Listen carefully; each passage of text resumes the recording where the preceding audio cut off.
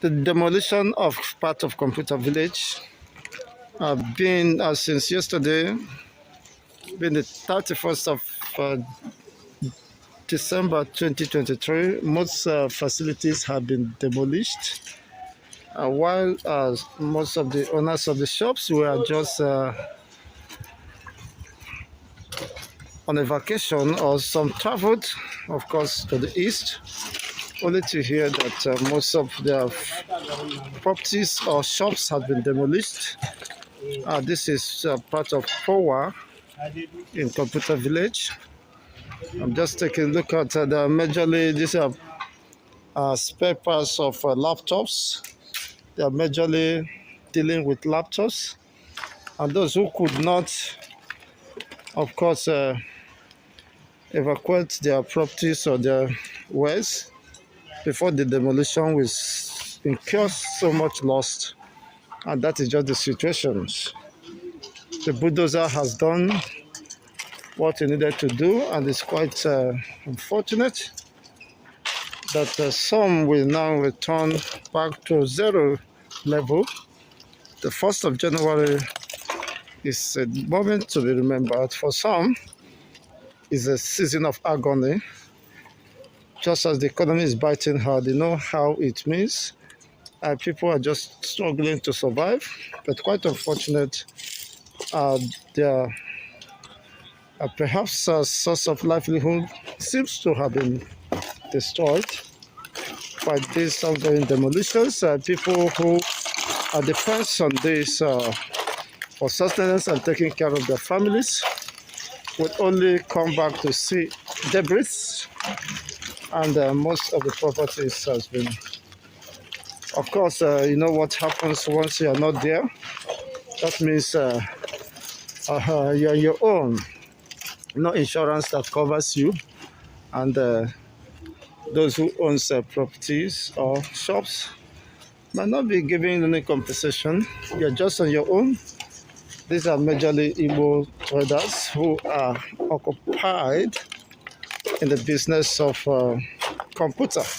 You can see the pieces of wares, majorly computer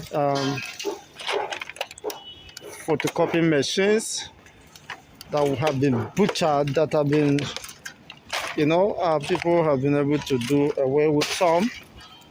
And it is quite sad, and if you're not there when this happens, it's quite unfortunate. Honestly, people have incurred so much loss, and it's quite unfortunate. This is Computer Village, right? Computer Village. This is part of Computer Village.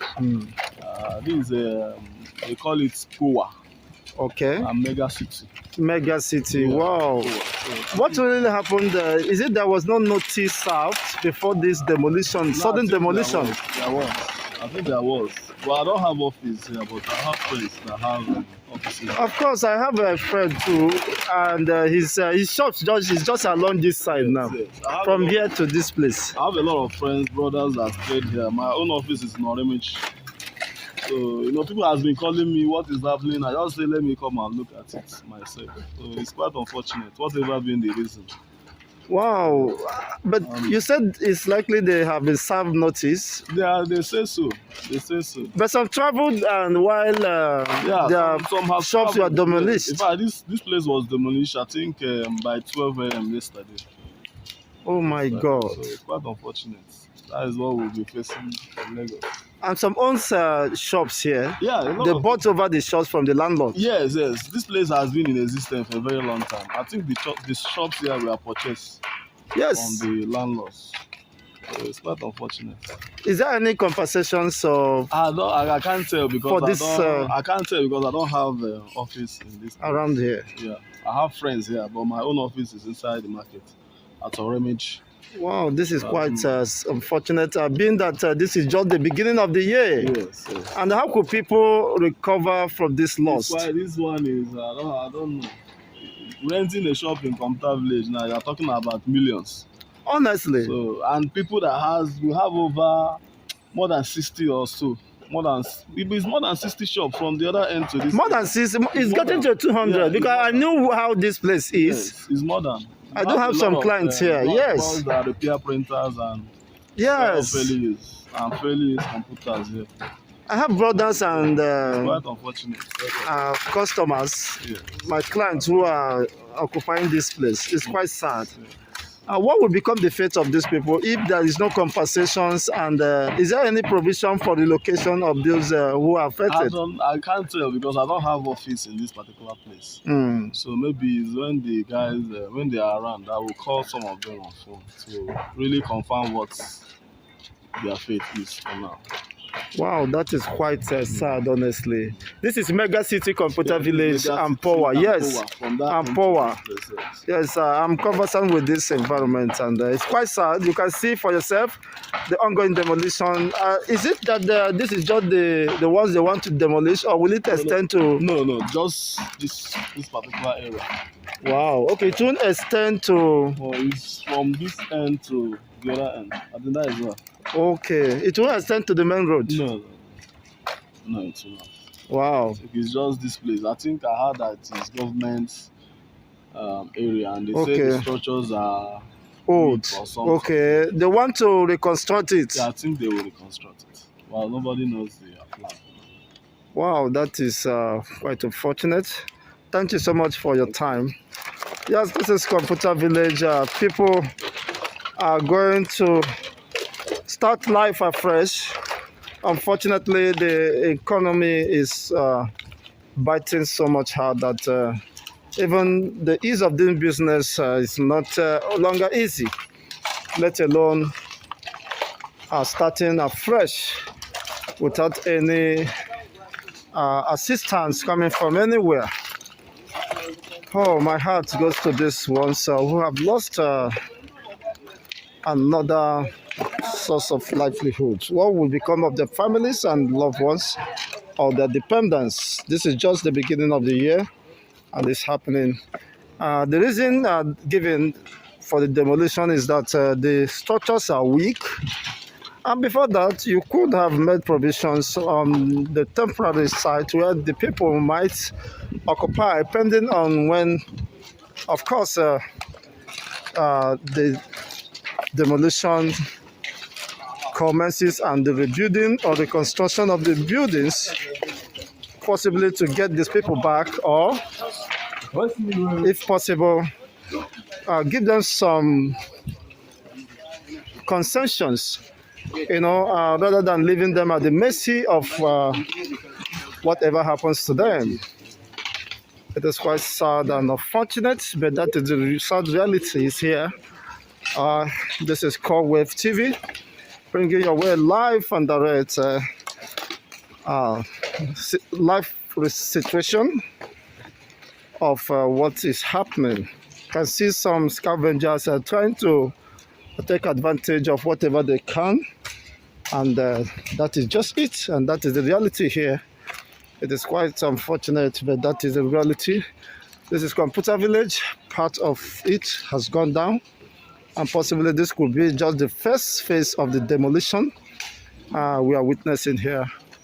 And for some, it is something beyond imaginations that such could happen, especially this beginning of the year, or the ending, the last day of the year 2023.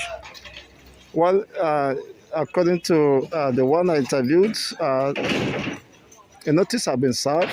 Who knows? Or are they expecting for the extension of the notice, or possibly find a way to lobby their way and restrain them from demolition this? But this couldn't work at this time, because it's quite unfortunate anyway. Honestly, this is Computer Village, and can witness the ongoing demolition here. How people have been affected. It is quite sad and quite unfortunate. Resolve that as joint heir to the Nigerian Commonwealth, we will work for the peace, progress, and stability of our country. I extend this call to my political opponents in the last election. Election is over. It is time for all of us to work together for the sake of our country. We must let the light each of us carries, men and women, young and old, shine bright and brighter to illuminate our path to a glorious dawn. I wish all of us a happy and prosperous year 2024. May God continue to bless the Federal Republic of Nigeria.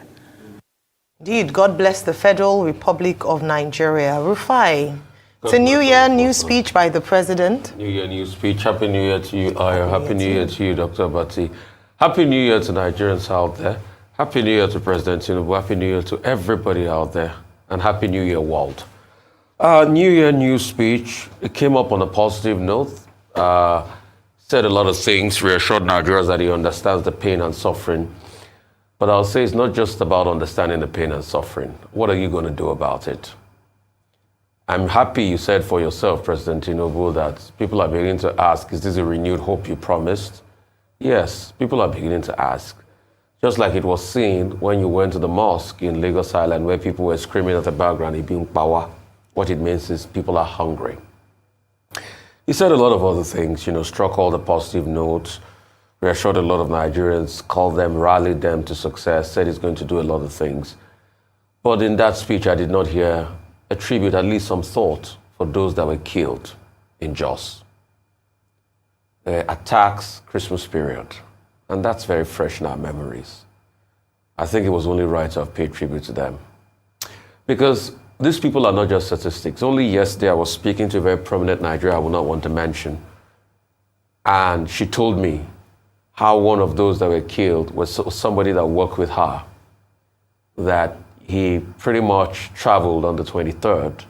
And she was telling him, oh, just wait, after Christmas you can go home. But he got to his destination, and before or by Christmas he was killed already. So these people are not just statistics. They had dreams, they had family members, they had things they wanted to do in their life. They too had aspirations of 2024 being their year, like we all say. But Nigeria failed them. So I'll have thought that President Tinubu will have spared the thought for them. He talked about some high points. So what are the high points? He talked about, the Siemens deal that he spoke to with Ola Shaw.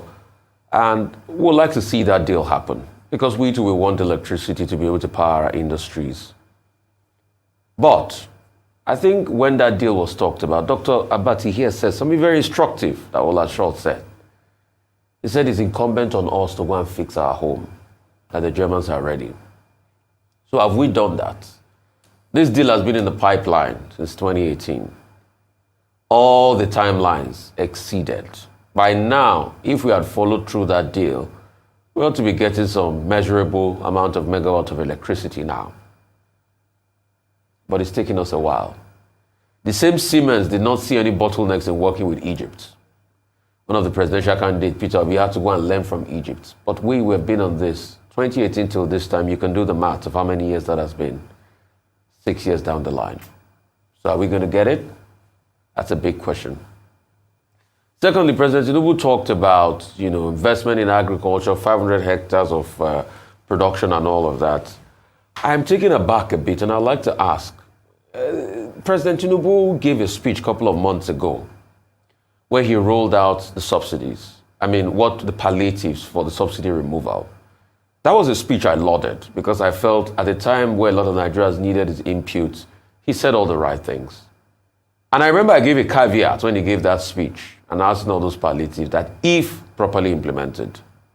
But down the line, most of those things have not been properly implemented. One of the promises he made then was 150,000 hectares to be planted across states for different crops. So I'm wondering, what happened to that 150,000 hectares? At least if he had planted that 150,000 hectares, we should be having some crops come out now to be able to cushion the effect. So he's announcing another 500,000 hectares. So what happened to the Ether 2 announcement he made? That's the first one I'd like to ask.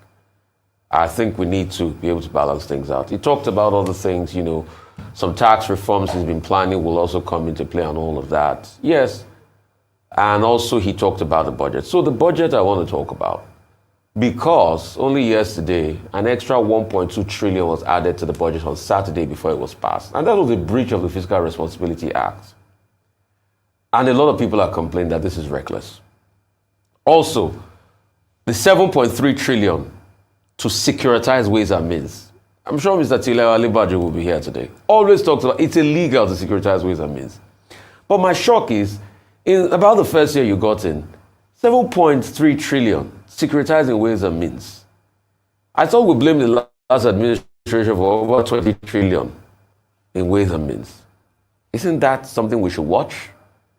So I hope when the tax reforms and everything kick in, there'll be full prosperity in the land. Then he called on his opponents. Yes, he constantly says that let's come together. Elections have been won and lost. That's a good one. But also we must be able to deepen our electoral system. You see, because what we fail to realize is, it's not about partisanship, what happened in the last election. It was a destruction of the electoral body and the destruction of the belief Nigerians had in the electoral system. That was what happened. So what are the reforms? Are we going to see the reforms in the new year? So these are part of the things we should look at in the speech. But all in all, very optimistic. Some would say it was low on detail, but the question people also ask is, it's not a policy speech, it's just a new year, feel-good speech and all of that. But I feel it missed some critical points. I also hit the nail on some critical points. And only time will tell if this resonates with a lot of people. All right. Well, what time will tell, that is very clear. So this morning, is that his speech delivered this morning by the president is dated.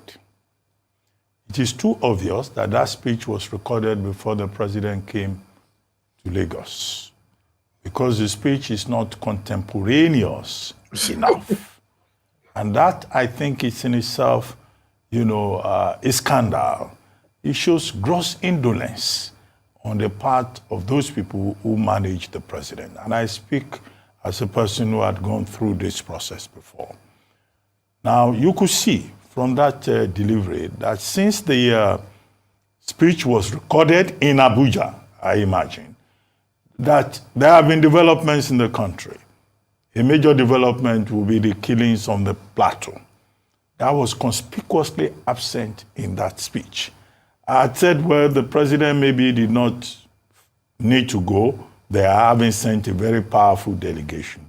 But to they speak to Nigerians on New Year Day and not reflect his awareness and understanding of the killings on the Plateau, and considering the fact that only yesterday, 5 more persons were murdered in Boko's local government area, just shows and confirms how dated that speech is. All right, guys. Good morning, good afternoon, good evening to you all.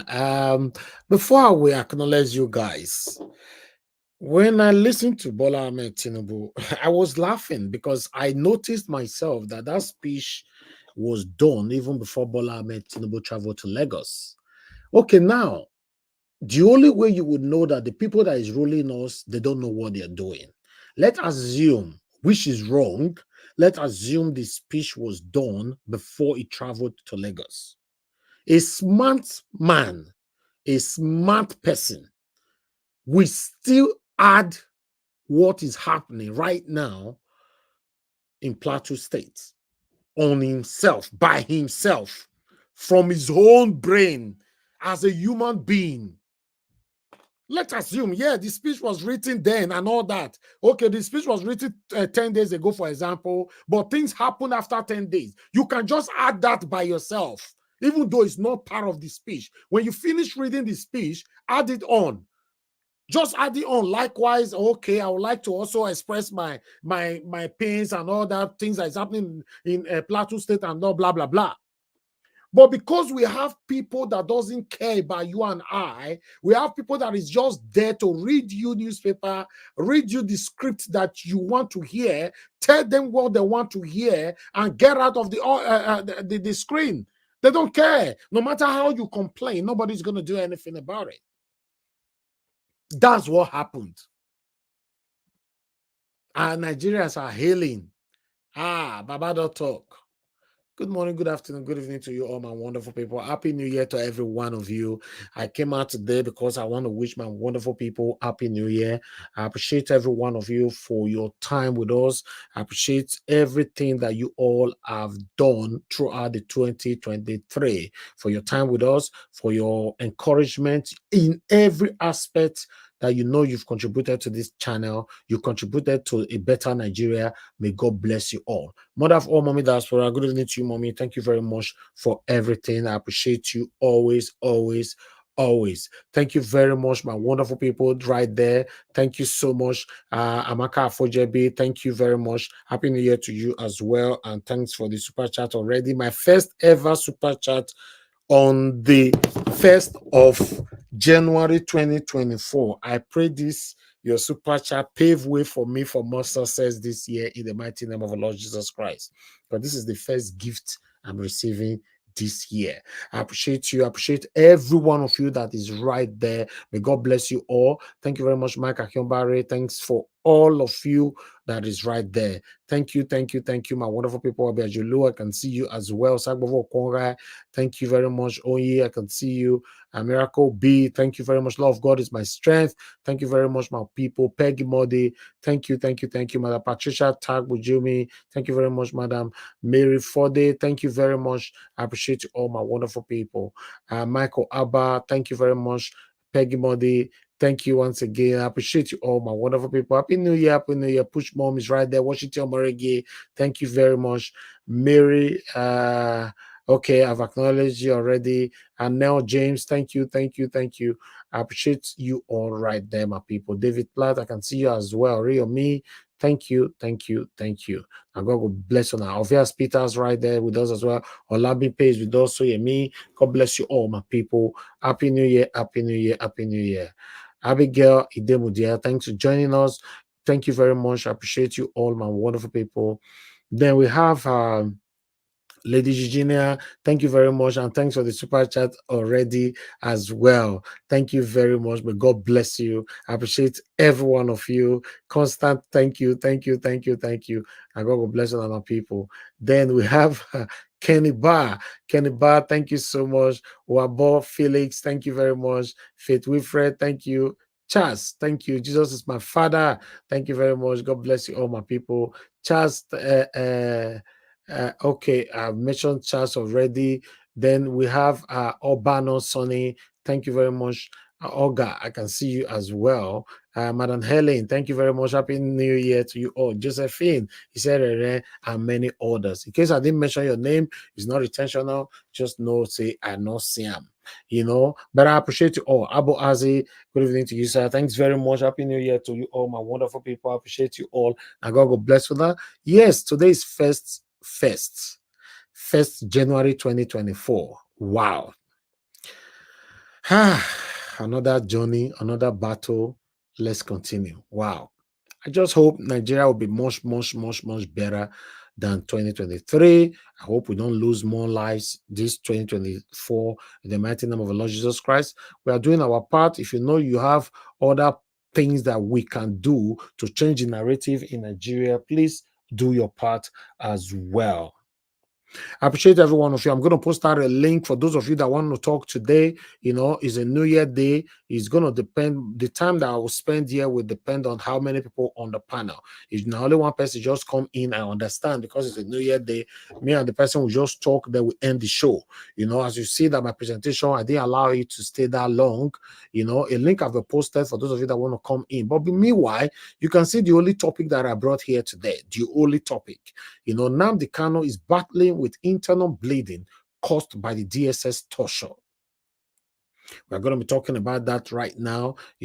Thank you very much. Josephine Serere, thanks for the super chat as well. Oh, God, I appreciate you. Thank you for this New Year gift from you all. I'm very, very grateful, to be honest. I'm grateful for the support you guys are giving to this channel. My God, I go bless you, my wonderful people. Yes. But I would like to quickly take this article here. Let me take this article here quickly, then we'll take it from here. Bear with me, my people. Where is my brother? Give us a mandate. We miss Give us a mandate. We've not heard from Give us a mandate for like 3 days, if I'm not mistaken. Give us a mandate. Where are you? Where you did? I hope you are fine. Happy New Year to you, my lovely brother. And I appreciate every one of you right here. So I would like us to quickly talk on this. Let me put this on screen so that we take it from here. I just hope say Nnamdi Kanu, this man not go die for his prison, to be honest, because the way things they go right now, I don't understand. But now IPOB, now I cry come and so say, see the situation of Nnamdi Kanu right now. So I'd like to also quickly take this. This one is coming from Sahara Reporter.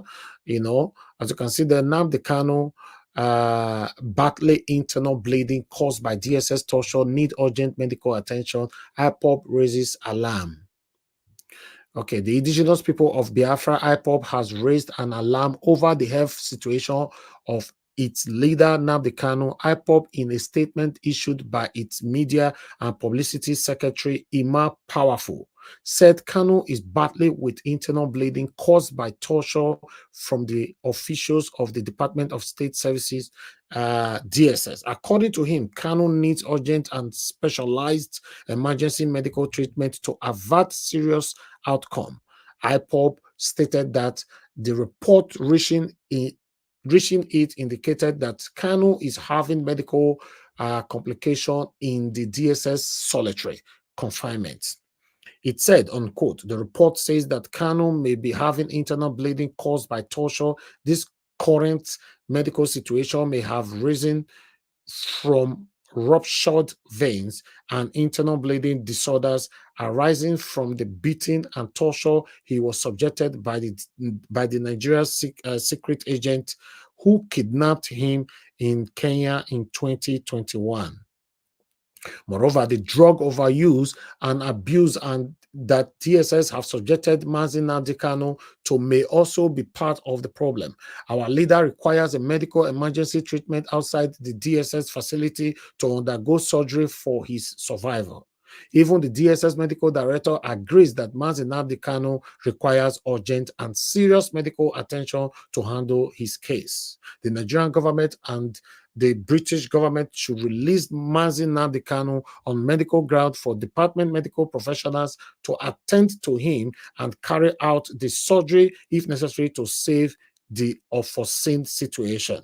IPOB worldwide is notifying the civilized world and the international community and government across the globe that if anything happens to our leader Nnamdi Kanu, who has been held illegally by the Nigerian government, that Nigeria will face severe consequences. IPOB said that the British government and the others who are directly the beneficiaries of their Nigeria project should advise President Bola Ahmed Tinubu to release Nnamdi Kanu, the leader of the indigenous people of Biafra, before it becomes too late. The Nigerian government should be careful that nothing happens to Nnamdi Kanu during and after his illegal detention in the DSS solitary confinement. Then they went on. Nnamdi Kanu is a precious jewel that Biafrans have given their lives to protect, and many are ready to give their lives for him. Nnamdi Kanu is a trigger of the gun that is capable of sinking Nigeria if mishandled. We call on the Nigerian government to release Nnamdi Kanu to attend to his medical emergency situation while there is still time. All right, now what do we get for Nabidat? This one is coming directly from IPOB. In fact, I see many statements for there, or many threats did there as well. So I thought I should bring that one to you so that we take it from there. All right, my people, thank you very much for your time. I appreciate every one of you. I'd like us to quickly take, I think I have other stuff here. Do I? Let me see. Bear with me. You know.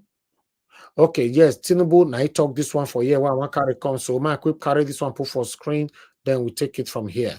I appreciate every one of you, my people. Press on the like button and help us to share our video.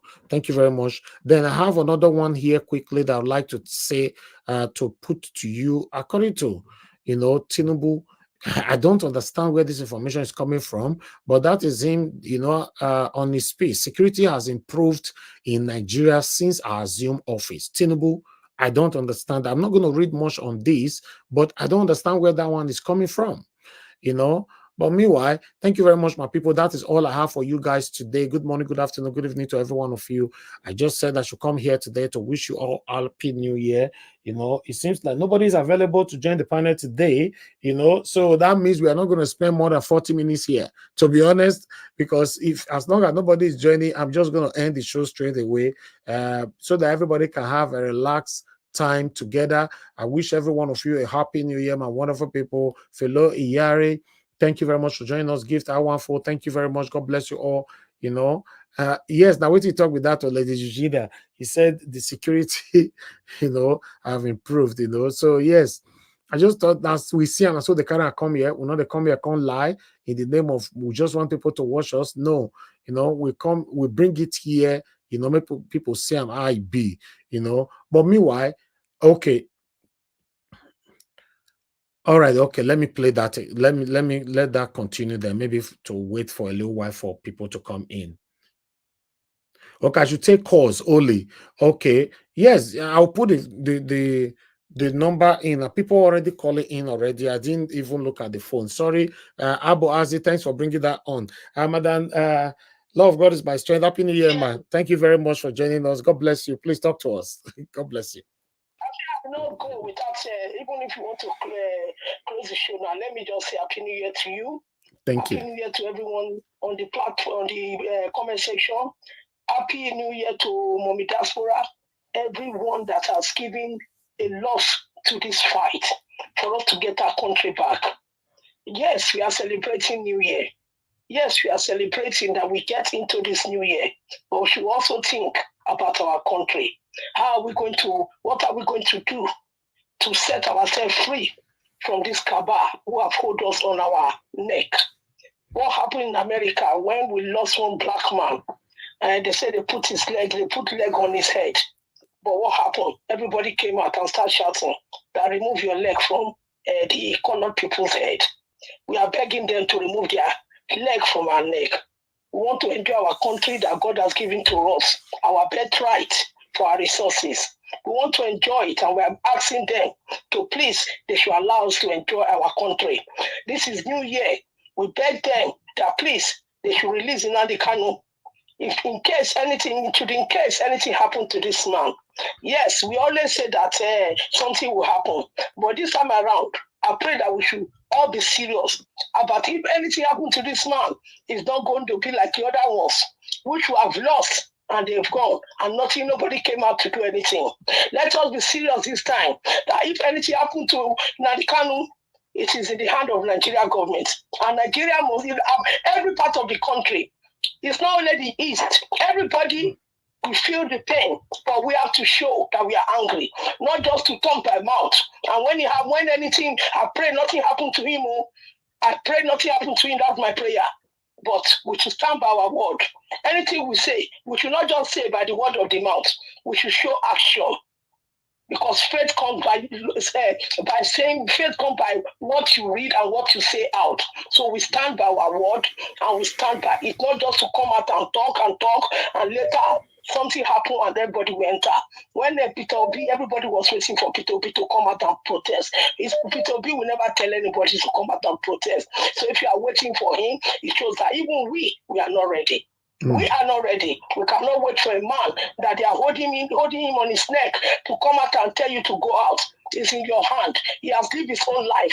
He's a billionaire. He doesn't need anything. He's thinking about all of us. All of us are waiting for a billionaire to come and tell them to protest, to come and tell them to come out and take their country back. We are going to wait forever. It's in our hand, especially the youth.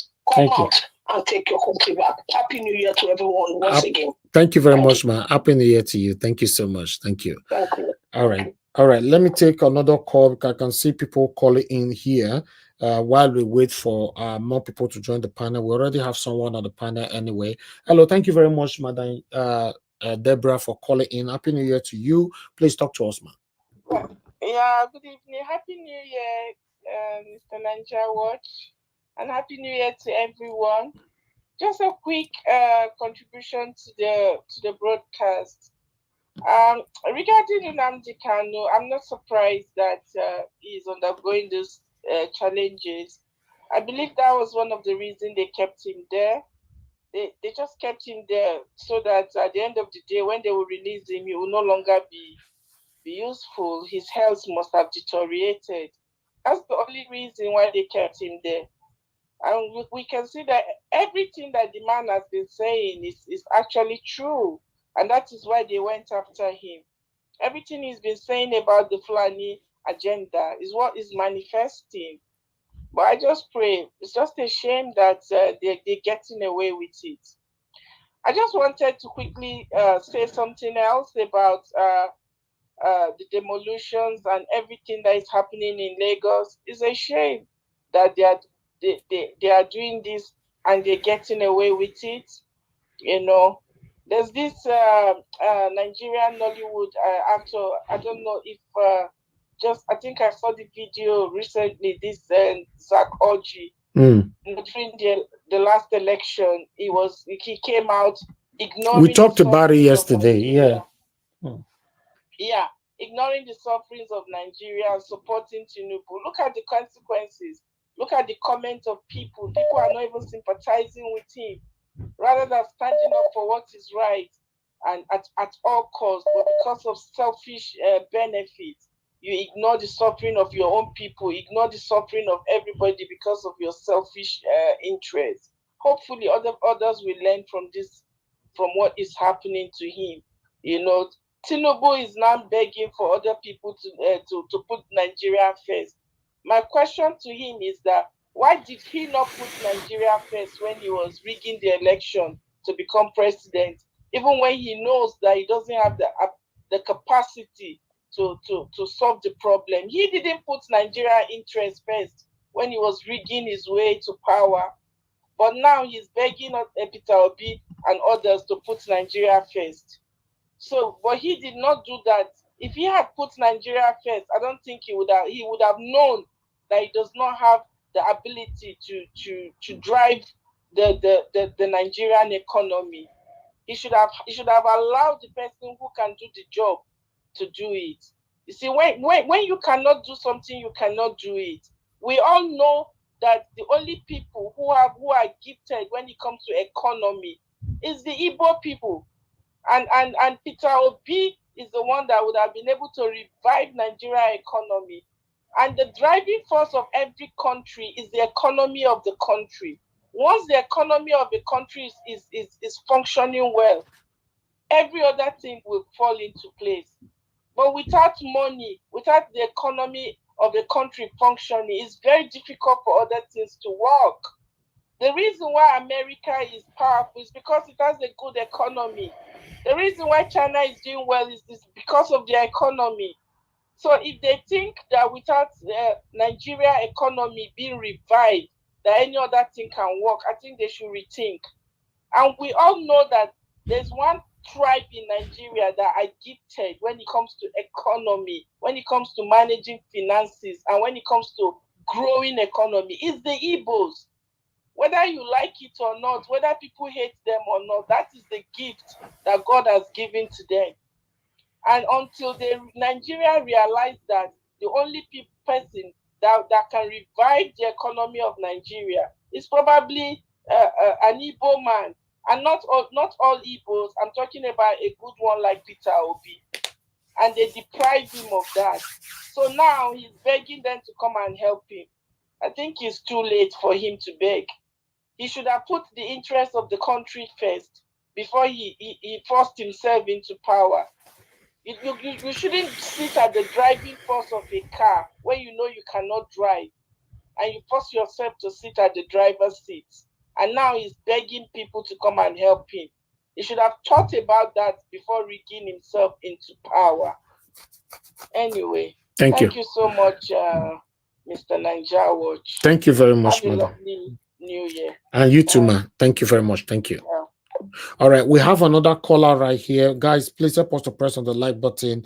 We're just going to take it the way we have it here. My dear sister Pacha Nofe, thank you very much for your time with us this evening, and Happy New Year to you as well. I appreciate every one of you, my people. Please help us to press on the like button and help us to share as well. Hello, can you hear me? Hello? Okay, you're not talking. All right, I'm going to the panel.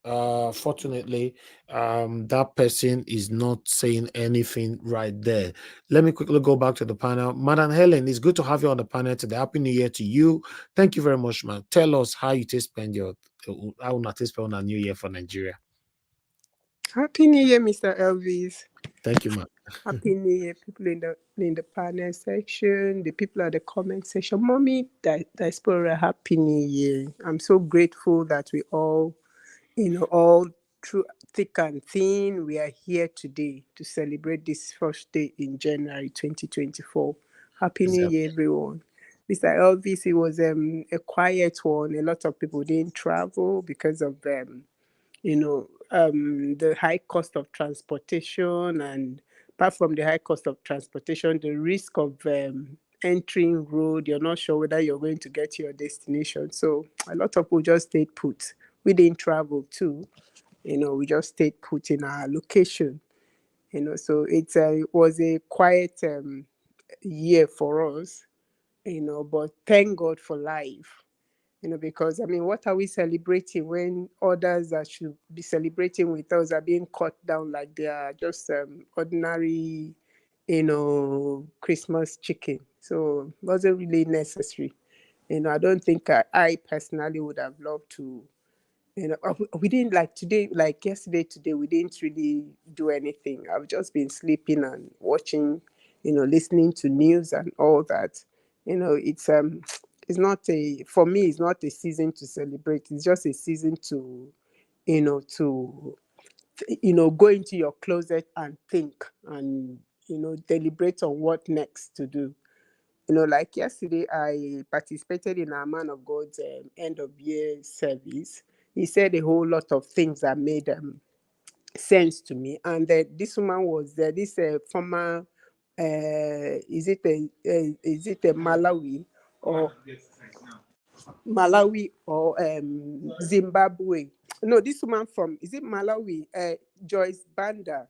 She spoke to the youth, African youth, to move away from thinking that they don't have a stake in this matter, and then also the government to invest in the youth, because like China, she used China as an example.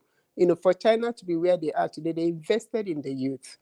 Our man of God said something. He said this year is a year of redemption, but that as a people, you can sue the government. People that they are this money that they are these debts that they are paying.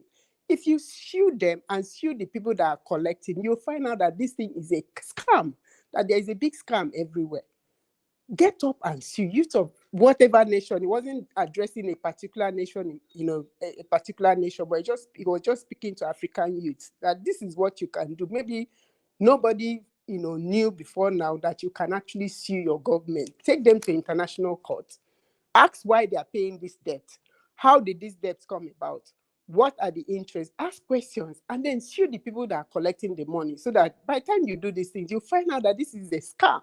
People are just using people and saying, oh, we collected loan, oh, we are paying debt, oh, we are doing. They are just scamming, scamming the nation all rounder.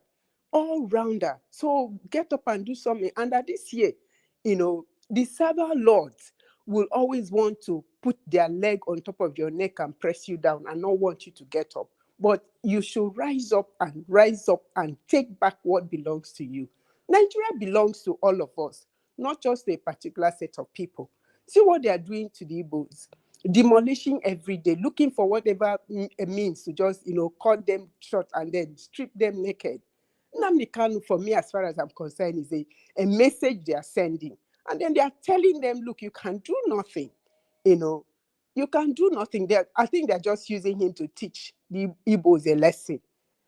But if the youth of Nigeria can look beyond all this and get united and start acting, start doing something, it's see finish, Mr. Elvis.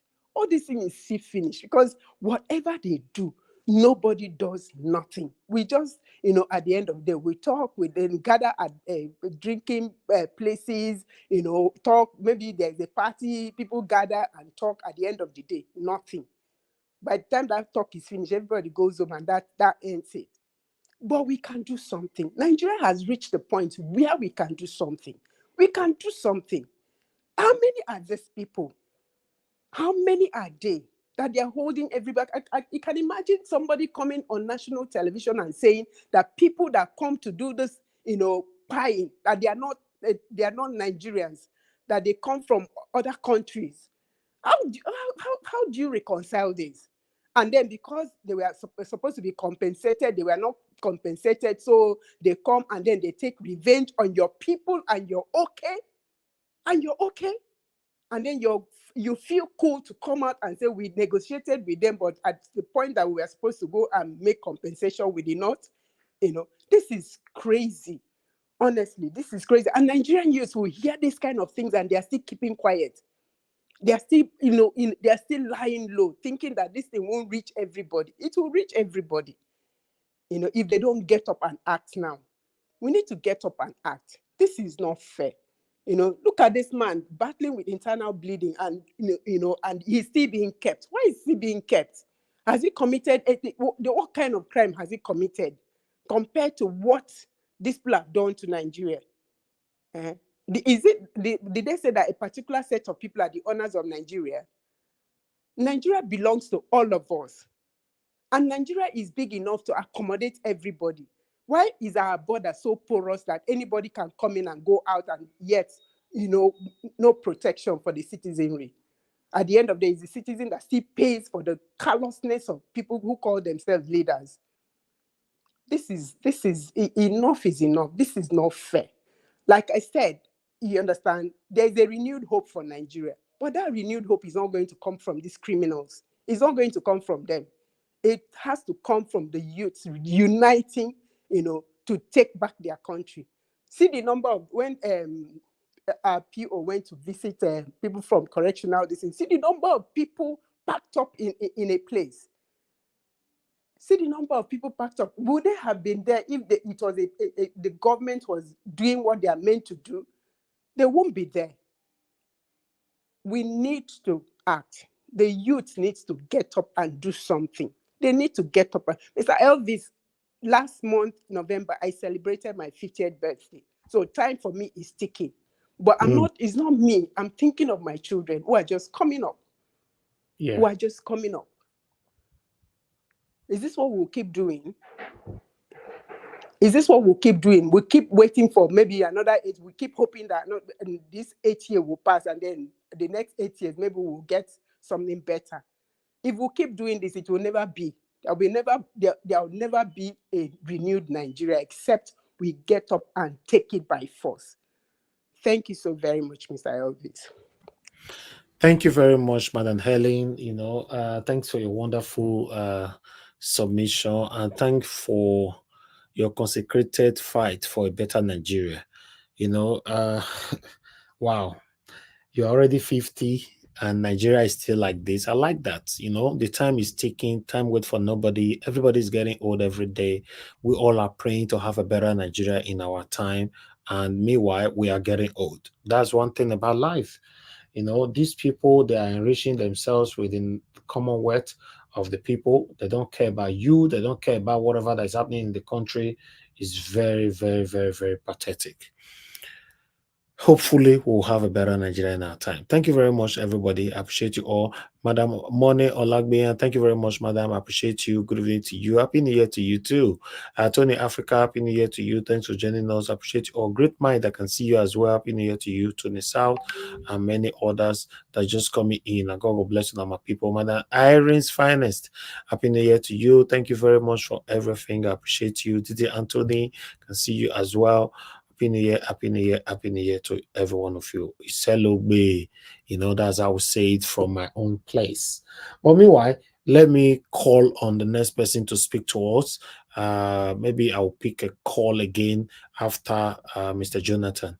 Mr. Jonathan, thank you very much, sir, for joining us again this evening. May God bless you. In fact, I really do appreciate every one of you that is making this panel moving on. Mr. Jonathan, thank you. I appreciate you. Thank you very much. Thank you very much, Mr. Elvis. Thanks to everyone. I want to use this time once again to wish you a happy new year. I wish you and every member of your family a happy 2024. And same goes to every member of this panel that are joining this panel today and those that are always here. Everyone, each and every one, I wish each and every one a happy 2024. Nigeria is a roller coaster. 2024 has already started on that note. There will be no difference. It's just another day. Yesterday, December 31st, 2023. Now is a new year. We just flip to another day as far as Nigeria is concerned. We shouldn't expect anything different. It's all there. We've been saying it. It would be naive for anyone to be expecting any change, any magic to happen. To be so naive. I know with respect to Nnamdi Kanu that their goal, it is clear now, their objective is to render this man incapacitated to a point where he will not be relevant at the end of the day. That is their goal here, because at this point, there is no, and it clearly shows that there is even no empathy. No human. These people are just heartless, displaying power that they have, using it recklessly, with reckless abandon. They don't care. They don't care. My prayer goes to Nnamdi Kanu and his family, that God will keep him. Nothing will happen to him. Today being the first day of the year, nothing much more to say. Is for me is just to pray. When you talk of prayer, this is the type of prayer that is needed, not the one they are talking about, that pray for Nigeria. This is the type for Nnamdi Kanu specifically. I pray for him. God will keep him. God will keep him, and God will give his family the strength to go through this tough period they're going through right now. I really pray from the depth of my heart for Nnamdi Kanu, because there is nothing we can say to these people. These people are not sensitive. They are not sensitive. We're talking to animals here. They're just pure animals. Pure animals. I listened to Mr. Tinubu's speech, 15 minutes to be precise. I think 13 minutes minus the national anthem and all the rest of it. About 13-minute speech that he gave. For me, it's just, saying the thing. It's not about what to say. It is all about what you do. Everything is said there in that speech. They are doing the exact opposite of it. So it is not about what he says or what they are saying. It is just about what they are doing. And when somebody says something and he does the opposite, what do we call that? We simply call it a lie. From the basic thing. I am coming tomorrow, and you did not come tomorrow. Tomorrow comes and you didn't show up. What do we call that in simple terms? You have lied. They said it, but they are doing the exact opposite. In fact, if there's anything that we can use, there's any word that is, more than opposite, that's exactly what they are going 360 degrees from what they are doing. At least the right tone, he was talking about electricity. At least they are able to acknowledge that there can be no meaningful economic development without steady electricity. I quote him. That's what he said. At least they know that. So we know that when they sit in a room talking, discussing, they know this fact. So they can say that. But every move that they make, everything that they do, every move that they make every day is not pointing to achieve that goal. It's not pointing to it at all, to the achievement of that objective. It's contradictory. We know Nigeria for what it is. He talked about the Siemens project, the project with the German energy company, Siemens. This thing, what is frustrating this project is simply corruption. Just call it the way it is. Nigerians like to dance with words. And I can tell you, Mr. Niger Watch, today emphatically, that, see, Niger Watch program is being listened to, is being watched by the people that runs that country, Nigeria. Of course. It's not that they are watching it like, in a passive way. They are actively, sitting down 24/7 from beginning to the end, watching and listening to this program. Probably, perhaps, some other platform as well. But they are doing this. I can say that emphatically. I've been listening to this man, Mr. Tinubu's speech yesterday. Anybody have time? Just listen to his speech. 13-minute speech. Everything on this planet, everything, it's like they just took it and it's like what they call cut and paste. They just cut every analysis that people have made. Yeah, they just cut it, they just pasted it for him. And that was his speech.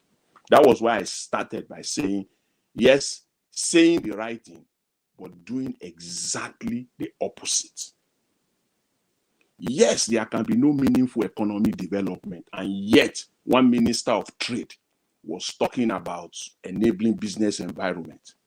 And yet you are going around the place with over 1,000 people saying you are looking for investors. And yet you are distributing money all across the country to your cronies. And you say there can be no meaningful development. If that resources that has been wasted from May 29 to date has been, just take 30% of that resources, that money, put it on the development of electricity. At least we'll be seeing the light at the end of the tunnel as of today, 1st of January 2024. But that is not the case. So it's not going to happen. Let's make no mistake about it. We're not getting any electricity in Nigeria, not in the foreseeable future. It's not going to happen because these things are not magic. It's about planning. It's about doing it. That's how we can get it. But the way it is right now is not going to happen. The arrangement they had with Siemens is not working because of corruption on the Nigerian side. Everybody will want to milk. They want to make they want to make their life out of it, and the lives of their children yet unborn out of that same project. They frustrate Siemens. In fact, it's another discussion entirely. Siemens is being completely frustrated. That was why they backed out. And the reason why German now came back to show any interest at all is because of the natural gas that they are looking for. It's nothing else. That's why they are playing this game. They are dancing this naked game with Nigeria. It's not that they have any interest in Nigeria. Because anything they will do in Nigeria, they will attach tribalism to it. Tribal sentiment to be attached to it. The same thing, they brought tribal sentiment to this Siemens deal. if this thing is not situated in Samfara, this one must be in Maiduguri, when visibly it is not viable to do so. But they will insist on those things. And they want to cut percentages, kickbacks. If you see kickbacks, I said this is a discussion entirely for another day. All of them, okay, since the cement project was signed, can all those individuals that are superintended over the Ministry of Power in Nigeria come out to give Nigerians an holistic update? The past Minister of Power, the one before him, at least there had been 2 Minister of Power, because that position, they don't normally change it. Anybody appointed there, you will see it will be there all through. If the president is going to be there for 8 years, that Minister of Power is going to be there all through. It's not the ministry where they swap. They don't normally change them. They stay put, because that is one of the areas where they are killing Nigeria. All the resources that they allocate to that department, that ministry, year in, year out. They are the ones frustrating. Let those ministers come out. If we want to, if truly Mr. Tinubu want to get any headway at all, let them come out and give Nigeria an holistic, update on what had happened since the cement deals was signed during I believe it was Jonathan that initiated it, and Buhari signed the deal. Let them come out and let us see what has been the updates. I can tell you for free, there is no meaningful update at all, because they frustrated it as a result of kickbacks. Siemens ran, they ran as fast as their leg can take them, because they discovered that they will make nothing. These people will run them bankrupt. Because any project in Nigeria, once you put the project on the table, it is always, what are we going to get before you move forward? Give us our own before you move forward.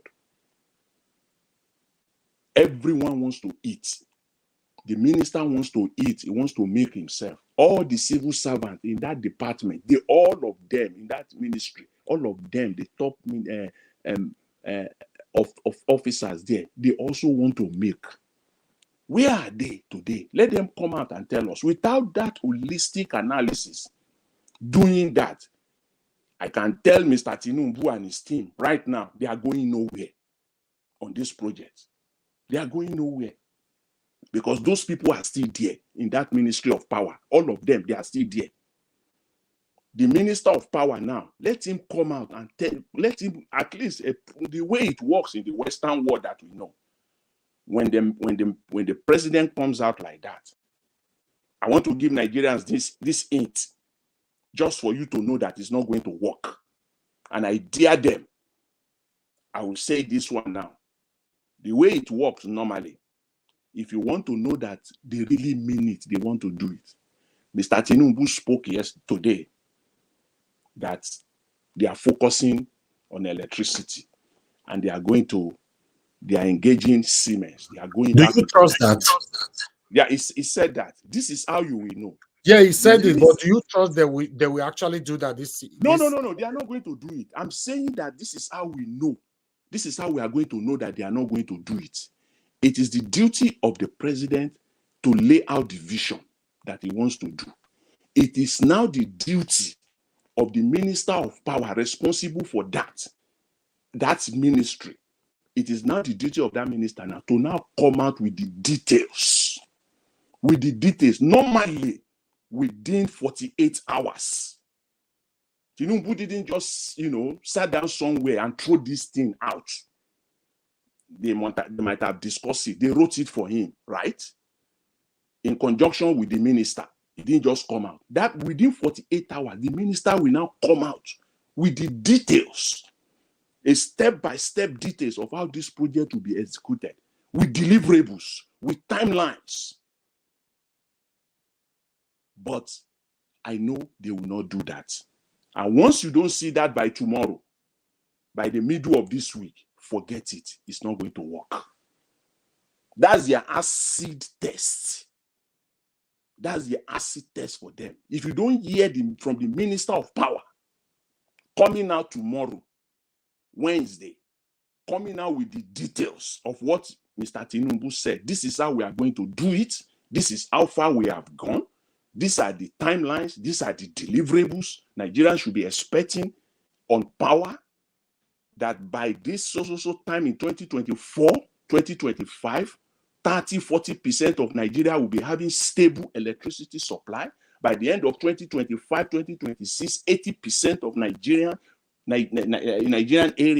geographical areas will be experiencing stable, consistent power supply. And by the end of 2027, we expect that Nigeria will have stable electricity supply. Let them come out with that timeline so that they will be held accountable. They can't do that. So on that one, it can't work. He talked about agriculture. That's a no-go area also. That's a no-go area for them. They can't do it because they are all there to milk the country. So they all say the right, you just eat the tunes, the right buttons. But they can't deliver. Is it security that we want to talk about? That one was a pure lie. That Nigeria security is now, they have succeeded in bringing security to Nigeria. We all know that is a lie from the pit of hell. They are not even close. Where we have refugees all across, all Nigerians are being turned to refugees every single day. The numbers are increasing every day. The demolition that happened, new set of people have entered that club of refugees in Nigeria now, because some people, that is where they get their living from. You have rendered them now jobless. They don't have anything to do. Some of them, we ended up taking the criminal line, doing all sorts of things. Some of them will have to go back to where they come from. These are the outcome that that definitely we can be sure from these activities. They just demolish people's businesses in Lagos. But again, that's completely that's another political game that they are playing there. So these are the problems that we have. And starting the new year on this note is Nigeria for you. It's a soap opera. We'll continue to see it coming. This government just can't do it. And I insist, and I will continue to say that the only way they can do anything good for Nigeria, everyone around this government must be kicked out. They can't do it. They don't have what it takes. Their past is so tainted. They are so greedy. They came there as a result of greed, as a result of sycophancy. Some people are manning some positions that they don't even have the qualifications, but they just put them there because of political, just for their own political gains. Playing politics. Is it the Ministry of Defense we want to talk about? Let's start from there. We are talking of security. And the only person in Nigeria, as big as that country is Matawale, the former governor of Zamfara, that you can say will be the defense minister of Nigeria, for crying out loud at this moment of insecurity. That says it all. Your insensitivity to the issue of insecurity in Nigeria. Matawale is the defense minister. We saw the minister. Look at the minister of housing, David Umahi, the former governor of Ebonyi State, is the minister of housing. People say because he's an engineer. He was trained as an engineer. So because of that, so the whole of Nigeria, Umahi is the one that can man the Ministry of Works and Housing, and we are expecting anything meaningful. He superintended over a state for 8 years. What is it in that state that you can now say, okay, he deserves, he can bring the same templates and bring it to the federal level? There is nothing. It's all politics. Is it the Minister of Trade? You are talking of foreign investment. The lady that you brought in to man the Minister of Trade, who said that he has no data. government data to run the ministry. They have none. Every one of them, I can say it emphatically, all the ministers. Okay, is it the Minister of Agriculture, who was once the Minister of State for Health under Jonathan? What did he do? And these are the key critical areas. Time is running. These people cannot deliver. Everyone he has around him, they are not the right people. They are not qualified to man those positions. So they cannot deliver. All they are doing now, all they are strategizing now, is how they will make the country. They have padded the budget and how much money they will make out of the project. At the end of the day, nothing will be done. Nothing is going to happen. I challenge them. I challenge the Minister of Power, as they call them, the Minister of Power, Electricity in Nigeria. Let him come out and give Nigerians the details of what is going to happen within the next 12 months as far as electricity is concerned. Let him come out and give us the details and give us the timelines and deliverables. Let him come out and do that. But I dare them that they will not do that. They will not do that. They are just gaming. They are just gaming Nigerians. These people have no capacity to deliver on Nigerians. So that is just where we are starting the new year on this note again. Outright lying, just lying to Nigerians, thinking that by hitting the right buttons, by saying the right words, Nigerians will just go. And then finally, he called on political opponents to come and join the government. By saying, look at the statement.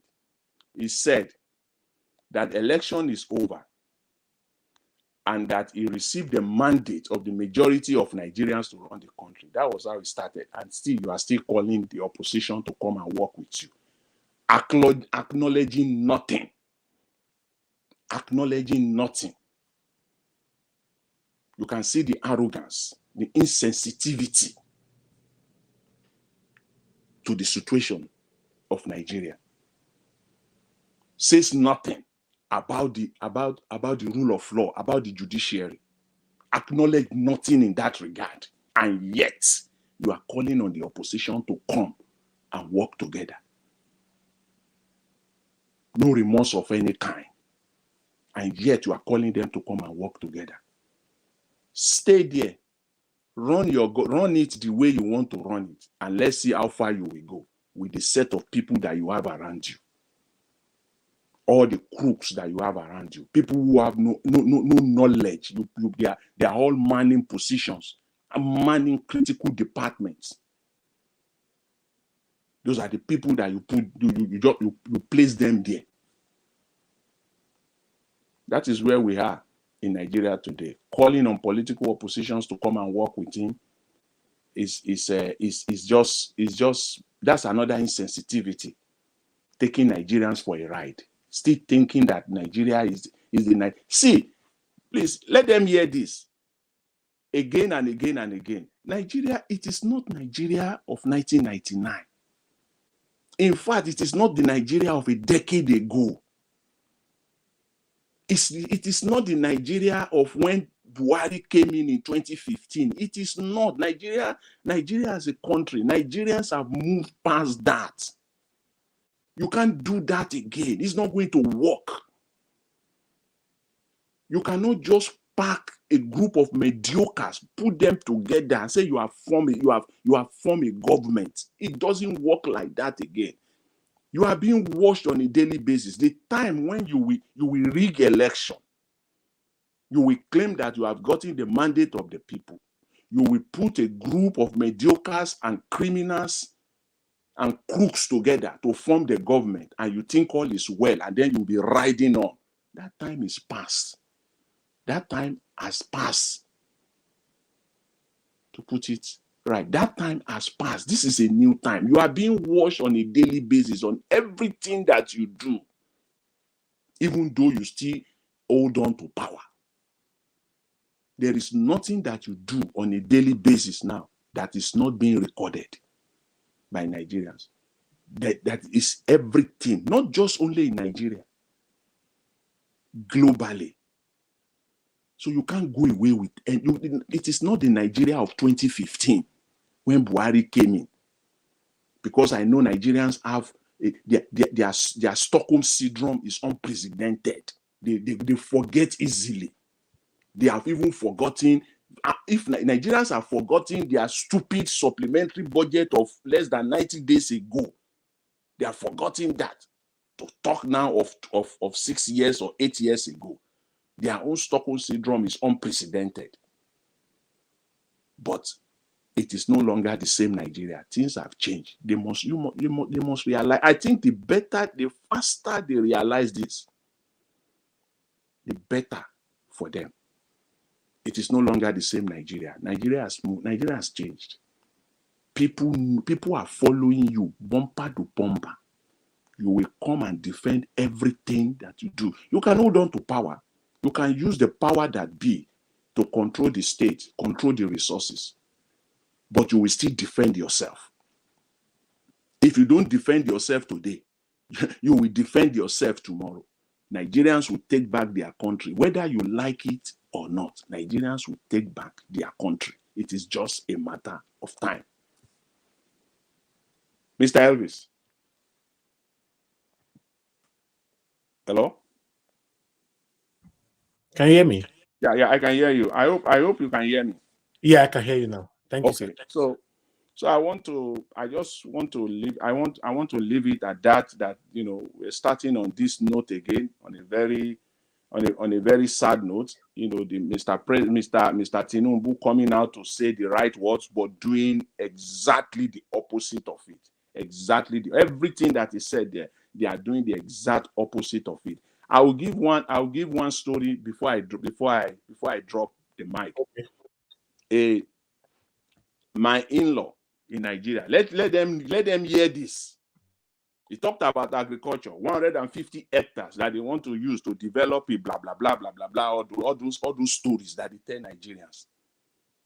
I have a family member, one of my in-law, who is a farmer in Nigeria. He's a farmer in Nigeria, and he applied for this loan, this so-called agricultural loan. This is how it works. Now, this is not a third-party story. This is my own story. Let them hear this. And this is playing across Nigeria. He applied for their so-called agricultural loan. You will have to go through the bank to get that agricultural loan. The bank is asking that money, the bank you will go through, they will have to split it. Approved for him 7 million. Applied for 30 million. Approved for him 7 million. This is Mr. Tinubu, agricultural minister, wherever you are, this. These are facts. Applied for 30 million. Approved for 7 million. And the bank told him categorically. And because he is someone who is very tenacious, documented, brought everything about it, everything they asked for. They ask you to go and bring your, as Nigerian would say, the grandmother that has died 30 years ago. He gave them everything. Everything was documented, A to Z. And they told him, Mister, please, it's not all this thing we are looking for. Their principal have said it. Now, statistic we go chop. There is not all these things. When he was frustrated, they told him categorically he will get 3.5 million from that 7 million. The bank is taking 3.5. And on his head is 7 million. On his head is 7 million naira debt. Thank you. But he will get 3.5. That is the Nigeria that we are today. And he's talking about agriculture. How will it work? Thank you very much, Mr. Elvis. Thanks to all Nigerians. I really appreciate the time and the opportunity. Thank you very much. Thank you, sir. Thank you. All right. I can see some of you were calling in while Mr. Jonathan were talking. We don't pick calls when our panelists are talking. But meanwhile, we need to move on right now. Let me call on Oga CM. Oga CM, happy New Year to you, sir. I can see your network is not stable. Yes. Hello, Niger Watch. Happy New Year. Actually, you are Happy. right. You are right. So I All right. was quite Let's a see. bit. We can I hear you was now. quite a bit. Okay, I was quite a bit embarrassed. I said, "Well, be that as it may, today is the first day of the year. I must Yeah. try and make it here at least to felicitate with you and then the rest." I was expecting everybody. I was expecting a full house for us to kick off, but thank God we made it to this year, the first month of 2024. We thank God for the gift of life, good health.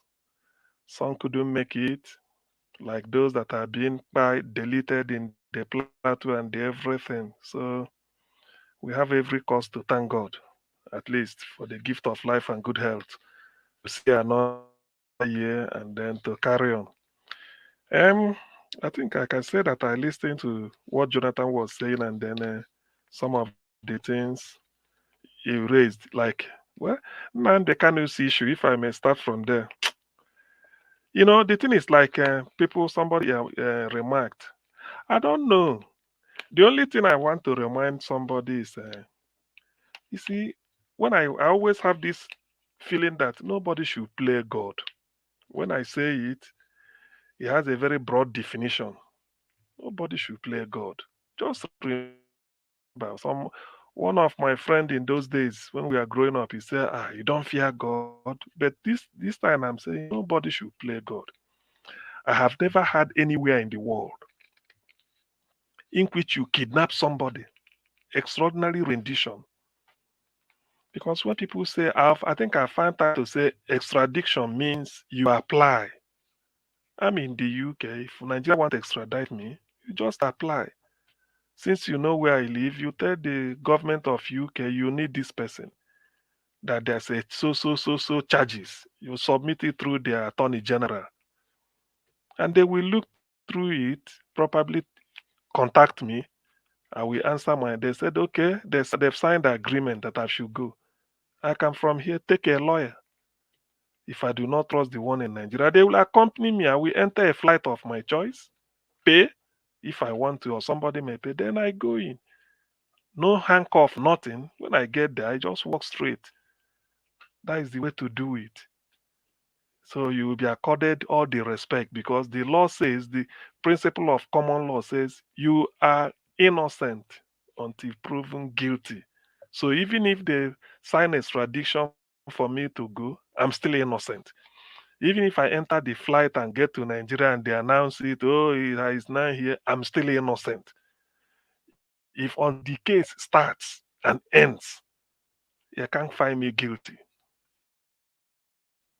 Even if I have to appeal and appeal until they say the case has ended, it's either I'm guilty or I'm not guilty. In law, it's not like in football match in which you have a draw. Either you play 1-1, 2-2, or you win or you draw. But in this case, nobody goes to law and come and say it's a draw. It's either you win or you lose. So they did not do all this.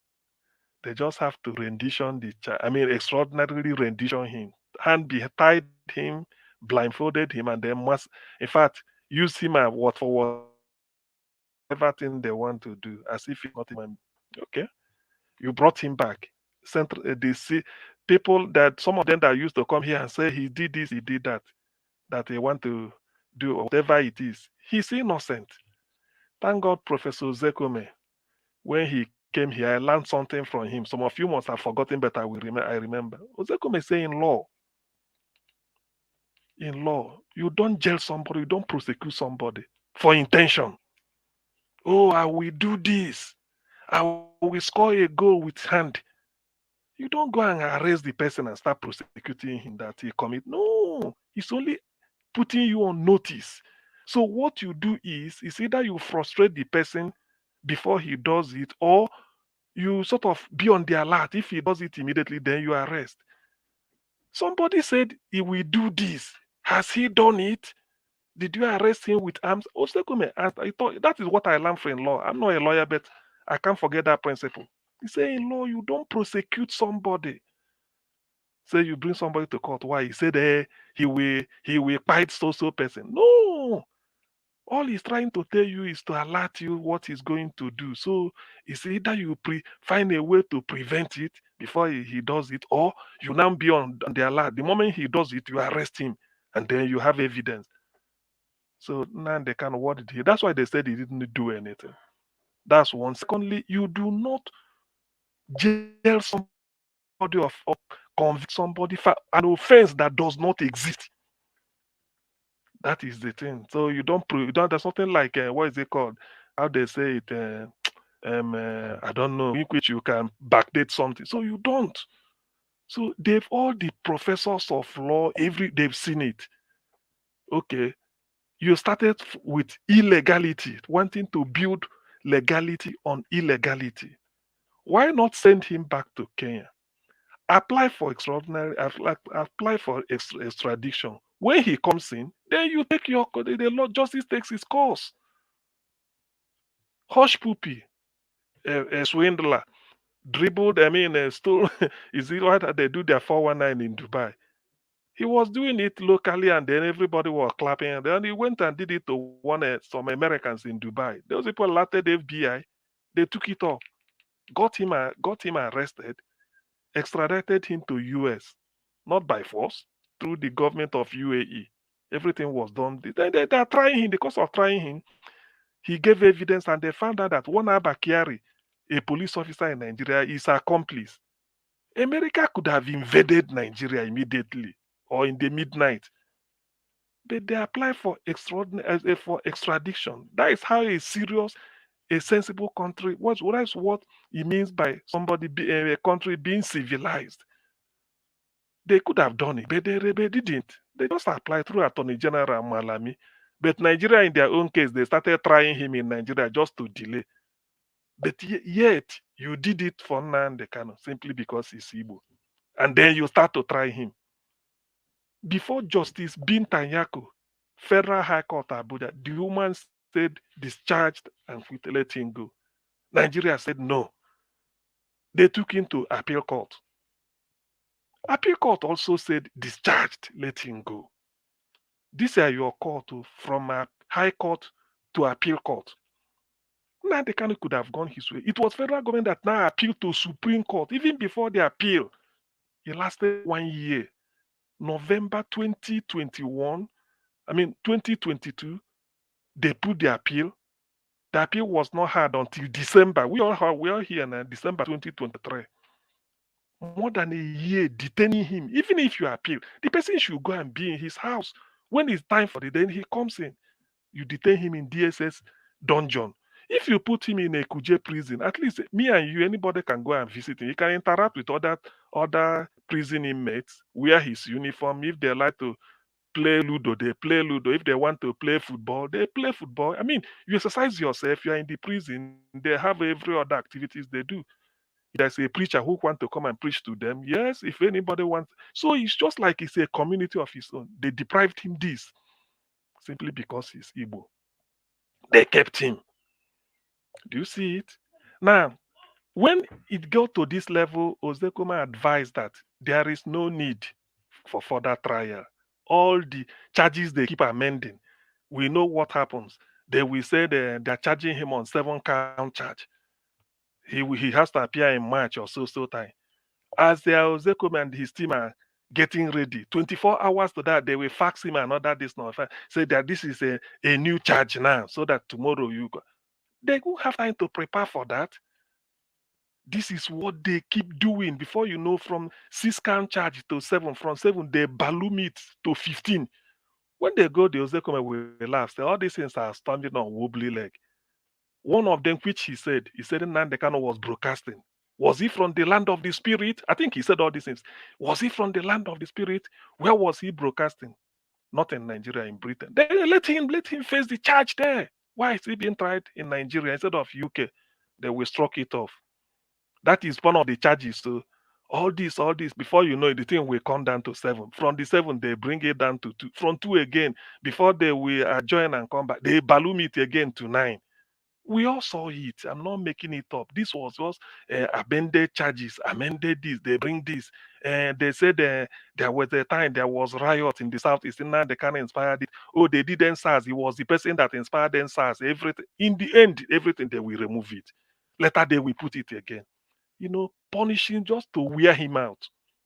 Until Ozekome said, look, let's go for political solutions so that you can save face, not for Nnamdi Kanu, so that federal government could save face. At your worry, sometime I've forgotten, during the time of the former chairman of Ohaneze Ndigbo, President General Professor George Obiozo, former Nigeria's ambassador to USA, Cyprus, and Israel. He's late now.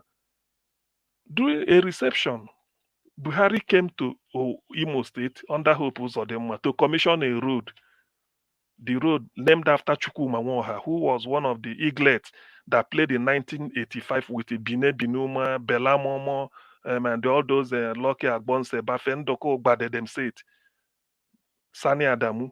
He came. They called during the reception. They said, look, they want political solutions that they release in and the calendar. Buhari said, no, it's in the court. Let the court take it course. I think that was before the appeal court decision. Then he went to Ebonyi State again. When Dave Umahi was gunning for president of Nigeria, they discussed a change from PDP to APC. He went there to come and they received by Ebonyi. They give him Buhari one title. At the end, the President General for Ohaneze Ndigbo also went there, George Obiozo, to say the same thing. Buhari said, no, it's out of his hands. These are facts. I can't come here and be something that is on YouTube everywhere to come and make things up. I can't. He said, no, let the law take its course. Everybody gave up. Now, the judges of the Supreme Court, of the Appeal Court, decided that there's no case, let him go. And these are the judges that Buhari employs or federal government and then pay. Nnamdi Kanu did not employ them. Now, why not allow him? The justice has taken its course because they thought they will win. You see, that's why I say don't play God. There's a man called Daniel in the Bible. Look, if you see a lion 100 miles from where you are, you have to start running. 50 miles to where the lion is, or 10 miles, if you in fact, you will run for your dear life.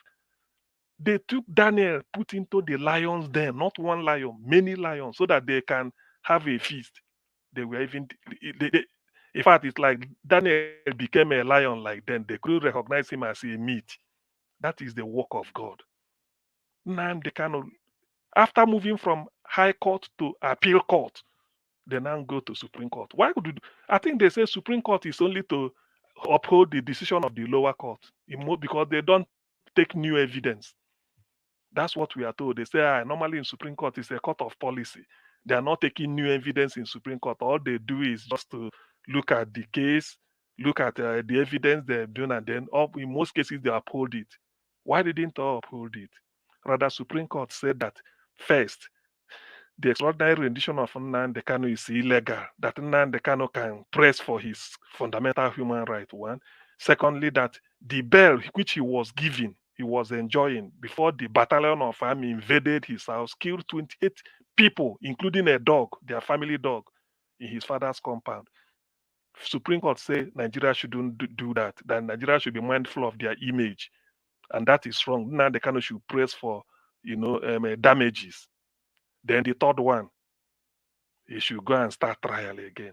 I have never had anywhere in the world that somebody will move from High Court to Appeal Court, from Appeal Court to Supreme Court. Then from Supreme Court, you go back to High Court, except Nnamdi Kanu because he is Igbo. When these things are happening, people will look at it and then shake their head, say, look, that's why I say don't play God. Nobody is God. There is no way Nigeria should have removed Abacha, but he slept and didn't wake up. Instantly, the case was closed. When don't play God, all these things they are doing, we know. But let me assure them of one thing.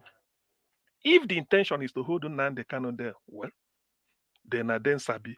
But if the intention is to hold him with the idea that IPOB, the agitation for Biafra is on the calendar. Biafra is on the calendar. My father's generation, They mentioned Biafra, and before you know, they died. The youths that have read books about Biafra and saw everything, when they are not seeing Biafra as a territory, like somebody will say, they want to expand. No, no, no. Biafra means the death of over 5 million people. It pains. I have an old man who died early last year. He said when he's fought in the Biafra, he said sometimes when he's sleeping, he wake up. He thought he was talking with his colleagues that died. So the trauma is too severe to forget. So if the intention is by holding this man all of a sudden, it's all lies. So you never know who will come up because it's so painful.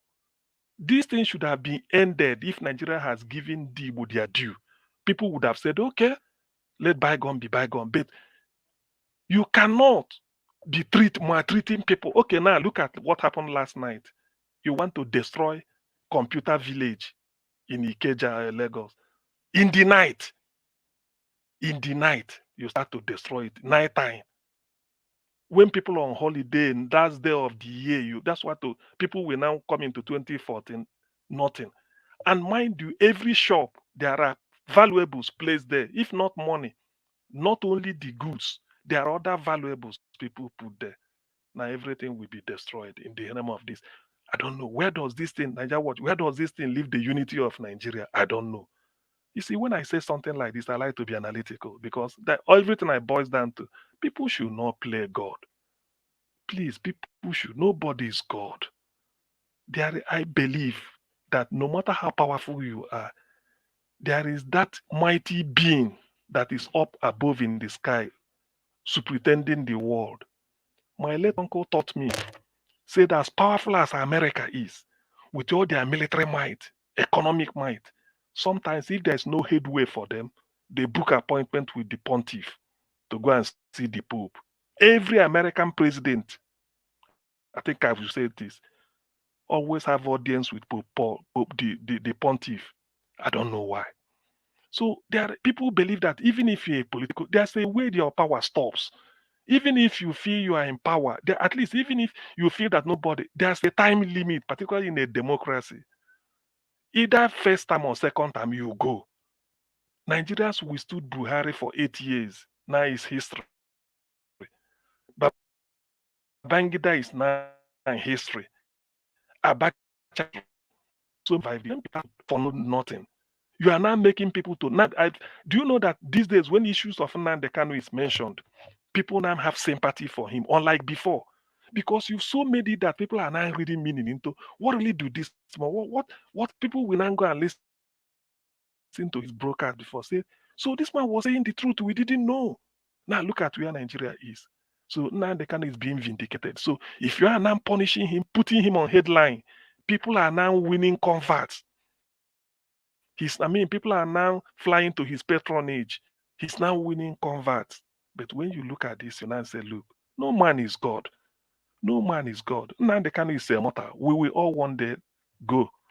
Everybody, no matter, even you, the person punishing on me, where they receive the punishment, we will all one day go. But what legacy do we leave behind? Let me assure them again. If the intention is that by doing this, everything will die, it's a lie. It's not going to happen. I can assure you it can't happen. It's on the calendar, it's a matter of time. Only that people are saying, let us take it easy so that we don't have any more loss of life. You are prosecuting an innocent person. Before your own very court, they set him free. Even before the system through which you brought him in, you admitted he's faulty. It's illegal. Now you now want to build legality on a foundation of illegality. It can't work now. There are lawyers. But you are doing this because after all, those people, make us show them a lesson.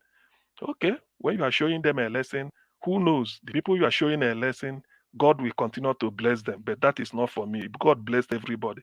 So that is as far as I could go there. Then as far the call by Tinubu for PB and Atiku to join him. It's not a joint mandate now, Abi. Please, people should correct me. The mandate is not joint, it's a sole mandate. So you go it. Nobody will join you. You said people say he's a strategist. He built Lagos. The man, he can spot talent. Now we date it today. So why asking? Even then, P2B is even contributing because all those criticisms constructively is telling you the 15 billion for to build a VP house. You should have halted it, use the 15 billion, and then maybe settle refugee in Benue State. That would have been a good project. But, how do you want people to join you and the article to do and do what as ministers as what? P2B is even doing the human job where you don't want to visit. P2B will visit the place and then go and console victims. It's already doing it. Where you the rigged drug in Aso Rock, you don't want to visit. P2B will go there and then pat them in the head, they carry the baby, say sorry. It's already acting presidential. What? How else will join you? So it looks very stupid that sometimes people talk what they don't know. Then as per the address he delivered at Niger Watch, I heard what you said regarding, you see, that's why it means that the man is really a stark illiterate. They wrote an address for you 1 year ago, a year ago, or how many days ago. As you are reading it, the headline should have been, ladies and my fellow Nigerians, I would like to observe a 1 minute silence as we are getting into the new year because of the tragedy of the. That should have been the opening. After a minute, then you start talking to show. Then, even if at the end of the address, even if it's not included, then you should have said, because of our brothers and compatriots that are losing their life needlessly, in which the government is this in the Plateau, this and this, then now you pretend as if nothing, because after all, they will say, they didn't write it there. You see, Nigeria is, but all these things are pointing to something. It is true. People want what the people wish, but man propose, God dispose. Our wish as mortals is for something to improve.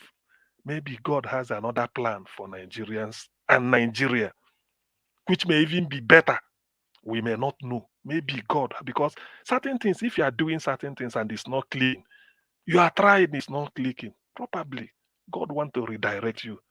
But only I don't want people to be deleted. I hate people losing their life endlessly. Aimlessly for no just cause. So I do not. I do not. God, whatever plan you have, let it be the one that preserve the people in whatever shape, in whatever structure. I don't bother. But I don't want anybody to. Because sometimes the big may not be the better. Being big might not be better, but God knows why. But this is what I could say for that. So as far they doing all those nonsense, I do not record. I can't. Anyway, P2B is smart enough. He has said it that he's not afraid of a teaming hand with people to rebuild Nigeria, but it should not be transactional.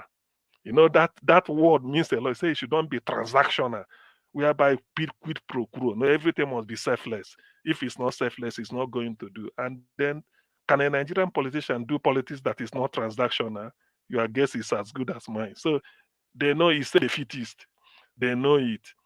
So what I'm saying in effect is that we've come to a new year. Nigerians must demand accountability. Let me put it this way. Let people not say now I am for peace. Nigerians must demand accountability.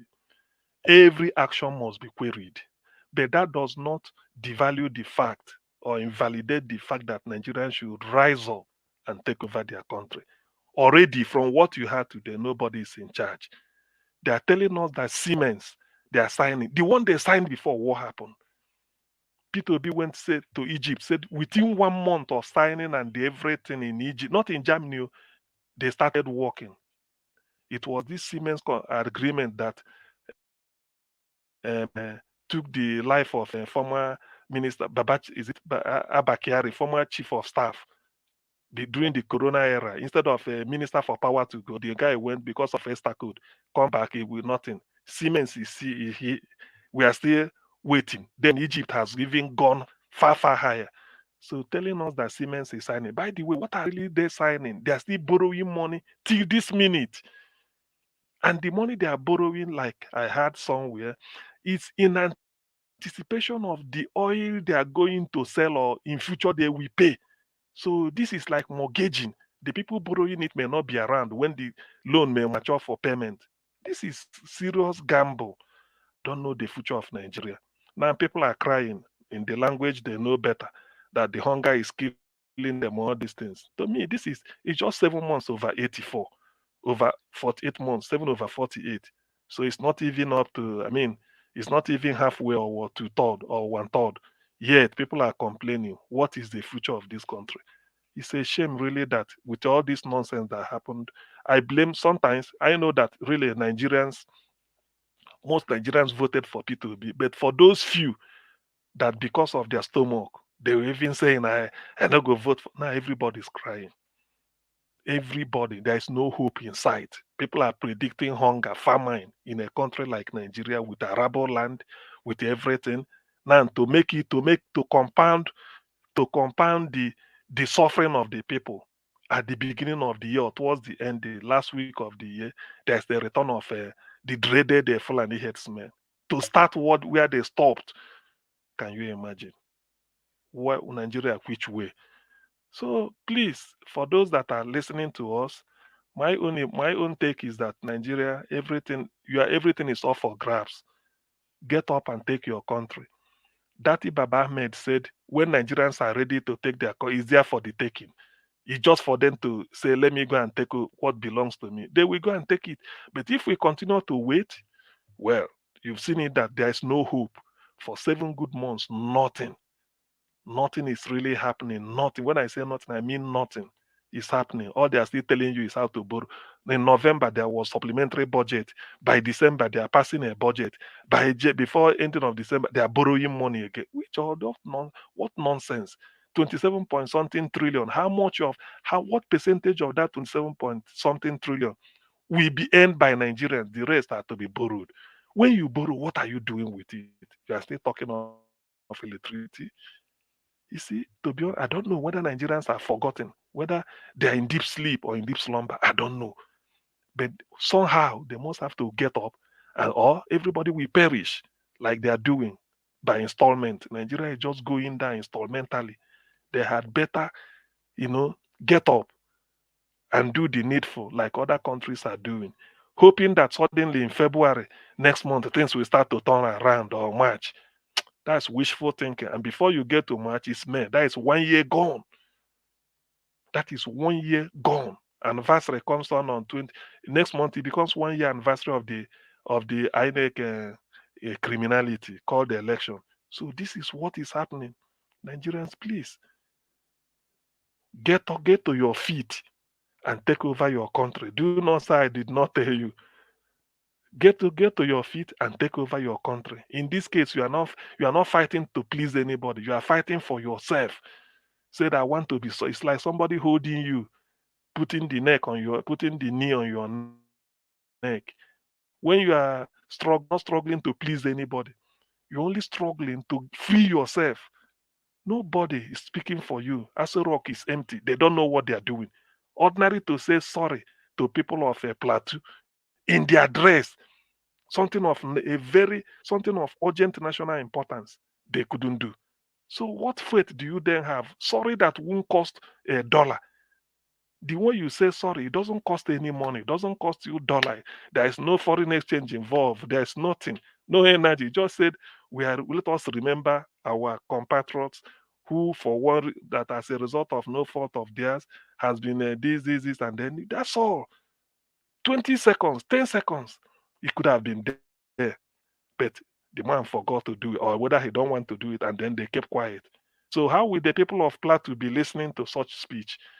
See, Nigerians, if you are waiting for manna in heaven, if you are waiting for to fall from heaven, the era it should have fallen has gone. From what I'm seeing, from the evidence before me, like a trial court, they say in the court, from the evidence before this honorable court, our court is Niger Watch. From the evidence before us here, no hope. That is my own. No hope. From what I've seen, nothing. Than Nigeria continue to sink. Dollar will continue, Nigerian naira will continue to slide. People that are looting will continue to loot. Maybe this money towards the end of January now, you hear that they've jetted out to Switzerland for World Economic Forum. Who knows? People will be lobbying that will be the contingents, those that will go. So there are a lot that I don't really see. I've not seen a sign. I thought things will turn around, all those things. Nothing is happening than hardship. Hardship. All you hear is dislocation here. Deal with these people. Deal with this. Displace this person.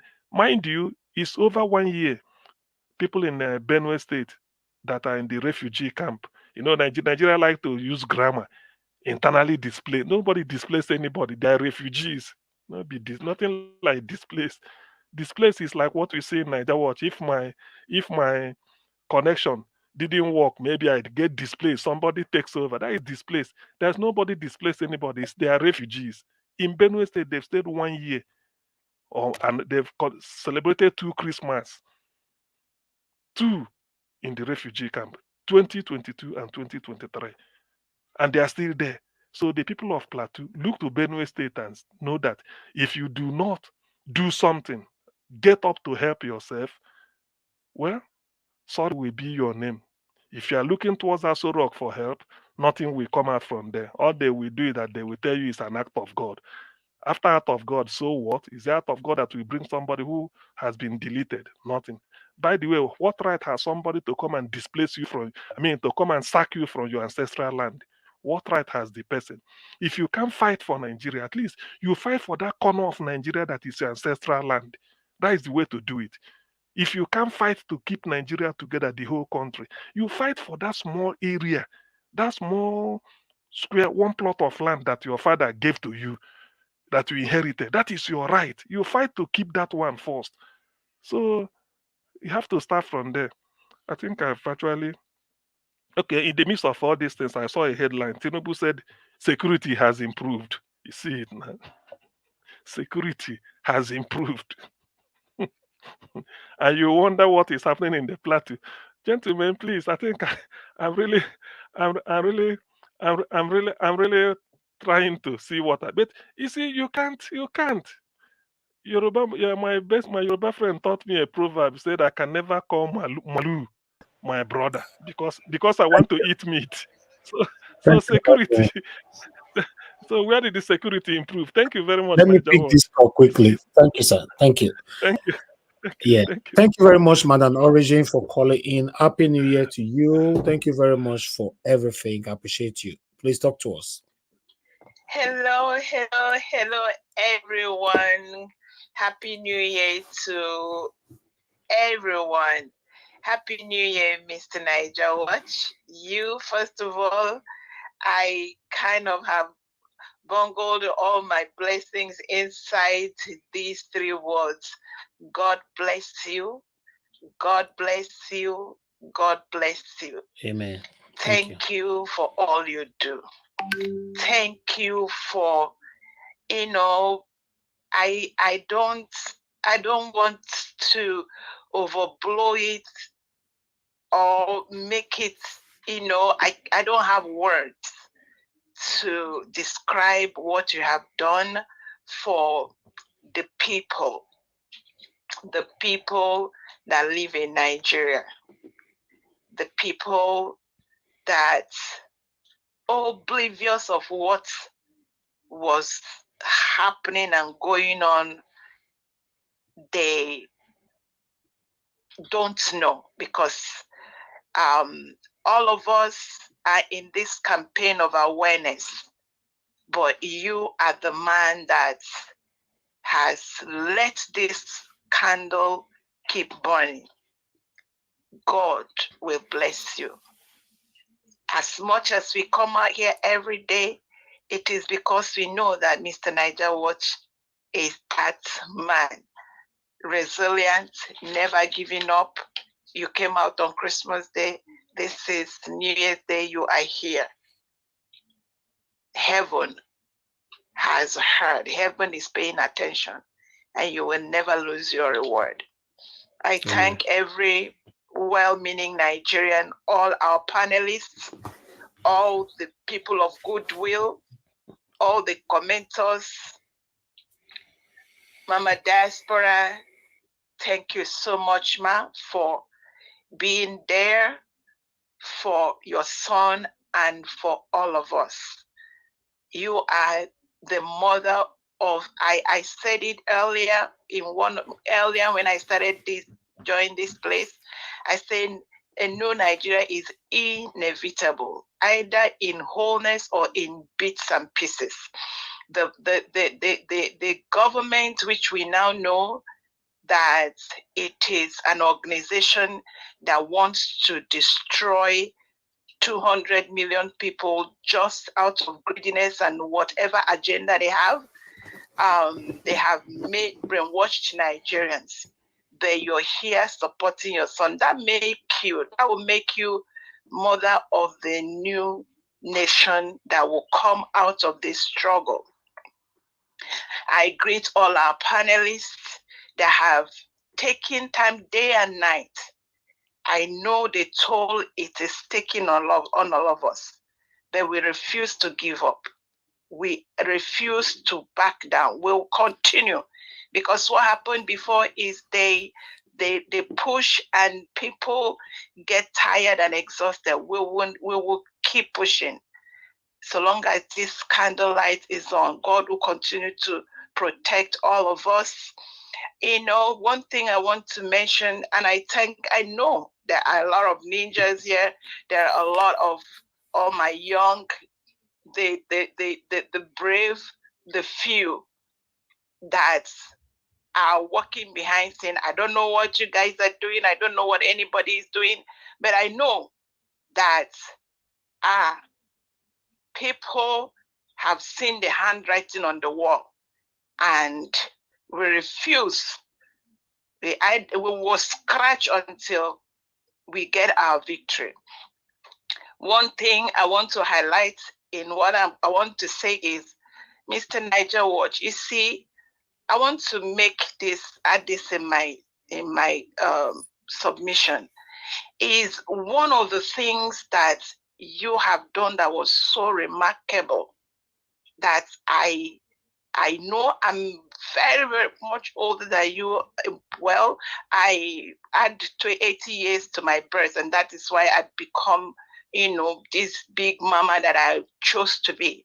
Mm. One thing that you have done that I am amazed and I respect you for that, is how you have steered the ship of angry, crazy, everything is inside this Niger Watch family.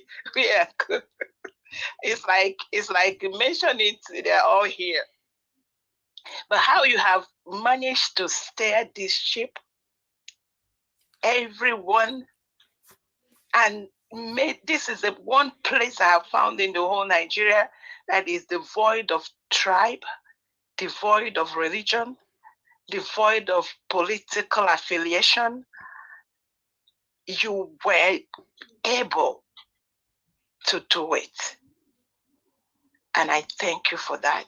Thank you. That's why I call this place that hallowed place, where as much as you let a few filter in that come to cause ruckus, you still steer it and manage it well. I hold high respect for you. Keep it up. God is your strength. Amen. Who knows?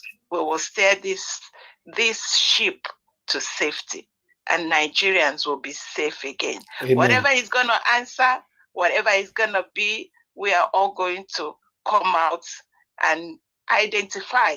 There's going to be a people, the proper people will be identified. The real people that want the well-being and the health of the people in Nigeria are going to be identified, and you'll never be forgotten. God bless you. God bless our panelists. God bless Mommy Diaspora. God bless every commentator, the ninjas. God bless all of you. This year is going Amen. To be another year of struggle, but a year of victory. Amen. God bless you all. Bye. Thank you very much, Madam Origin. God bless you too. Thank you. Wow, that was a wonderful submission speech right there. I like to hear words like that. It just gives you the reason to push more harder. It gives you the reason to put in more effort to do what you're doing. reviews is very, very important in human life. It's very, very important. Please don't ever block any way of you getting a review, regardless on how it comes. Just take it to work on yourself so that you can improve on yourself. Thank you very much, every one of you that is seeing the good that we are doing here, what we are doing here, the quality of job that we are doing here. You know, you cannot actually give yourself credit rather than hearing it from people like this. It gives you more reason to continue doing what you're doing. And God bless every one of you. Thank you very much. Thank you, Madam Origin, once again. Okay, let me come back to the panel again. We have Mr. Chuso Bibweze. Mr. Chuso Bibweze, thank you very much, sir, for joining us today. Happy New Year to you. Thank you for being there throughout the year. I appreciate you, sir. Please talk to us. Yeah, good evening, Mr. Elvis, Yes, and a happy New Year. Happy New Year to Niger Watch family. Everybody listening to us right now, I wish you a very fruitful New Year. It's been another fruitful year that we left behind, and we pray that this coming one will even be bigger and better. That's my wish to everybody listening to us now from Niger Watch TV. And I pray that this channel will continue to exist, will continue to give the people the voice. Nothing shall happen to this channel because this is our voice. That is the biggest prayer I want everybody to pray for this channel, that this channel will continue to exist, to get bigger so that we will have a voice. Because the fight for Nigeria is not something we can fight individually. With this very channel, we come collectively. I've listened to all the speakers today, the likes of Dr. CM, the likes of Madam Origin, and everybody that has contributed today. I thank you and I wish you a happy new year. Yeah, it's the issue of this government asking people to be patriotic. First of all, as a government, we've seen was it a Malawian president who has shown this very government what leadership is all about. We see him saying we can't afford going all these seminars and all these organizations. They're organized to feed their countries fat. We've seen how they showed it. So if you want people to show patriotism, it have to start with you. Nigerians are dying of hunger. And look at how much you're spending for you and your family. Renovating houses, putting new apartment for the president and the vice president. And you have the effrontery to come back to tell the people to be patriotic when nobody cares for the people. It's so shameful. Very, very shameful. And if we do not continue with our fight, it's going to get even worse. I don't want to start complaining this new year. But the fact is, we need to sustain. We need to up our game. These people, this place they're sitting, that seat is too hot for them.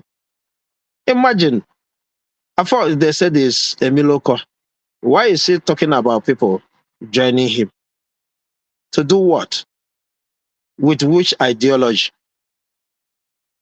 Ideology to look at your citizens and see them as the what nothing. Have we forgotten the way they speak during the court? Oh, it's not a court of public opinion. That's the kind of statement we're hearing from them. And now you want the same people to come and do what? These are people who respect people. These are individuals who know that citizens have a stake in whatever they do. Would you allow that? So what is the basis of you inviting anybody to join in moving Nigeria forward? What is the basis? Because as far as I'm concerned, our principal wants to listen to us. He wants to listen to the people. Would you allow that? I don't get where you get, they should come around and work together. Work together with which idea? The major problem with Nigerian political parties is they don't have any ideology. Nothing. Even our principal knows that even the same Labour Party he is in, they have no ideology. So he is bringing his personality to steady them. Did we not see what the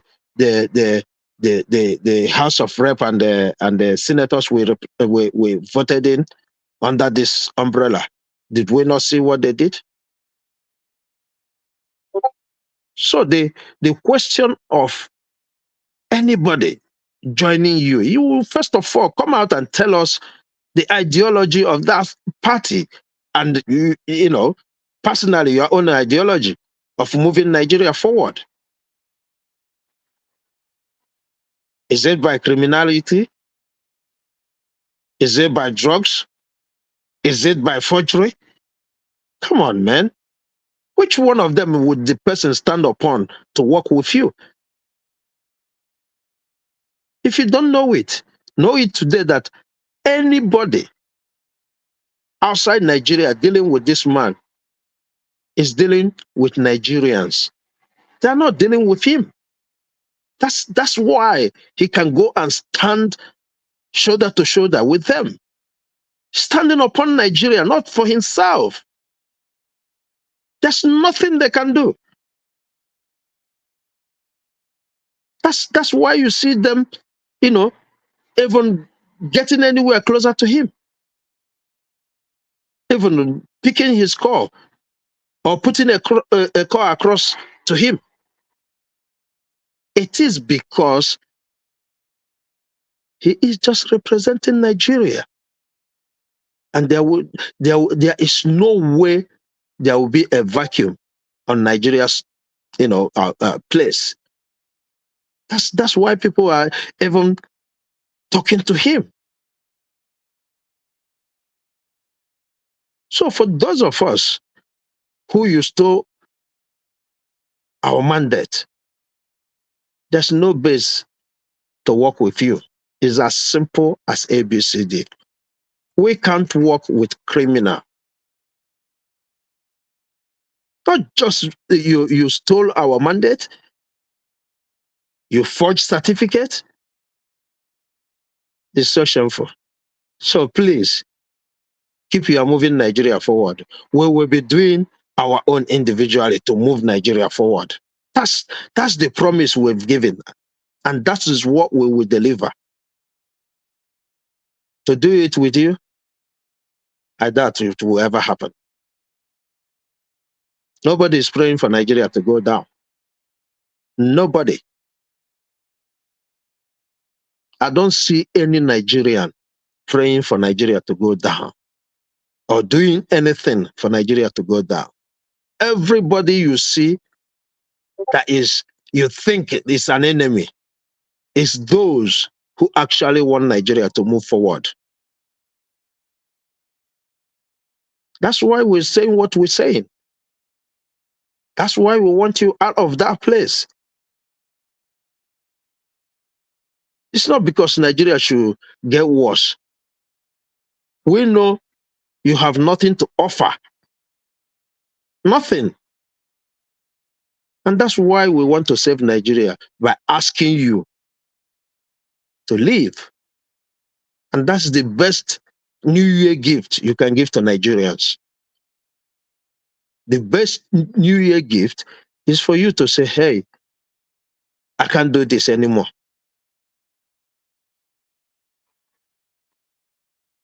All the allegations, all the scandals that happened, you did not deem it fit to use the end of year message to clarify it.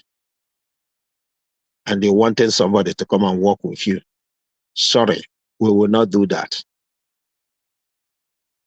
And to the release of Nnamdi Kanu, I mean, I just hope, he didn't end up, we didn't end up losing him there. Because I don't know if if we lose him there, Nigeria will remain the same.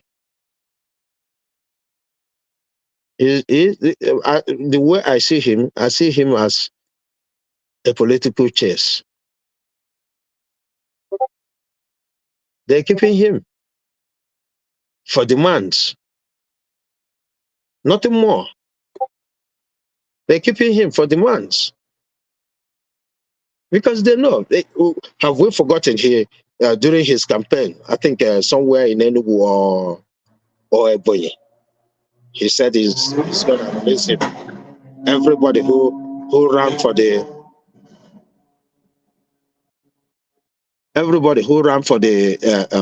election, for the presidential election, gave the same promise of releasing him.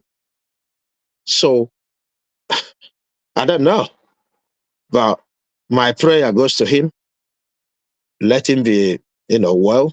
Let him be healthy. No matter how long, they will still leave him. No matter how long, they will still leave him. Because this is why I'm saying that anybody you see, you feel that is fighting Nigeria, it's not fighting Nigeria for Nigeria to go down. They are fighting Nigeria for Nigeria to get better. Because this is not the same way we feel when we go outside Nigeria. We see how things are done there. We see how things are done. So that is why those of us who have seen how things are done in other countries are fighting hard, even harder than those who lives in the country. So my prayer for him is that he should get well. I don't even pray that anything happened to him there because I cannot predict what will happen. Not at all. I cannot. I know Mr. Jonathan has, said a lot about it. Dr. CM have said a lot about it. And, like what they said, nobody can disagree with what they said. There's a lot going on. But me, personally, I see him as a bait. This is the kind of thing people like Aguado does. They will always have something to bail themselves out when it is hard. That's the only thing I believe they're using him for. Nothing more. So I hope he gets well soon, and we hope the next court is gonna go. If at all they don't do something before them, but I doubt this man, because whatever he's doing, he is looking for something to hold for the tough time, because for tough time it's gonna happen in Nigeria this year.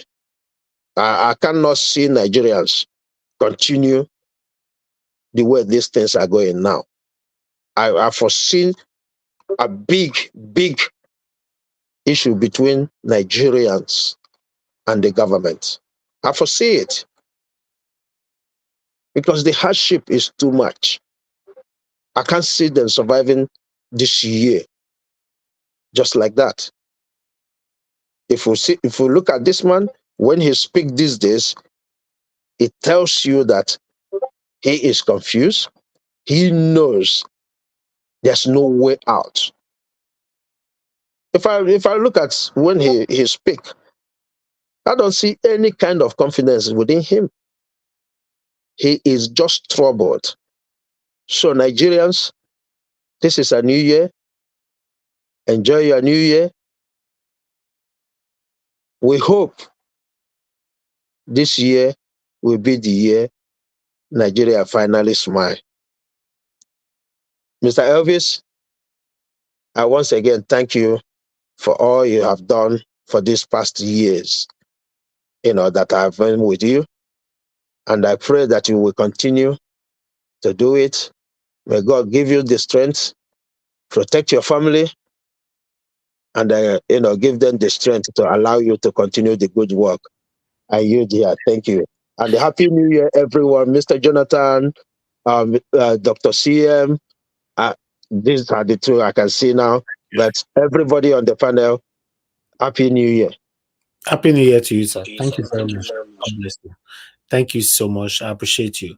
Mother Luke, we can see you on the comment section. Happy New Year to you. Thank you very much. I appreciate every one of you. Happy New Year to every one of you right there on the comment section. Lucky Yamu, Happy New Year to you. Thank you very much, my people. God bless you now. All right. I would like us to move on right now. Let me call on Black Panther. Black Panther, my brother, thank you very much for joining us today, 1st of January 2024. Happy New Year to you, my brother. Please talk to us. Happy New Year, oh. Mr. Black Panther, Happy New Year. you know, put on your microscope where are too small now. Say we be small men. No, because they come through window. Now I make a say he never come because window never open now.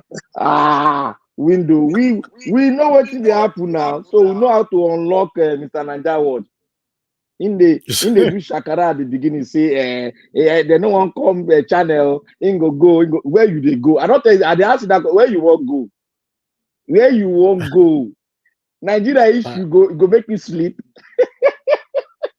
My brother, I guess it gets, man. Don't you know where person they see a father your own land being, mondoled up. There's no how you can throw it aside and just go like that. It is not. It is any man that believes in the truth. Any man that believes in truth will never allow that thing to go out. There's no how Nigeria will turn around that. As long as we believe in truth, we will never take our focus out of that country because it's our country. It is how we get it or nothing. So when I was listening to Nigeria, I was at the blast laugh where I did. So anybody want to say, make I see where you want wrong go. So I just want to thank you. Happy New Year to everyone. You must listen. You must understand. Saying that Madam Ellen will come on time. If not, I was almost pressing the button to end it. To be honest, now Madam Ellen, I can engage me. Not be you. It go always be like that. Now you go almost at the end. You want press button. Where the presser? As you just press allow, Madam Ellen just enter. Piam. Now it be the thing now. Now the thing will be that. Now the thing be that. And whenever you want press that button.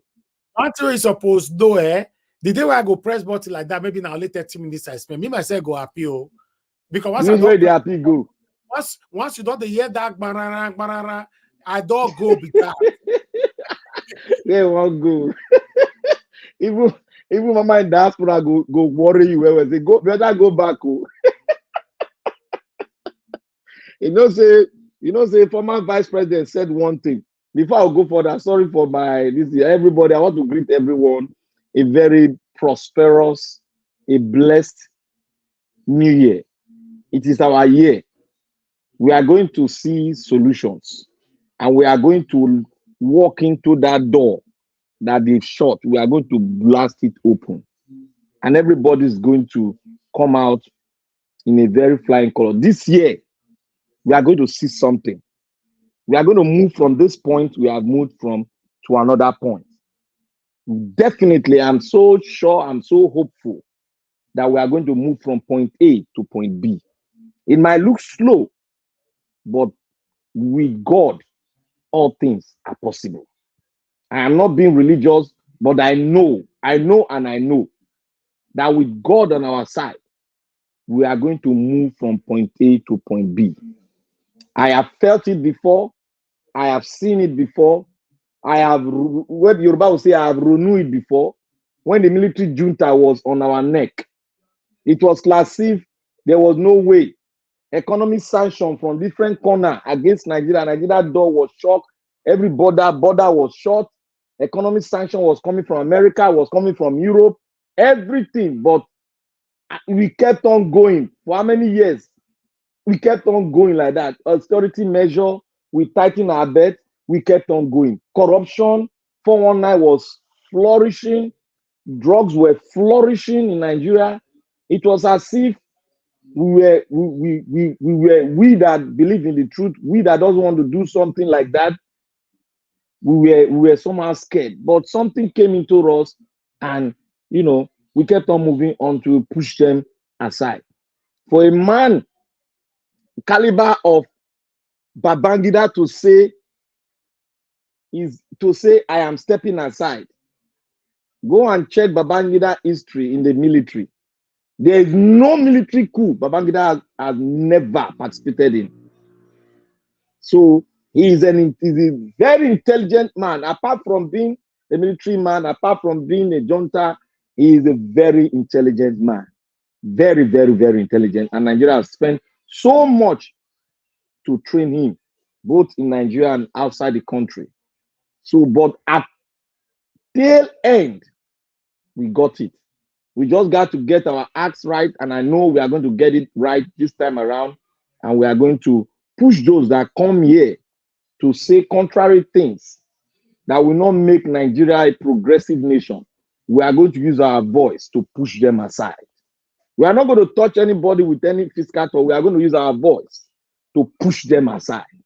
Because when the majority are inclined, are in line with us, the minority that is there, that is clamoring for this vampire government, we slide out, and they will have no cause but to join us. Like I said before, I said, this thing, this black cloud, we come, we are just seeing little. More is going to come. The frustration is going to hit hard. But we will rise and overcome it because we've done it before. For a great nation to come out, there's a lot you got to pass through. For gold, if you excavate gold does not really, the beauty of gold does not really come out at the moment, but you see it, but the beauty does not really come out. But when it goes through the furnace, more than 1,000 degrees fire, when it goes through it, when it comes out, you now do what? You now mold it, and you now see the beauty. When men will work on it, and you now see the beauty of gold, and you now appreciate it. So also is Nigeria. We are going through our wilderness. Nobody's going to pass through it for us. The whole world is focusing on some countries which is even more better than us. We are worse than them. Nobody's focusing on us. But we are going to pass through our wilderness, because every country has its own wilderness. We are going to pass through our wilderness because our wilderness is basically meant for us to spring up to get to the promised land. We are going to walk through it. We are going to pass it. We are going to fight it, and we are going to come out well. It is just for a time. There's nothing that lasts for a long time. There is always an expiring date for every product. Even your aircraft, there's an expiring date. Even human being, there's a date for you to go. It is the same thing. There's a day for these abnormalities to go. And I want to say something here concerning those of us that are getting a little bit tired. Don't get tired. It has never come. Oh. The vice president said all of us go eat the breakfast. It is true. The breakfast might not be. We will be in Nigeria, and will be threatened by these shenanigans, people that they say they are fighting jihadist war. No, the breakfast is what we are eating now, because our mind is not settled. Our mind is not settled. We want the best for Nigeria. We are thinking it. Despite we are working, but we are thinking it. We are so bothered. So before we say, I'm so tired of this Nigerian, everyday Nigerian problem.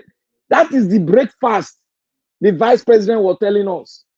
Everybody will eat the breakfast. It is the breakfast we are eating. That is why the pressure is on us. And for us to fight that pressure back, we got to continue to speak. We got to continue to dig deep and try to bring out solution and publicly make the Nigerian know about the kind of solution we are advocating for, so that that will kind of bring up their morale, and kind of they'll see something in what we are telling them, that they will start to rise up and go forward boldly, because we have to build boldness into every Nigerian.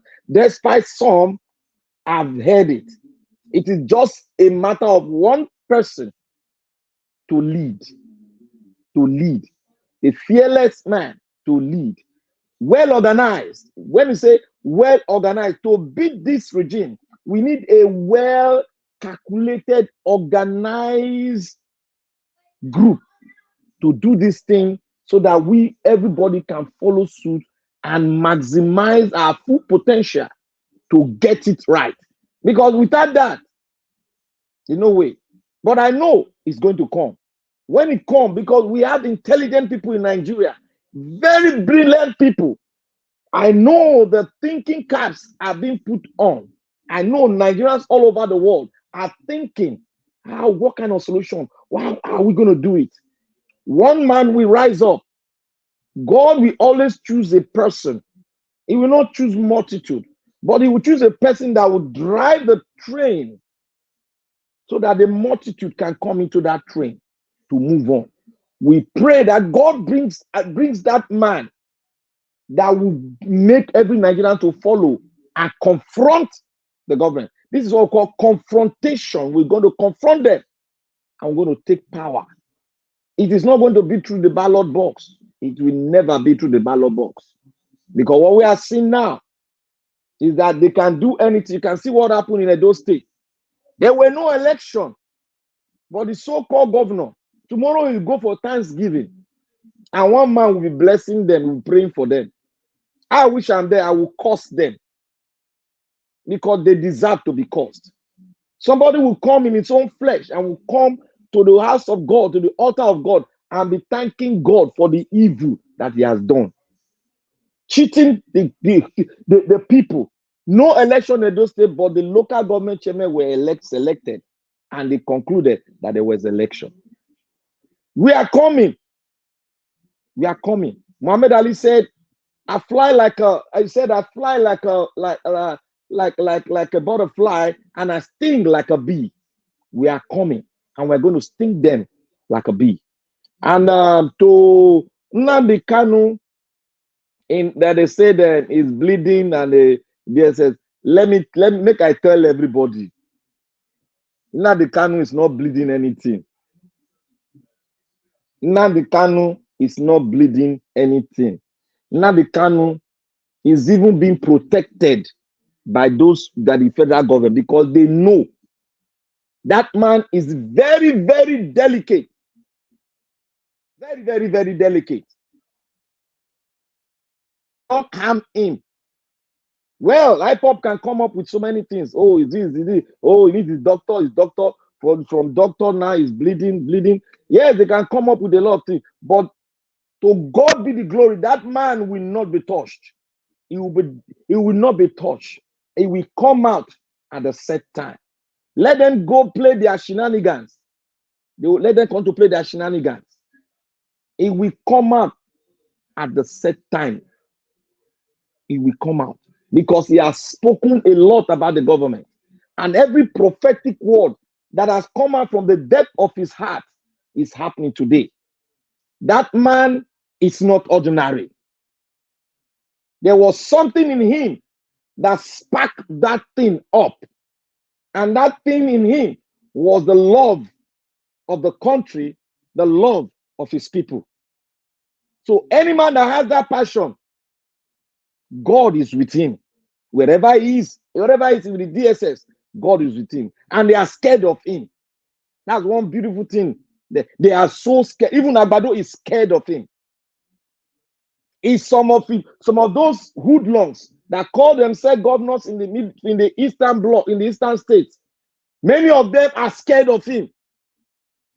That is to show you God is with him. And God will protect him where he is. He will not bleed. He's not bleeding. He's not bleeding. I know from my heart because I'm praying for him. He's not bleeding. He will come out stronger than ever, ever. Because I know he is going to be freed. It is just for a time. He will be free. Let us do the work. Let us continue to do the work. Because this is a freedom fighter. We are all freedom fighters. Let us continue to do the work. He has said it. Let us continue to do the work until we get it. For us to stop, not to stop pushing forward for a good Nigeria, then we are the one going to make him fall down. Because if we do the work, the needful, continue to do the needful, stand on the truth, on the trajectory, that would be his strength in there. If we continue to fight it, that would be his strength. When Mandela was in prison, the people were still fighting. He heard it. He was seeing it.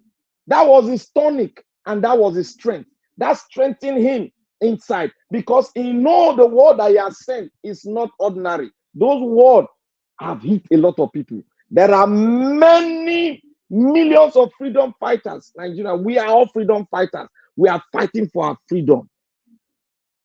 Likewise, him. The more we keep on going, the more Kanu is strengthened in there. We are his strength. Let us continue to fight and take this power out of their hands, so that when he comes out, he will be well pleased and be glad that he was not fighting alone. Men, Nigerians were standing, they were fighting. That is what he wants to see. And we will continue to pray for him. No matter what anybody will say, let us keep on praying for him. What he needs now is prayer, and we'll keep on doing what? Doing the needful and fight this junta that is in government. One thing I want to say again, I was on a panel, I was watching the man that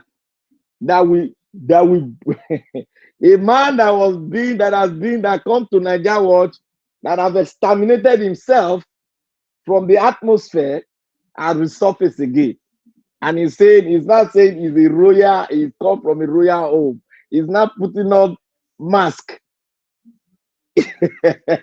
He's not putting on mask, and he's speaking boldly. He's still speaking that Agbado is his man. So you can see the kind of evil people we have. I want to state here clear: anybody that is supporting Agbado, that man is a criminal.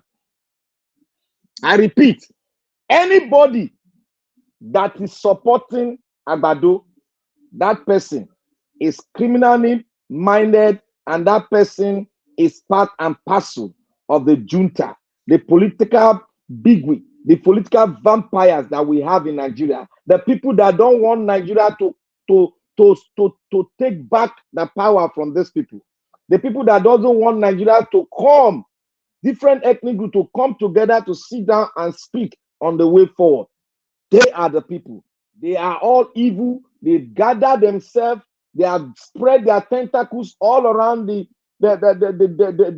atmosphere of the internet. They are speaking.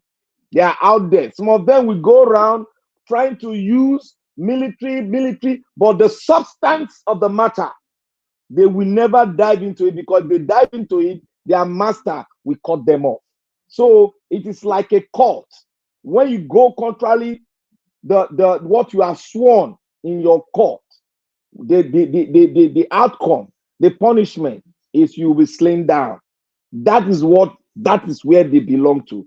So I repeat, anybody that will come here saying something contrary to what the progressive all over Nigeria, more than 200 million progressive, some might be sleeping, but I am proud to say more than 200 million progressive Nigerians that are speaking truth to power, that want change in Nigeria, that believe that Nigeria is the greatest black country on earth. And anybody that will come to speak contrary, that person is a criminal. I tag that person a criminal. There is no word I can use. I don't want to use any beautiful word for them. That person, I tag that personality a criminal. Whether you come, if you cannot open your tongue to say this government is dead, if you cannot open your tongue that this government is killing our people, if you cannot open your tongue to say what the needful thing, we should go back to the basic, the fundamentals of how we came together as a nation.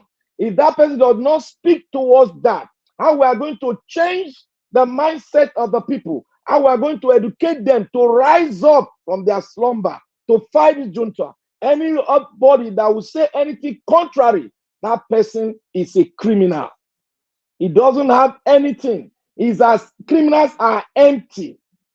They are empty. All they know is maneuvering evil from their heart and trying to paint it, make it good and palatable for people to take. They try to stay on the fence, but we know them. We all know them. We that are critical thinkers, we know them. Many of them at the beginning, they said, oh, let's give the Southwest a chance. But we told them that this is not a matter of the Southwest. This is not a matter of the Southeast North or Core North. This is a matter of the existence of Nigeria. This is a matter of changing the space of Nigeria to make Nigeria great. Whether you come from any part of the country, as long as you have a clean mind, you have a progressive mind, and you know what Nigeria is all about, and you know the solution, and you are speaking the solution, you are clean and you are speaking the solution, my brothers and sisters, that man will take him, will bring it in, and will follow him. That is it. And that is the man we found in Peter Obi, speaking truth to power.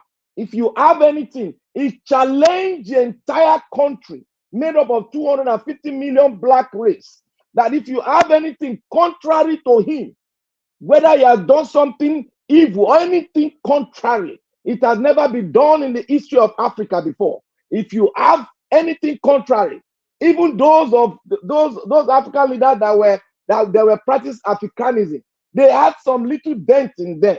They had some little things that they've done that are evil in them, but they couldn't speak like what this man has spoken. This is the first time in the history of Africa for a man to come forward. If I have done anything you see that is contrary, bring it out and I will step down from this race and allow the voice of the people to speak. No man came up to speak. Everybody that spoke, he couldn't hit the nail on the head, and all of them kept silent. What plan did they have next? Was to do what? Was to stop the INEC, was to change it and rig it and write it. That was the solution they had. That was what they had. If any man comes here to say Peter Obi does this and that, that man is evil. That man is evil. He said, by the word you speak, we will know you. Anybody that will come up here to speak, Peter Obi is done. You are evil. You don't mean well. People, if you mean you are focused, what you are focusing on is to get your people free. Be free. Be focused on it. But don't come up here when you don't have facts and rob a man that came up willingly. He said, I have no money. I have nothing to offer you, but I want to offer you my service to change the nation, to make you see that Nigeria can work, people will come up with different kind of stupid thing, which they could not even come up to challenge him. And they were there. When they were challenging him, he was giving them, this is what I did. Go and fact check. They went and fact checked. They saw it. It was true. So why will you come back? Not face the Iroko. It is when the Iroko have moved to another place, you now started saying, oh, the Iroko did it. You are a coward. You are a born coward and you are evil. So Naija Watch, we are going to continue to strengthen you. We are in this together. We are eating the breakfast together. That all of us will eat breakfast. We are eating the breakfast because we are all under what? Pressure. That is the breakfast. Breakfast does not mean that we will be in there, but we are thinking every day. No matter when you take a bottle of Coke or you take your breakfast in the morning, you will still think Nigeria, because you will see one cry, you will see something that happened. That woman that was slain and the baby was at the back, that woman is a Nigerian. The baby was alive, but the mother was gone. Those people that they slain there, they were Nigeria. As long as you've seen that picture, as long as you've seen that video, you are under pressure. You will never, your mind will never go away. But what your mind will focus on, Lord, how are we going to do this? My heart bleed. I want Nigeria to be great again. How are we going to do it? Then I say to you all, that is it. That is who all of us are. So we are all under pressure to see Nigeria work. So any man will say he's tired, he's not tired. He's just expressing, he's just trying to pull out some little pressure out of him. The psychologists, they will tell you that when you speak it out, you are oozing out some of the pressure. You are reducing the pressure. But when you don't say it out, the pressure will keep on mounting on you. So we are saying it out.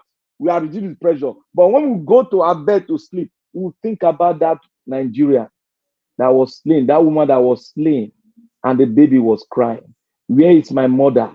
I cannot see my mother again. I cannot see my mother again. I don't know how I survived the terrorists. I don't know how I survived it. But my mother, I can't see it again. That is an orphan. We have many orphans in Nigeria now. We got to think about it. How are we going to what are we going to do to make this thing change? We are entering into the new year 2024. It is not going to be a child's play. It is going to be men that has the heart of a lion to critically go inward, make research, and put A and B together to have a solution. We need to critically think, how are we going to bring the people together to be focused so that we can repeat times 10 of NSAS in that nation, so that we can get our country back. It is not a smooth road. It's going to be a rough road, but we are going to go through it, and we're going to get it back. If they want to push us, because we all know that the rope tying Nigeria together is very thin. If they break it, then Nigeria is gone, and we're going to go our path. Thank you, Mr. Naija Watch. Thank you, everyone. It's going to be a hard year, but we are going to go through. We are going to go through, and we're going to shout the shout of joy. Thank you, Mr. Naija Watch. God bless you, my lovely brother. I appreciate you for your submission. I have people queuing on the phone here. Madam Origin, you're calling back again. Please talk to us. Thank you. Hey, what a way to start my new year. Mr. Black Panther, Happy New Year. God bless you for your submission. You're one of those I respect in this platform for your passion and your zeal for moving Nigeria forward. However, I want to, speak this. When you speak, please avoid outright dismissing what people say, especially Why I'm saying this is the comment you made in your speech. You said, make I tell everybody Nnamdi Kanu is not bleeding anything. Now, one of the things I wanted to, this year is to see if I'm going to scream. Now, Nnamdi Kanu, however, we can put pressure on the government. It is irresponsible for us to keep allowing the well-meaning voices to, when they are silenced, we want to just keep them. However, this government should be pressured to release Nnamdi Kanu. I don't know how you are sure that Nnamdi Kanu is not tortured. So I beg to differ in that aspect. Everything is, I'm listening, is just apt. They're good, but I beg to differ on that. There is no reason for them to keep in that. We don't know how much the DSS is torturing that man. There are so many means of torture that may be admitted to him. So if this IPOB says so, we take it with a pinch of salt. Then we find out how much more we can do to pressure this government to release him. If they are keeping him there, and then how about others? They said they killed James, and then the people kept quiet. Then Peter is apprehended. We can't let that. That will be one of our focus this year. Every well-meaning Nigeria should put pressure on the government. We know we are not going to wait for those Ohanes and Igbo elders. They are the brain behind this. So as much as we have here is Mr. P.O. This from me, Nnamdi Kanu in prison, Sibuho on the run, Showere is fast-forwarded. We have to make the government know that this is not right. These are the people that are seriously fighting for the marginalized, fighting for the health of the nation.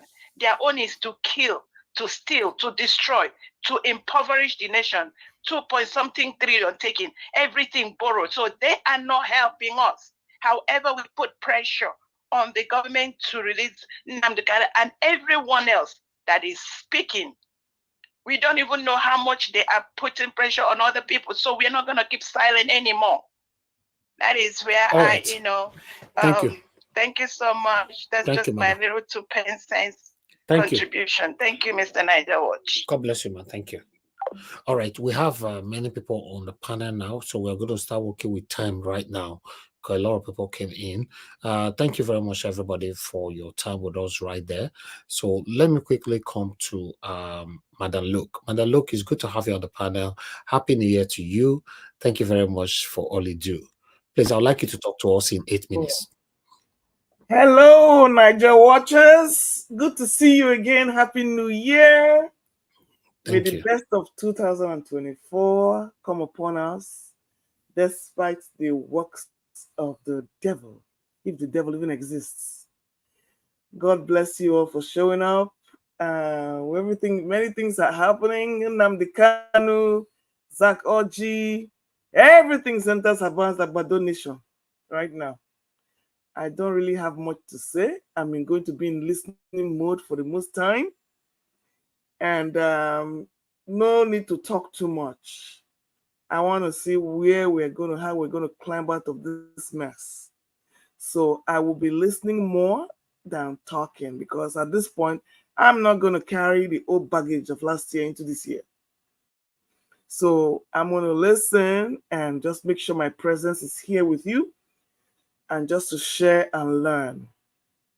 Happy New Year once again. And at this point, I will yield. Thank you very much. God bless you. Happy New Year to you once again. Thank you very much. Please help us to press on the like button. We have CIA here with us. Thank you very much for joining us today, sir. Please talk to us. Good evening to you. everyone. Happy New Year, and Okay. we Happy New pray Year that to God will enlarge our coast in Jesus' name. you. Amen. Sorry. Um, Concerning first of all, we've been hearing for ages that Nnamdi Kanu has ear problem, he has sight problem, and that time they come in, they give all manner of ailments that he's been going through. So now we've got internal bleeding. Is he true or not? I don't know because I've not seen him in person. But we need to understand one thing. I was saying someone that Nnamdi Kanu is a bait. Someone mentioned it that Nnamdi Kanu, they will use him as a bait. And I will add this: Nnamdi Kanu will be instrumental for 2027 election for Mr. Tinubu. You see, the Ohanese Ndigbo's begging Tinubu, release him for Christmas, release him for New Year. He's not going to release him. Nnamdi Kanu will be primed for a bait for 2027 election. Because if you're a political player, Tinubu knows for sure that the Igbos won't support him. So I believe that Nnamdi Kanu will be used as a bait. But will he play the game? I don't know. But time will tell. Time will tell. Now, you see, I was telling someone the other day, I said Nigeria is a comical show. Someone then said when the angels in heaven wants to laugh, they will tune into Nigeria. For example, this woman, the former petroleum minister of petroleum, I've forgotten her name now, was accused, or she took about $6 billion. Designing. Let me mention it again: $6 billion. One person. But we know that in the UK, there's one woman in the House of Lords, a baroness or something, that they accused her of during the COVID, that she made a profit of either 200 million or so, and MPs are hitting their head on the wall that this money is too much. But we have someone that stole $6 billion. Let that sink in. $6 billion will sort Nigerian healthcare completely. $6 billion will prevent Nigerians standing on the road begging Tinubu when he was driving past. You see, the Nigerian problem is humongous. And I keep saying it, no amount of prayer will deliver us from this shame. I was telling someone as well that for example, this woman that took $6 billion, when people hear it, they will be asked, is she an animal? What is one person do with $6 billion? Emefiele, they say, has about $500 million in UK banks. So it shows us that Nigeria is going nowhere, that the system is corrupt. For Nigeria to be fixed, it will take years. And when I say years, it will take years. Mind you as well that we know that Nigeria does not obey law and order. The judiciary is in shambles. The judges are not respected because they are moved by brown envelopes, and Ghana must go. It's not that Nigerians are not intelligent, they are. But the thing is that because we want it quick, these guys, so when they present brown envelopes, they turn the other way. Now, let me tell you how bad, the Nigerian psyche needs to be renewed, because over the years we've been bathed in corruption, and it can't change in a few weeks. I'm in the UK. I took my family to the airport. When I got to the airport to check in, because my wife they were going to Nigeria to check them in. It was a Nigerian guy that was at the checkpoint, check desk. Now, ladies and gentlemen, you won't believe it, that in UK, the Nigerian that was at the checkpoint was asking for bribe. I mean, in UK. So so it shows you that this thing is inbuilt. It can't be wiped away. It can't be wiped away. So Nigeria is in a mess. The citizens now, well, I don't follow this thing, but 31st of December, all the criminals will go in church. They'll go and pray, blab. Tomorrow, which is the 1st of January, they will still go to the same gutter. That is the system. Now, I'm rambling, but I'll come to a point now. Now, regarding Nnamdi Kanu's detention, I like what 2 minutes left, sir. 2 minutes left. Mr. Kanu in detention center. He was extra renditioned. That's a crime on its own. That's a crime on its own. But has anything happened? No. The people that renditioned him, anything happened to them? No. They were compensated and they are enjoying their lives while the others are struggling. I will leave it here. Whether we like it or not, Nigeria is in trouble. It is not by prayer. That Ahmed said something. He said it is up to Nigeria to take their country back. And I Exactly. there. Thank you. Exactly. It's not by prayer. Thank you very much. God bless you, sir. I appreciate your time with us today. Happy New Year to you once again. Okay, my people. Thank you, sir. Thank you. Thank you very much, my people. Help us to press on that like button. Happy New Year to every one of you if you're just joining us right now. We still have people here with us. So 2 to go. Tunaja is here with us. Tunaja, thank you very much for joining us. Happy New Year to you. Please, I'd like you to talk to us. You have 8 minutes, sir. Thank you, Naija Watch. Thank you for having me, and greetings to everyone on the panel. Happy New Year to you all. For whatever is what. For me, self-preservation is the prime directive of all living beings, and hence, for me, security is very, very important to us. And I've been watching the space since the issue of the massacre in Plateau. And from what I've seen so far, I'm not so impressed by the way our military officials are responding. And they seem to still think they can win this thing. They can win this stuff. And my biggest concern is that Nigerians are going to fall for it. If, let's say, things improve by 10% or 50% or 20%, Nigerians will fall for it, thinking that the problem is over. They will not understand that there's a bigger threat out there. You remember... Sorry, Tunaja. You remember when they tried to bring down the rate of dollar? Nigerians were already celebrating. You know, until they increased it again. Thank you.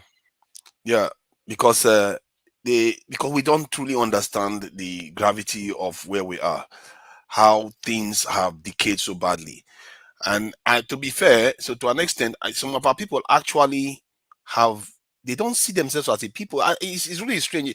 When we say it sounds like it's weird, but some of our people don't see themselves like other people in the world see themselves. Other people in the world see themselves as human beings that are living in the world, and they belong in the world, and they can decide what direction they go in the world and all the rest. Our people don't think like that. Our people literally, some of us actually believe that our life is dependent on what the people tell us to do. And that's how it is. We are below them. They tell us everything we need to do, and we have to follow it. That's how it is.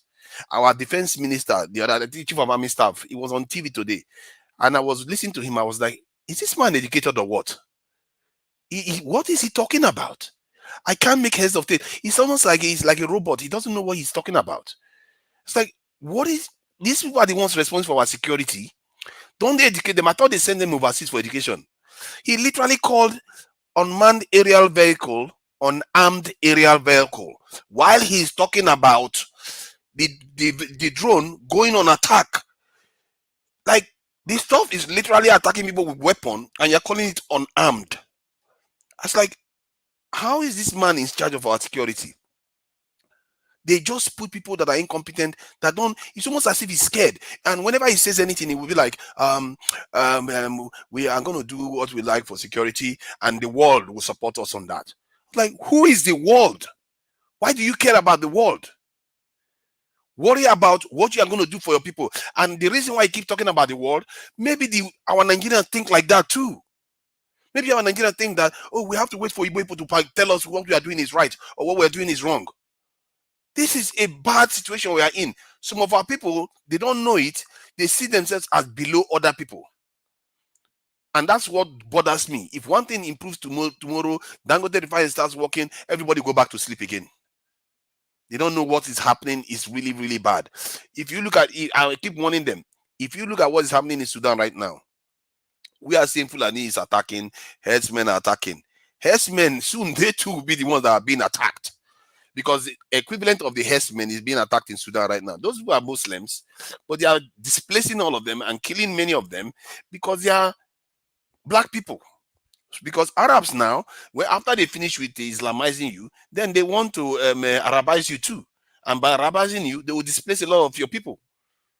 And when our people keep fighting for them, killing our fellow black people here because of another man's religion, they forget that it doesn't end there. Those people will come again and want to kill you because you are not black, you are not Arab.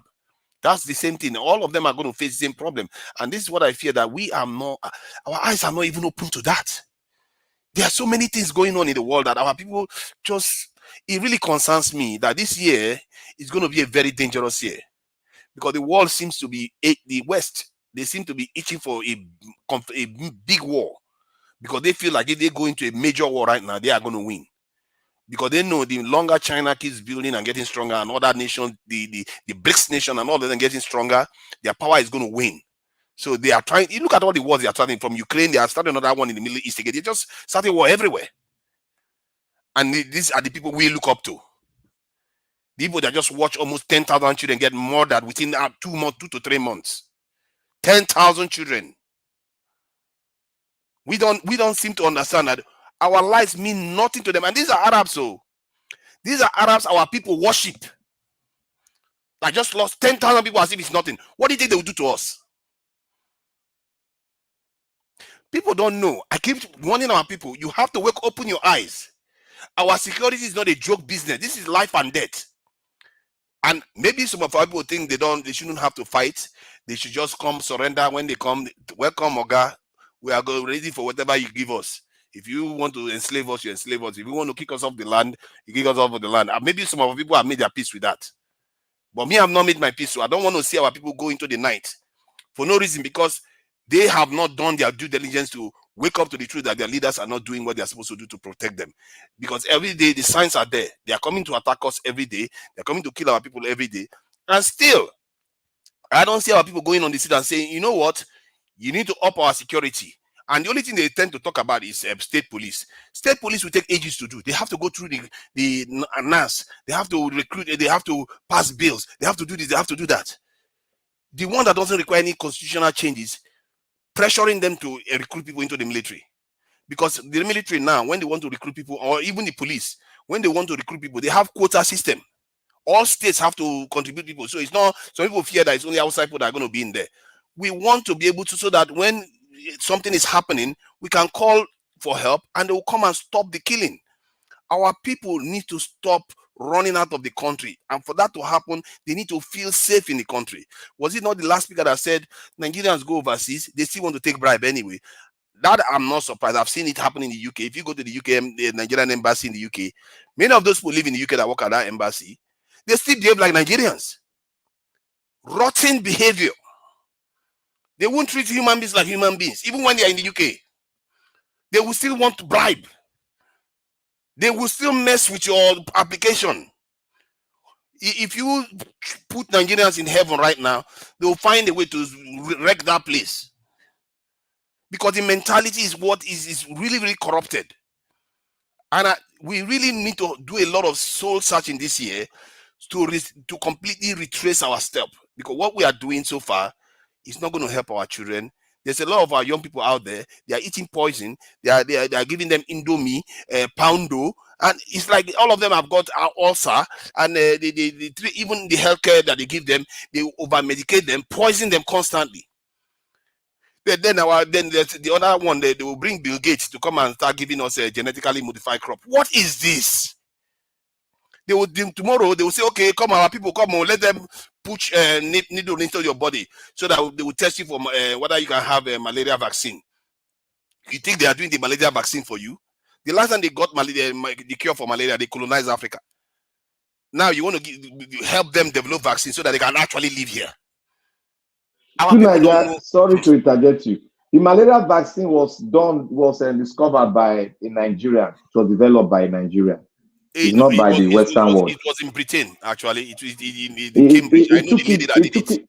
He took it down there, but it was discovered by Nigerians because they started doing it in Nigeria now. I don't think it was discovered by Nigerian. It was developed in Cambridge, I think Cambridge or Oxford, one of them. And it was the lady that was involved in the manufacture of even the COVID-19 vaccines. She was part of it, and they are the ones that tested it in Ghana. And Nigerians have already flagged it to come and use us as pin cushion to test whether malaria vaccine is going to work. We don't care whether it hurts our people or not, but let us go and test. And then tomorrow they will ask them again, bring the genetically modified crop, let them come and grow. Crops that every time you want to make the seed, you have to go back to them to ask for seeds. The technology for the seeds belongs to them. This type of stuff that we are doing, we need to wake up to it. We are killing our people. We are surrendering our sovereignty to another people. This is bad. Ask yourself, what would our forefathers made a grave mistake, and it took them for a very long time. Obasanjo tried to fight in the end. He didn't succeed. It took them a long time to wake up to the danger this will pose to them. And it was too late. They colonized us for 60 years. All these people that you see running in office right now, many of them are from the elite class that was groomed for more than 60 years. 60 years is about 3 generations. They were groomed to love the Europeans. This is why their eyes have not opened till today. They are running over which other people do these kind of things our people do. They keep running to Europe, running to Washington constantly. No other people do behave like that. Even Israel, America tells Israel to do something. Israel like, no, you can't tell us to do that. We are your friends, so you give us all these billions and all that. But no, we are not going to do what you ask us to do. Small Israel challenges America. What are we? What are we? What are our men? What do we stand for? We do all this egotistical stuff like we are all that. We want to do godfatherism, all this culture that we have. What are we? What does it amount to? When even a little Jewish boy can challenge America. Look at what other people are doing in the world. Are we not human beings like them? Are we not one of the first? How have we turned this way so weak? We can't even see straight. People do whatever they like with us. They come into our continent. How many times have you seen them go to China and treat the Chinese children like that? Or just come and start injecting Chinese people like that? Or even Indians. You don't treat anybody like that. But our leaders will just flag them to come in. Medicine, you not follow them develop. You ask them to come and inject your people with it. Crop, you didn't help them develop. You ask your people to come and eat it. Then you also help them poison our young people. I'm telling you, I was talking to some people, some young people. They said when they were at university and doing their NYSC, many of them had ulcer. I said, when I was growing up, there's only one person I knew that had ulcer when I was growing up. All of them have ulcer. They are eating poison day in, day out. And the healthcare system, if it's not there to cater to all these healthcare problems that we are creating, the country is going to experience another big problem. It's bad enough that we don't have enough resources. Now the healthcare system, the young people are getting older, and then they have all these chronic illnesses that they've acquired over years. We are not looking at all those. Our people don't even think into the future. They just think one day at a time.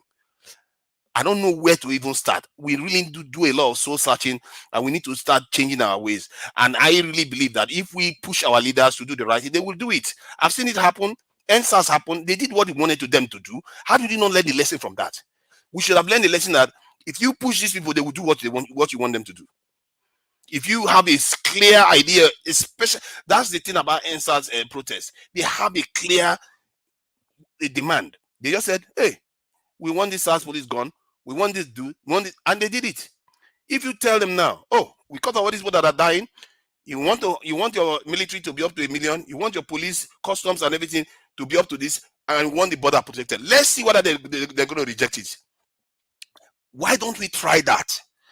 And when we know that is going to help all of us feel at peace, our people will be able to go out, go home, and feel safe at home. Why can't we just do that? Let's try that one. That's one thing we've never tried. Securing ourselves as people. 1 minute to Nigeria, please. That is one thing I demand, that our people demand this year from our leaders. Let's secure ourselves, secure our borders, and secure our streets, secure our towns and our villages. And let's see the result. Let's see the result. Many of us have partners here that are Oyibo. How are you going to take them home and feel at peace? I know some of them, they take their wives to Ghana. They take their wives to other this in the Caribbean, or their husbands. That's what they do, because they don't come to Nigeria because they fear they're going to get kidnapped. Why don't we just demand that these people do the right thing? You have to make a clear demand, otherwise they won't. This Tinubu government promised to do something, and they are not doing it. They are betraying us, and nobody's asking. Nigeria Watch, I ask you, remind them every day of their promise. At least, even if they are not doing it, let everybody know that they are breaking their promises. Because it's easy to say they are all corrupt, but we have to make clear demand and let people know where they are failing us woefully. Thank you. Thank you very much, Tunaja. That was a wonderful submission from you, to be honest. Reminding them of their promises, they have not done any one. 100% of the promises, they have not done any one. In fact, they have added. It's the bad ones that they are doing, like currency. They kill our currency. They promise they are going to do that. They are doing it. All the bad ones is the one they are doing. Anyway, Watch. Yeah, go ahead, sir. Yeah, I want to speak. Basically, I want to say something here, which is very core. You see, we all are seeing something. All these things you're saying to Nigeria, Nigerians knows about it. But there's one core thing that you're always mentioning, that you cannot do without the security. But let me tell you one thing that will blow your mind. The Nigerian security structure, the way it is structured, is in the hands of one particular people. If you want it to function the way you want, they will never allow it. Now the question is, how do you bring a parallel line now to force them to do that which you want them to do for the people, which the people want? Because this is what we all are fighting for.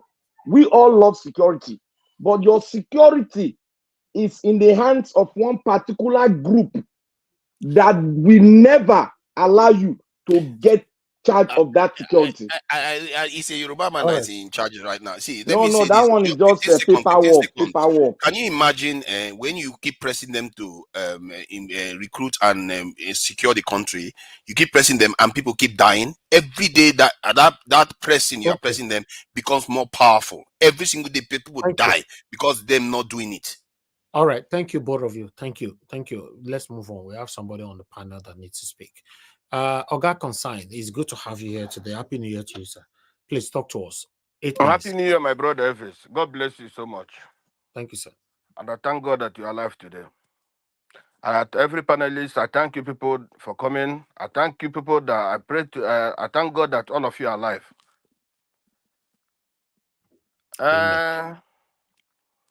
The other person that spoke after to Niger, that person, may God bless you.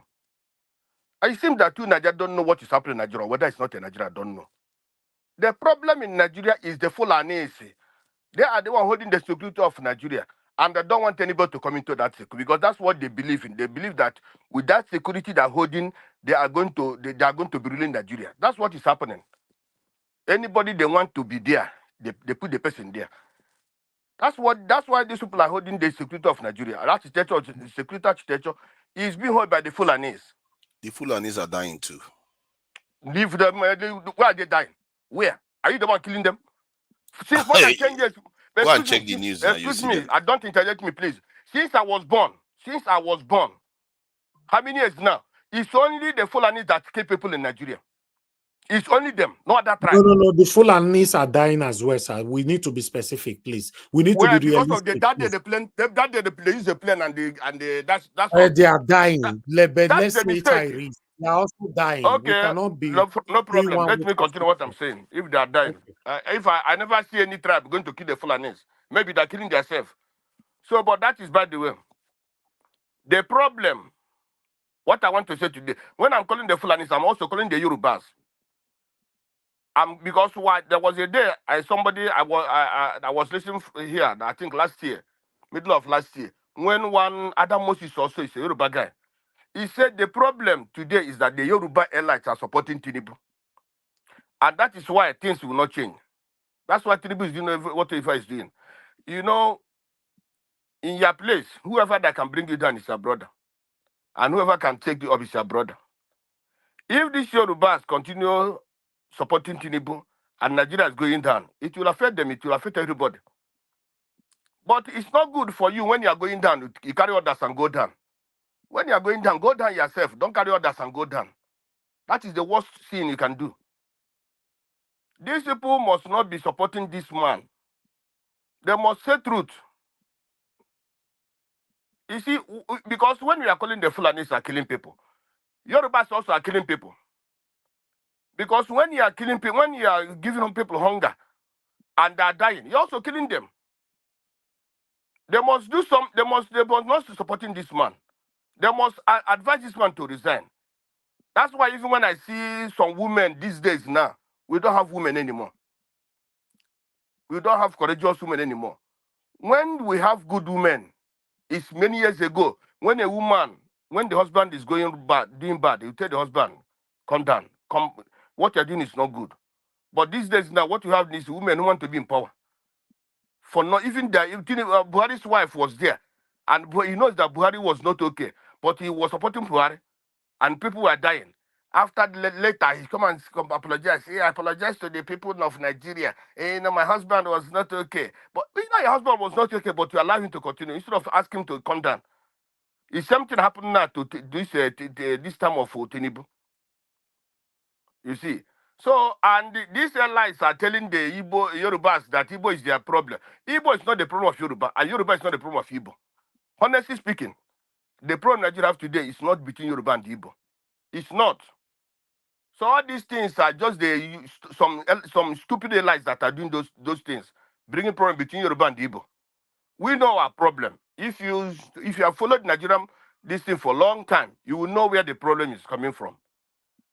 These people that, but if I want to ask, why is it that after how many hours now, nobody has been arrested in this Plateau killing? Nobody has been arrested, despite they did in Plateau. Why nobody has been arrested? If that thing has happened in the West now, you will see how many people that could have been arrested by now. If it was in the East, you could have seen how many people that could have been arrested by now. If it was the South side, you could have could have been arrested by now. Why is it that no one has been arrested? Why? Well, Nigerians are not even thinking of this line. Why that nobody has been arrested up till now? All everybody say they not only them killing. For how many years now? Even those killing the farm, even those killing the street, even those killing everywhere. None of them is been on trial. None of them is been arrested. None of them is in prison. The one that we have kept in prison, Buhari went and released them. Say they escaped through the prison, and no one was arrested. So the more we keep quiet, the more things continue to be bad.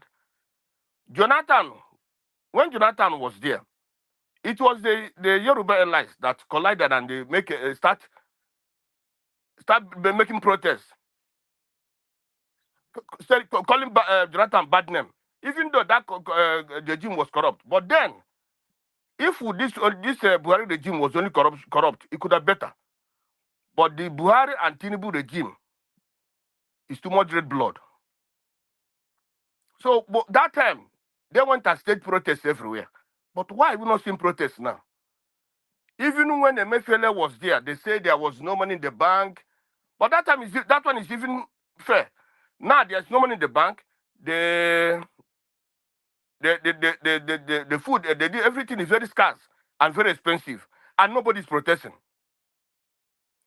Ondo is not protesting. Ogun is not protesting. The Hausa land is not protesting. But they protested at the time of Emefiele. Because they hear that name, it's just Emefiele. Even if not, Emefiele was not the president. Hey, bring Emefiele, let's kill him. Bring Emefiele, let's kill him. Let's do this, let's do this. But today, nobody. We have high inflation. We have the money is not in the bank. You keep your money in the bank, and today some people are telling you that no money in the bank. That will give you $1, will give you $2. Who does that? Which country does that? And they say it's a country.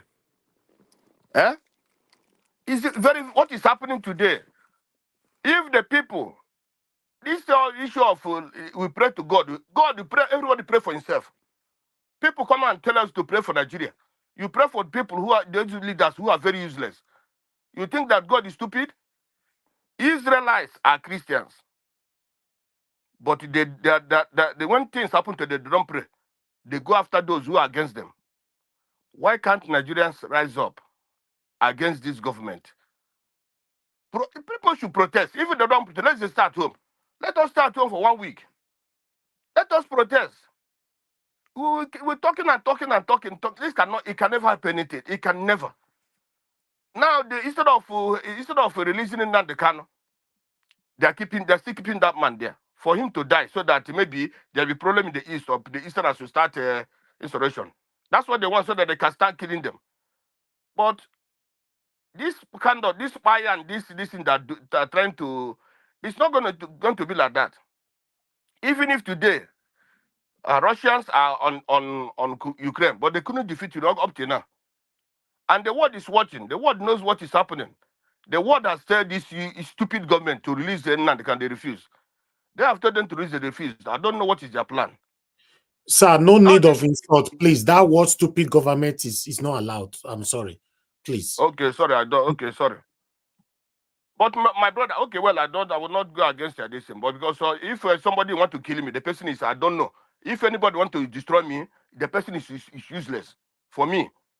So, but all the same, no problem. If you say I should not say anything about. Yes, you are right, Sai. But the rules of the YouTube don't like those words. I'm sorry. They are monitoring those things. Thank you. Okay, no problem. So, what I'm saying is this, and again, why must in our own country, people are refugees in our own country? We are not. They say we are not fighting. They say we are not at war, but we have refugees in our country, and the people keep quiet. I said that why? I'm confused, because we cannot keep quiet when people are refugees in our own country. In their own country, they are refugees. Well, how will the people looking? How will the people looking at us? Today they have made a budget. Look at the kind of budget. The analyst said that budget have no single hope, no hope on that budget, and also people are still keeping quiet. Will they use our money? They use the money of the country. They do something that is not necessary. Tinubu is having more than 1 million comfort. I don't know who's going to buy that man in Lagos, even if you're walking on the road. I don't know. For him to use that kind of security, how many securities? Who's going to buy him? Who? Is that man important to anybody? That man is not important to any human being. No, that man is not important. The only thing, even these senators are not important to anybody, because the laws they're making is not good. They don't make laws. If they're making laws, I don't know. I don't know if they're making laws. Let everybody in Nigeria stand up and see the best way to let us protest. If we are not protesting, we cannot go anywhere. If we say that these people will keep quiet or they'll do the right thing, they are not going to do the right thing. The Senate now have padded the budget, and the people are coming to tell us that Nigeria have a security. Nigeria don't have a security problem. The security Nigeria have is internal security problem, and that internal security problem, if the people that are fueling this security problem are arrested and called to order, that security problem will stop. 1 minute. Thank you. To stop. So we don't have a security problem, honestly speaking. This security problem we have in Nigeria is not like the one of Ukraine and Russia. It's not like the one of other places. It's not like that. Or Rizlan and it's not and Hamas. It's not like that. This one is internal security problem. The same people are doing what they're doing, and nobody is arresting them. That is the problem we have in Nigeria today. If we can bring the Dubai gave us people who are sponsoring these people, but no arrest was made. So how do you think that this thing will stop? Thank you. Thank you, sir. Thank you very Thank much, you, my brother. Mr. Consign. Thank you so much. Let me quickly put this through. On this platform, we are fighting for a better Nigeria. Please, in our submission, we shouldn't apply hatred to it. We shouldn't apply any kind of how do I put it on, sentimentalism into it. Just address the issue that is affecting us well. But saying for example, the Edo people is the only one dying, or the Igbo people are the only one dying, Fulani is not dying, or Yoruba is not dying. Everybody is dying in Nigeria. We should say the truth. Let's just say But it. it depends, Mr. Elvis, depending on the circumstances, people are dying. Yeah, Everybody is dead in there's no Nigeria today. circumstances to death, sir. Please. There's no death is death. What do you mean circumstance? Somebody died, they talk about circumstance. What are you saying, sir? If Heidi kill somebody, go and kill person, not be die, be die. There's no circumstances to death. Somebody is dying, people are dying in Nigeria. We should be realistic over our submission. There's no all die not die. exactly. There's nothing like depend on the circumstances of death. No, but all die and I die. If the Edo people start killing Igbos, and they maybe Hausas are dying by maybe hunger also, it's not the same thing.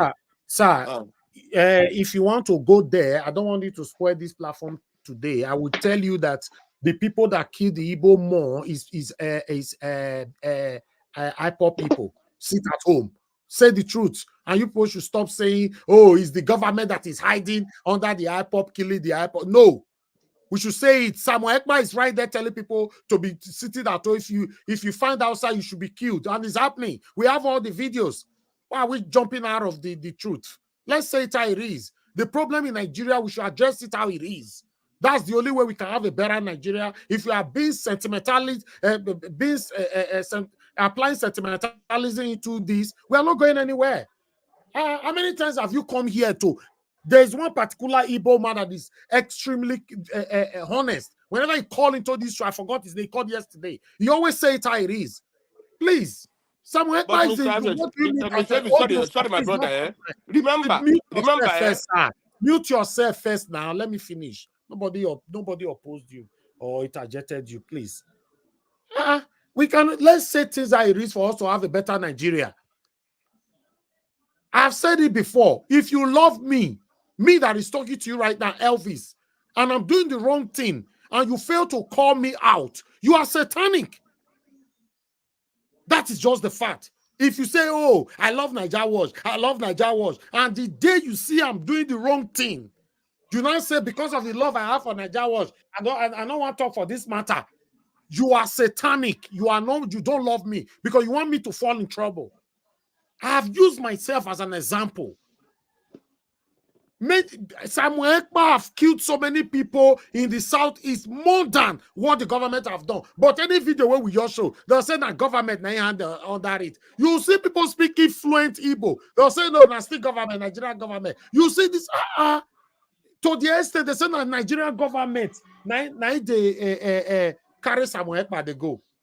The Samuel Ekpa is working for the Nigerian government. Nnamdi Kanu is working for the Nigerian government. Until Nnamdi Kanu was arrested, then the people that were saying that Nnamdi Kanu is working for the Nigerian government, Madarita, I don't see you. Thank you very much. The people that say that Nnamdi Kanu is working for the Nigerian government, then they now switch. It's not Samuel Ekpa that is working for the Nigerian government. Let's say it how it is for us to have a better Nigeria. If not, we are not going anywhere. The suffering in Nigeria is affecting all of us. Regardless of who you are, it's affecting everybody right now. Thank you very much. Sorry, Mr. Davis, let me don't carry us go where we don't know. Mr. Davis, wait. I want to Mr. Davis. 1 minute. Honestly 1 minute. speaking, Mr. Davis, let me tell you about Samuel Ekpa. I don't listen to that man's message. Even when Nnamdi Kanu was all the messages, I never listened to it. Honestly, that's the truth. I don't listen to those people. Understand? But one thing you have to understand is this. East was very, very peaceful like other places in Nigeria. Even when IPOB started, IPOB was not killing anybody. All IPOB right, was not sir. carrying arms. No. It's okay. It's okay. It's okay. Let me call you when it gets to your turn. You have the opportunity to analyze it properly again. Let's move on to the next person, sir. Thank you very much. I appreciate every one of you right there. Please press on the like button and share. If you have anything you want to say on the panel, please just bullet point it down. We are coming back for the second round shortly. We only have only one person left, which is Madarita. Madarita, it's good to have you here. Happy New Year to you. Please talk to us, man.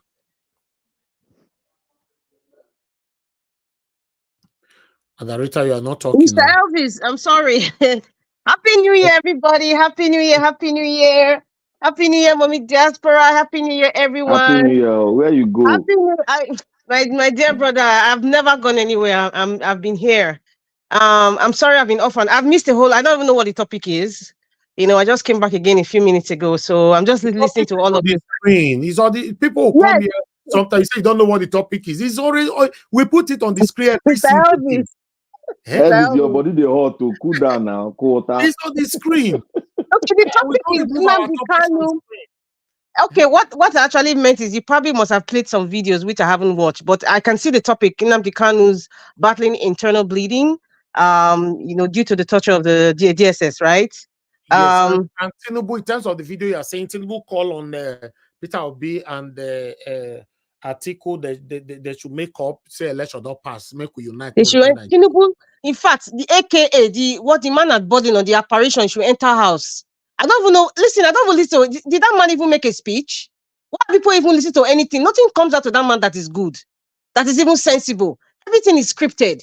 Sometimes maybe he's even using AI. I don't even know because I don't listen to speeches from somebody like that because there's nothing that will be productive to my ears.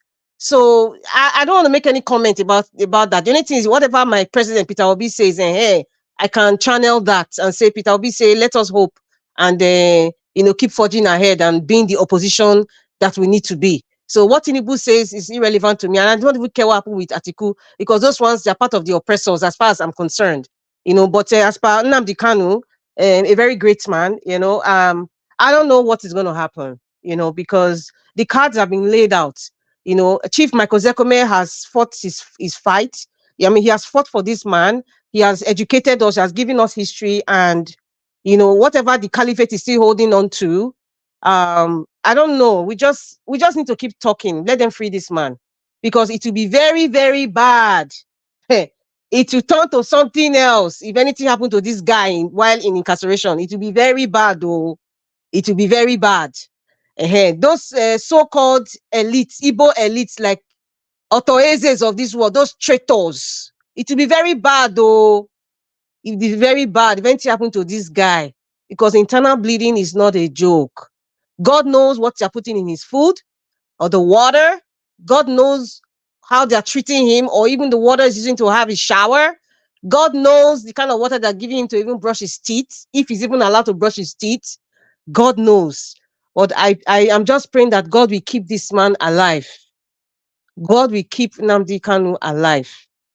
And the federal government of Nigeria, you guys should not play with people, because this is something that is brewing gradually.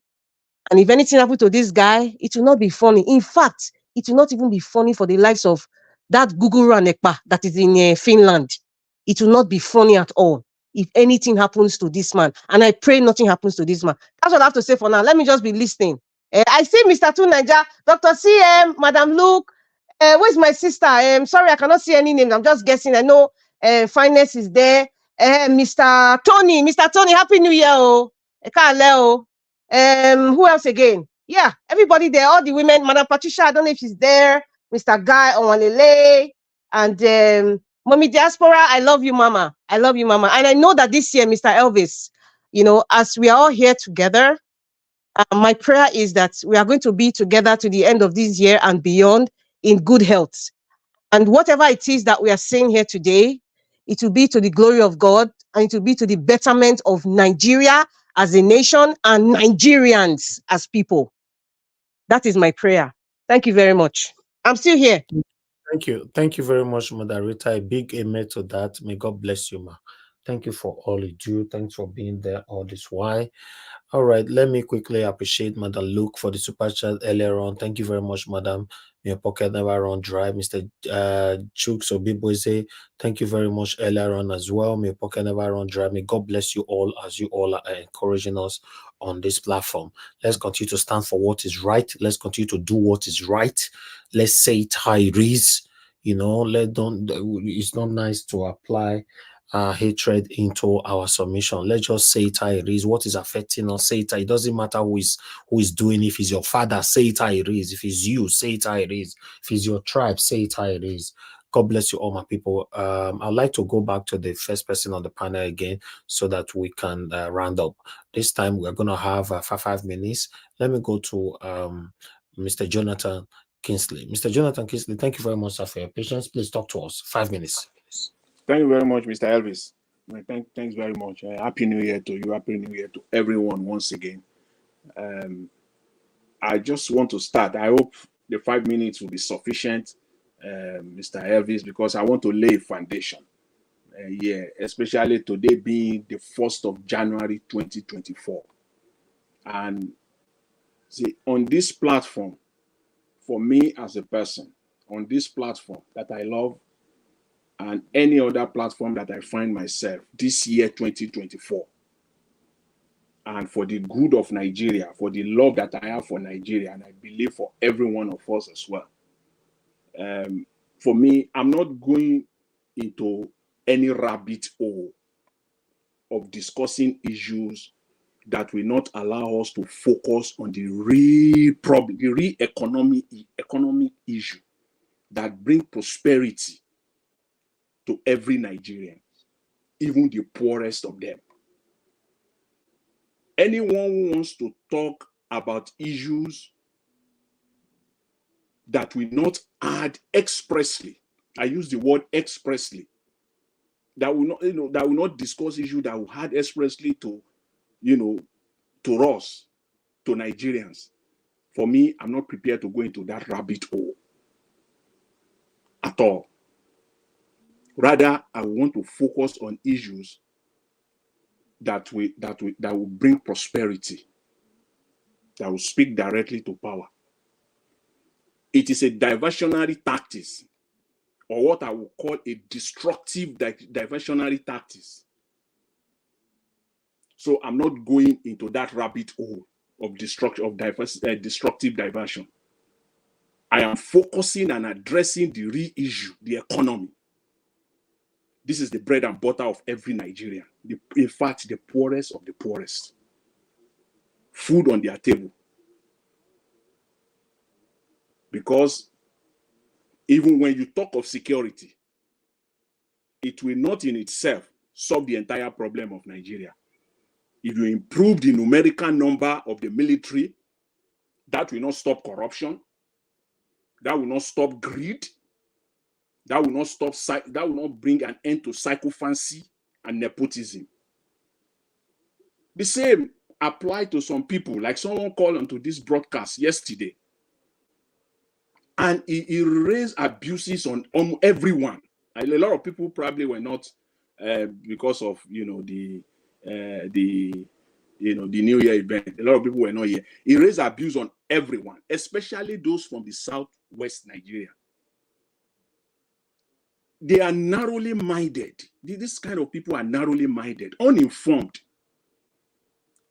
And the only way they can embed themselves, they can insert themselves into any progressive discussions or ideas is to come with this uninformed, destructive diversion.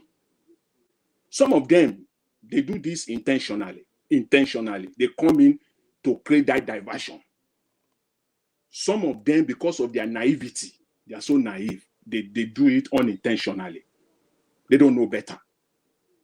Therefore, having said all of this, for me, I will focus on the main issue, the economy. With that being said, however, I am not unaware. I am very, very aware of the fact that some of the carriers of this destructive diversion that I talked about earlier will be very quick to say their singular question is this: how can you bring economic strength or improvement or prosperity without security? My answer to them is this: the security itself alone cannot bring you economic prosperity, especially where unprecedented corruption, greed, nepotism, sycophancy is still the order of the day. So security itself, we know you can do that, but then the corruption is still there, the nepotism is still there, the tribalism is still there, the unmatched sycophancy is still there. So for us is to focus on the real thing. When we do this, this is the only thing that will keep them quiet.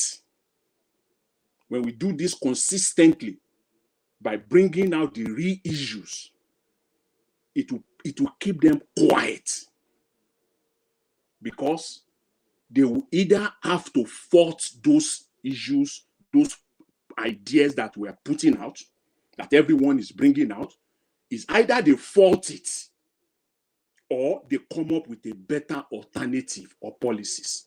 You cannot have it both. It's either you say what this person, what you are saying is wrong, what you are saying is impossible, what you are saying is not viable, and you cannot stop there. You must provide your own alternatives. So for me, therefore, I will just focus on that rating. The economy of Nigeria, because that is the bread and butter of every Nigerian. I am not unaware also of the fact that there are so many refugees all across the length and breadth of Nigeria. They are there. The issue of the Nigerian economy is the main issue that we're facing. Nigerians are facing this problem everywhere, every nook and cranny of that country. And what are these issues? Let me just use today. Let me lay it out in layman's terms, so that the likes of someone that called in yesterday, I know he's so uninformed. Let's lay it out in a way that the 4-year-old will understand. One, the Nigerian government just in the last 5 days borrowed 7 billion naira. They still went ahead and they borrowed 7 billion naira. So there is no way you can expect that currency to improve when you go on borrowing like that. And when you borrow, you are not using it on the real economy that will bring development. That's the first thing you have to know. There is no single export. Nigeria is not taking anything out. I'm saying all of this to let you know that 2024, there is no chance. The economy is going nowhere. So let's lay it out. That's number one. Number two, there is no single export that will be added to the Nigerians' GDP or external reserve in 2024. No. Number three, the government continue to import everything. Even the cars that they are using, they are importing it. They are importing the cars that they are using. So there is no hope. 4, in terms of food, more than half of the money. Yes. Please, 10 seconds. 10 seconds. Okay. His time is over, eh? Okay. All right. Thank Mr. Elvis. I really appreciate the time you are giving me. Number 4, more than half of the money allocated to farmers goes to the banks. All right. The banks that administer this distribution. Therefore, little or nothing is going to them. Number 5, the ministers, those that are in charge, that are superintending over the policies and the programs, they are they are all complete mismatch. They are complete mismatch. Opening the currency, let me end on this. Opening the currency to the market can only bring the desired result. We all know this. This is just simple arithmetic. It can only bring the desired result if the country has a meaningful external reserve that supports the currency. When the currency is being attacked by speculative traders, by shorters, by insider trading, that's what happens to currency. That's when it drops, and then the country will have to tap in. And then not that you will now go and borrow to support it. And then the same thing will happen after 4 weeks, it will go back up more than where it was previously, and then you will go and borrow again. So those that are saying that they have not done anything good. So with all this, please, let's focus on all this on a daily basis so that they will know this is the problem. So let them come out and tell us, fault it. If you can fault it, and let's discuss it. And don't stop there. Come up with an alternative. Thank you very much, Mr. Elvis. I really appreciate the opportunity. Thanks to everyone. Thank you, Mr. Jonathan. God bless you. Augustine, please give us your final submission. Thank you, sir. 5 minutes. Sorry. Thank you, Niger Watch. Sorry, I was a bit away. I didn't know I will still meet you people. When I called on Jonathan, who spoke last, you got the figure right.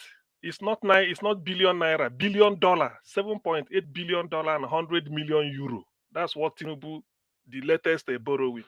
You got the figure, but it's the currency unit I wanted to remind you of. Not billion. They don't borrow in billions of naira anymore. It's in billions of dollars. So that is the borrowing plan I put in the private chat. And what I want to say quickly is about the assault on the people of the Plateau. To be honest with you, I know there are things that bother me, also privately, that affect me, but sometimes it shows maturity if you can leave your problem and talk about the problem of another person. I'm not from the Plateau, I'm not from there, but I feel concerned that for no just cause, these marauding Fulani headsmen again, where are they from? Just to come and sack people again, finish them up till today. Since 8 years of Buhari's regime, they were slaughtering people up and down the country. Not even one was arrested, let alone prosecuted or even found guilty to be jailed. No one. They threatened the state governor, Samuel Orton of Benue State. Nothing happened. They do things at will. We thought that people pray that let Buhari go because Buhari, being a Fulani in Aso Rock, is aiding and they are betting them due to his inaction. Now they are back again. For what? These people, that is their ancestral. What I'm saying is that you can imagine your ancestral land.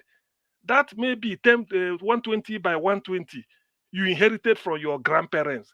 Maybe your grandparents lived there, your father lived there, your grandfather lived there, your father lived there, and then your father died and you inherited it. Now, some people will just come from nowhere to sack you, even eliminate you because of that. For what? And we kept quiet. I keep advising them. What even pains me is that if they don't want to listen to somebody like me, listen to what Gerard Theophilus Danjuma said. If you continue waiting for government to help you, they will finish you off. And that is true. The military in Nigeria is colluding with them. If it's really that it's an emergency, they want to do something, just what you need to do is remove all the military. At least, we on a show, always say military inspecting bags of rice that for people coming from Christmas. Carry them there to go at least physical to scare them. Carry them and put them everywhere so that they know that yes, they are responding. It's like somebody, there's an accident and you call him emergency. The fact that ambulances are surrounding there, people will say yes, they will be nodding. Oh, there are ambulances everywhere, so they are going to evacuate people. That is the meaning that when you come to an accident scene, no ambulance, no police, and the corpses are lying everywhere, you will lose hope. But if you see ambulance around, hey, you say yes, oh, there are ambulance around, so they are picking them. Nothing is happening. Is that the way the people should just go? No account. Today, we have started with over 100. Somebody was saying there are more than 400 already gone, and they will continue. You see, all this type of thing is just like when I hear it, it tells you that forget about the braggadocio of some people. Maybe what they are trying to do. Nothing is. We don't have a government. There is no government. If you can't Even if you don't want to be proactive, now something has happened. Now react to it. You still cannot react. All you know is just talk, talk, talk. We are sorry. Okay, look at the whole presidential address. 1st of January, the man never mentioned it. Not in the address at all. He didn't even say sorry to those. He didn't even read it in your, because this address you read should go into the archives. It will be there, presidential speech made on so time. It will be there. How will the people of Plateau be listening now? You see, to be honest with you, as I'm telling those people, do what others did. Either you do their Moteko type, because you are this that I don't care. Whatever you can do to save your life, nobody will tell you, oh boy, what did you do to save your life? That person must be your enemy. Self-defense. Self-defense is the first human instinct, or the way they say it. That's why when you build your house, you know government will protect you. There is army, there is navy, there is police, there's everything. Yet when you build your house, you put a fence around it. You put a gate, even remote controlled gate. Why? Because you want to safeguard. You don't want somebody to jump in and finish you off. Some people, when they are sleeping, they put their GUN by the side of their pillow. They know there is police for everybody, but they still want to protect themselves. So why should you leave yourself vulnerable? You've seen people. Okay. Look at Benue State. They've spent two Christmas celebrations in the refugee camp for those that are there. It's like they've been forgotten. Do you know what it means? In your village, in your compound, you'll be living. All of a sudden, somebody else will come and take it over. I can agree that under a war situation like in Syria, you find yourself somewhere, you will say, oh, my house has been bombed. Nobody living there. Everywhere is charred, destroyed. But as you are in refugee camp, managing on a mat, MAT, managing there with your family and the different people, no more privacy. You just envision your house. Somebody is there enjoying. Maybe you left your goat, your chicken, you did it because you are running for your dear life. The Fulani herdsmen that came there to take it over, what are they going to do? They will start their life with it. And this is a country. We wake up and sleep. No. The people of Plateau, please don't be docile. On this one, you have my vote. Do what others did. If you don't want to copy their Moteko type, do ESN your own. What matters is save your life. If the government can't come to your rescue, who are you waiting for?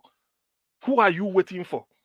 Ordinarily, they should have if they have good intelligence, they should have stopped it. But it has happened. Therefore, to make it not to happen again, the next day you flood the place. Do you know these people had the effrontery to be writing letter? We are going to come on so day. Oh my God. Why? The Igbos will say, Jindu Emegono, of what use is this life if it cannot be protected? Why are you a Nigerian? If the state cannot protect you, can't you protect yourself by any means necessary? Yes, they may pay you 100, but in the end, maybe you cut 2 or 3. At least do something. Let people know. The people of the Yoruba people now, when they sleep, the Agbekoya in Southwest, they showed us they were refugees in Benin Republic. They crossed over. I saw the video. They were interviewed and said they sacked them from a barrack and all this. So today, now they can go to their farm and rest. Why are the people of Plateau not doing the same? Who are they waiting for? Who do they want to please? Are they not human beings?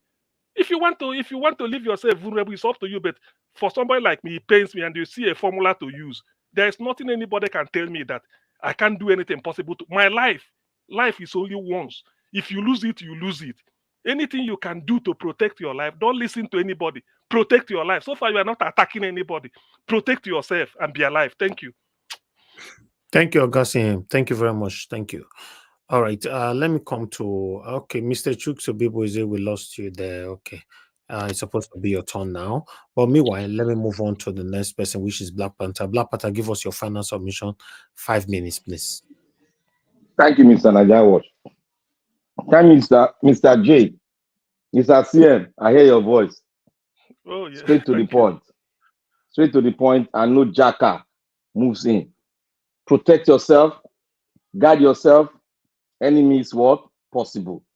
That is what the Ameteku did. That is what the Edolite did. That is what the Western people did. So hold your ground tight. Oppose anything that will bring your people down. By what? Enemies possible.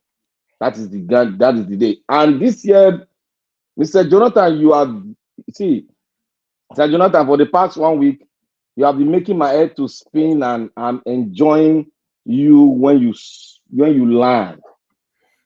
What you spoke today is just so powerful. What you spoke today is the food, is the spice you put in the food, gone, that make it what? Sweet. The economic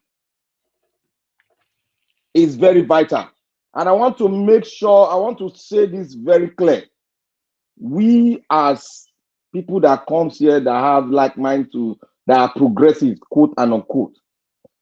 You know what the politicians normally do? They like these diversionary tactics. I told you they will never change.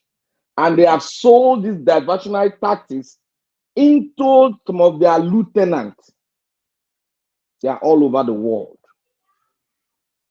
And I want us, I beg of every one of us, if we are speaking, if you don't know the nitty-gritty about Nigerian politics, and you don't know how it's being played, and you think that if somebody mentions one thing, it's adding fire to it, or it's not making, please, let us sit down and listen. Let us sit down and listen. There is something in Nigeria that most of us, we have not really gone through, we have not gone down to know the main problem. Look, let me be very factual. This year, I am going to hit hard like never before. I'm going to hit hard on the constitution and the economy. I am going to hit hard, I repeat, on the constitution, the fundamental and the foundation of a country. And anybody, I beseech you all, let us talk on what? Not talk on the immediate thing. You go chop. You don't build a nation by talking on the immediate thing, how to do the resolution now. When you know the problem itself, the generational problem itself, you don't kill a virus on the surface. You go to it, the base, the foundation of the virus. You go to it and how it mutates itself. You go there and attack it. It's there, right there under the ground, where a lot of people don't like to go. That is where the solution is. We cannot see somebody who stole my property. He took my property. And you are telling me, how will I get the property? You are telling me to go and beg him. Beg him so that I give you your property. How can somebody that stole your property, you now go and beg him? Will he give you? He won't give you now because there's something he needs very drastically, and it's your property. Nigerian property is being stolen here. Look, Nigeria issue is beyond security. If you don't understand it, I beg you should go to history and understand the Ibadan politics when they played it during Awolowo time. Go and understand it, how Awolowo came in. I just want everyone here to go and understand how Awolowo came in, what happened to him, how he went to jail, how he came out. Let's go and understand it, because like that, the micro section of that itself, you will make it to understand the Nigerian political scene. And it will make it to understand that the fixing of Nigeria is not it's not something you just bring in, go and increase your military. No, my brother. The more you increase it, the more you are empowering the oligarch that are sitting on Nigeria wealth. The more you bring in more soldiers, the more you are empowering the oligarch that are sitting on Nigeria wealth. For instance, now you have not asked a question. They are still mining gold. They are still mining a lot of things in the north. And you want to bring in security. Who you think they're going to use that security to secure the people?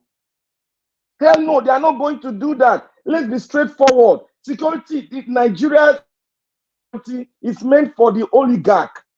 It is quite clear.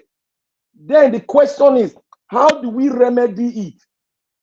We need to go to the nitty-gritty where the problem is. The problem is in the foundation.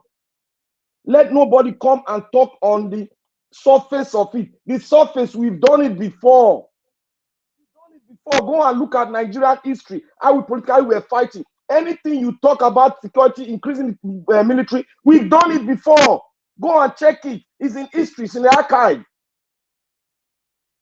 We want something the first time in the history of this country. We want to go to the foundation. Give us evidence of when we've done it before. The foundation. I am not here to give you evidence. Go to And your you are lying to archive. people then. Go and do your research. I'm not here following the political diversionary tactics, please. Nigeria is my country. You are no more Nigerian than me. I've stayed outside of Nigeria for more than 40 years. 1 minute. I have participated in Nigerian politics. I was born in security. My uncle is a soldier, retired soldier. I've served the country, selfless service. I know it. When you bring in more military, you are giving the oligarch more power because they are not going to give you security. Because insecurity, they strike well when there is insecurity. So they will retrieve them back and make sure we impoverish the people and get more, suck the people more, so that they can be more enthroned and do every other thing and listen to all their foreign partners over there. They are still borrowing money. We are saying they should stop borrowing money in your front, in your face. They are still borrowing money, sinking the country. And we are talking about security. With security bringing money, now they are still borrowing money. We are not talking on the economy. That was why I say, Mr. J, God bless you. They are still borrowing money.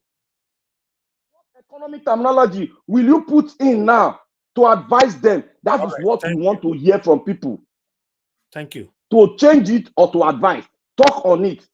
Thank you. Thank you, Black Panther. God bless you, my brother. Thank you so much. All right. Let me quickly move on to the next person, which is Tunaja. Tunaja, you have your 5 minutes. You cannot use it to interject now. Go ahead. Thank you. Thank you. I seriously would like to put out a kind of alert to our people. Anybody that tells you your security is not important, at best, they are ill-informed or they are deliberately misleading you. And somebody just said just now that we've done it before. We've never done it before. There's no evidence. He just said it as if it's true, but it's not true. We've never done it. He has a chance. He can give him space now to give us information where we've done it before. No, he won't. Can I respond to? Let me finish my statement. No, it's not you. You are not the one Mona, that said let her talk. Mona, let her So- talk finish. So Mona, let her talk finish. we cannot be allowing people to mislead our people. This is dangerous. Every living entity that lives requires security to survive. Our society has been bereft and left completely empty. We have been hollowed out. We are the least defended people on the planet. On the planet. And you say we've done it before. Even 5-foot Asian men defend their societies more than we do. Sri Lanka has 10 times less population and has two times more security than we do. And some people tell us that it's economy. What use is economy when everything is getting stolen? And people that think it's because our leaders are just stealing is the reason why our economy is doing badly. That is not the true reason why. The true reason why is because they are taking the money and putting it in foreign banks. That is where all our blood and sweat is going. And not just our blood and sweat, our physical beings are being transported there. 141,000 Nigerians went to work for them. And we'll get paid. We'll send a little change for our people, scraps for us to live on. Our people have been living like slaves. I tell you, I'm not even sure if you actually do the numbers. Maybe someday I'll do the numbers. Whether proportionally, whether the slaves that they used to enslave before got even more pay than we do. Because things have gotten worse over time. compared to us. When the Igbo came here, when they fought Ovaronwe and fought King Jaja Opopo, if King Jaja Opopo, Ovaronwe, Yoruba, the Oni of Ife, they were united, Igbo wouldn't have been able to win. They wouldn't have won that war. Then we have enough people, we have enough defenses to be able to fight all of them. But because we're divided, they were able to win. Now, even if all of us unite, they may still win. I'm sure they'll win. So who has gotten weaker and who has gotten stronger over time? Who has allowed that to happen? Mr. Tunaja, sorry, they were not divided. Those kings you thought they were ruling their kingdoms. They were not divided as if they're divided the way Nigeria is divided today. So when you make references to that, it's they were not wrong. working with each other. They were not working with each Because other. they had their kingdoms and their territories, Yeah, but and that is the everybody point now. What are you interjecting for now? That is the They point I'm making. were having an empire and kingdom. They were not divided. They were separate. That's my point. Now they came, brought all of us together. Even when they put all of us together, and they will still defeat all of us now. Who has gotten weaker over time? When before, if they were, let's say by miracle, they came together and discovered that, oh, you people are killing all of us, so let us band together and fight them. They would have defeated the Igbo people then. But now, even if they band together, they can't. So they've gotten stronger over time. Why some people are telling us that, let's fall asleep. Let's fall asleep. It's okay. You know of a people that are capable of decimating continents. You know of them already. We've had experience with them. And people are telling us security is not important. How can you say that? If it's not important, okay, go, I'll find a job for you. Get the biggest job. Give me your PIN number. Give me your house address. Give me everything. Don't put iron gates. Don't protect your house. Let's see whether that your economy is going to grow. Let's see whether you're ever going to be rich in this world. Your children will be slaves for the ones that have security. It's just that simple. History is there telling you that. And even life today is telling you that. The ones that are strongest always win. Israel is able to take 10,000 children's lives and to walk away. Because why? They are strong. They can get away with it. Who will touch you? Does the lion negotiate with an antelope when they're about to be consumed? This is not wickedness. Can I interject him? This is not wickedness. Let me finish what I'm saying. No, you are sending a bad message there. This is not, well, let me finish my point. That's a bad word you just said there. Can you just let me finish? This is not Retrieve wickedness. Retrieve This is the word you just universal said. law. Now you are blocking No, me from it's not universal. You should retrieve that word you said. Please let him speak. Let him allow him. Let's allow him speak. How can he say Israel kill children? Let him speak, That's sir. a bad Please. word. They did. Come on, stop Sorry, it. They did. It's a fact. Nigeria will draw that word. That is bad. Are you It's a fact. It's a fact. It's an act of war that was declared on them. We draw that statement. That's the wrong statement. Hello. You got to retrieve the word. It's a fact. You see how they are fighting for foreigners. It's an act of war. It's an act of war. Our mumu wear trousers. They are fighting for foreigners. You are not a Nigerian. They are there fighting for foreigners. Where are you from? This is it. Hold on. These people, they didn't even when I was talking about Plateau, but they inject It's against my religion. Can I finish what I your religion? They need to behave themselves. Let him round up. They need to behave themselves. Against Islam like that. You cannot talk against Islam. Can you just stop? It's a fact. Muslims are also a danger to us. Oh my God. Okay, fine. If you don't believe that, and you cannot specify that they're killing children. Can they let me talk? What is this now? You don't know what you are saying. I think you had your own say just now. You had your own say just now. I even gave you an opportunity to. I didn't say something very derogatory. He didn't produce evidence. So I didn't produce evidence because I don't want to answer your shenanigans. This man, when a traditional practitioner wants to do anything, if a traditional practitioner want to express their religion, you don't see him coming to defend them. You don't come here if can we finish now? Can you let me talk? Can you talk against Nigeria Watch, he's not letting me talk. He shouldn't have the right to allow me to talk. Because you have derogated my own religion. I was being ready to be thrown back. He won't let me talk. Okay, Black Panther, please let him round up, please. See, the law of self-preservation is the prime directive of any living entity. The moment you are born, you have to survive. You have to look for food. You have to look for everything. And your survival depends on your ability to either consume or protect yourself. This is the way of nature. And anybody that tells us that we don't need security, I fear them. fear them and run the other direction. They want us dead because they will not tell you that they will give you their PIN number. They will not give you their address number. They will not open all their windows, remove their burglary proof. If security was not important, why are Nigerians using burglary proof left and right? Or do you see them using burglary proof? Because they secure their country. Thank you. Thank you. Nigerian Watch, can I say something? Just 1 second. Okay, go ahead quickly, please. 30 please, seconds. Nigerian Watch, with your wisdom, please. Always interject people when they are saying some diversionary thing that is against somebody's own self-belief. Okay, there are some things that happen here. Israel is not your belief. Israel is where my religion comes from. My brother, no, you can't talk against my brother. Stop talking. You are talking. I don't know, man. I don't know how to identify you. You don't know anything about Nigeria. You are a Google outfit. When I see the brainwashing our people are under. You don't know anything about Nigeria. You are living in the Western world. You are talking against them. They will put you out. Who are you? Okay. All right. Our brainwashing is deep. Thank you. Look at this foreigner that cannot stand where it comes from. He's talking to me. Who are you? Okay, now, Black Panther. Thank you, sir. Thank you very much. I have somebody on the phone. Everybody mute yourself, please. Thank you very much, Mother Origin, for calling back again. Please make it brief, please. Yeah, so hey, this year, Michelle.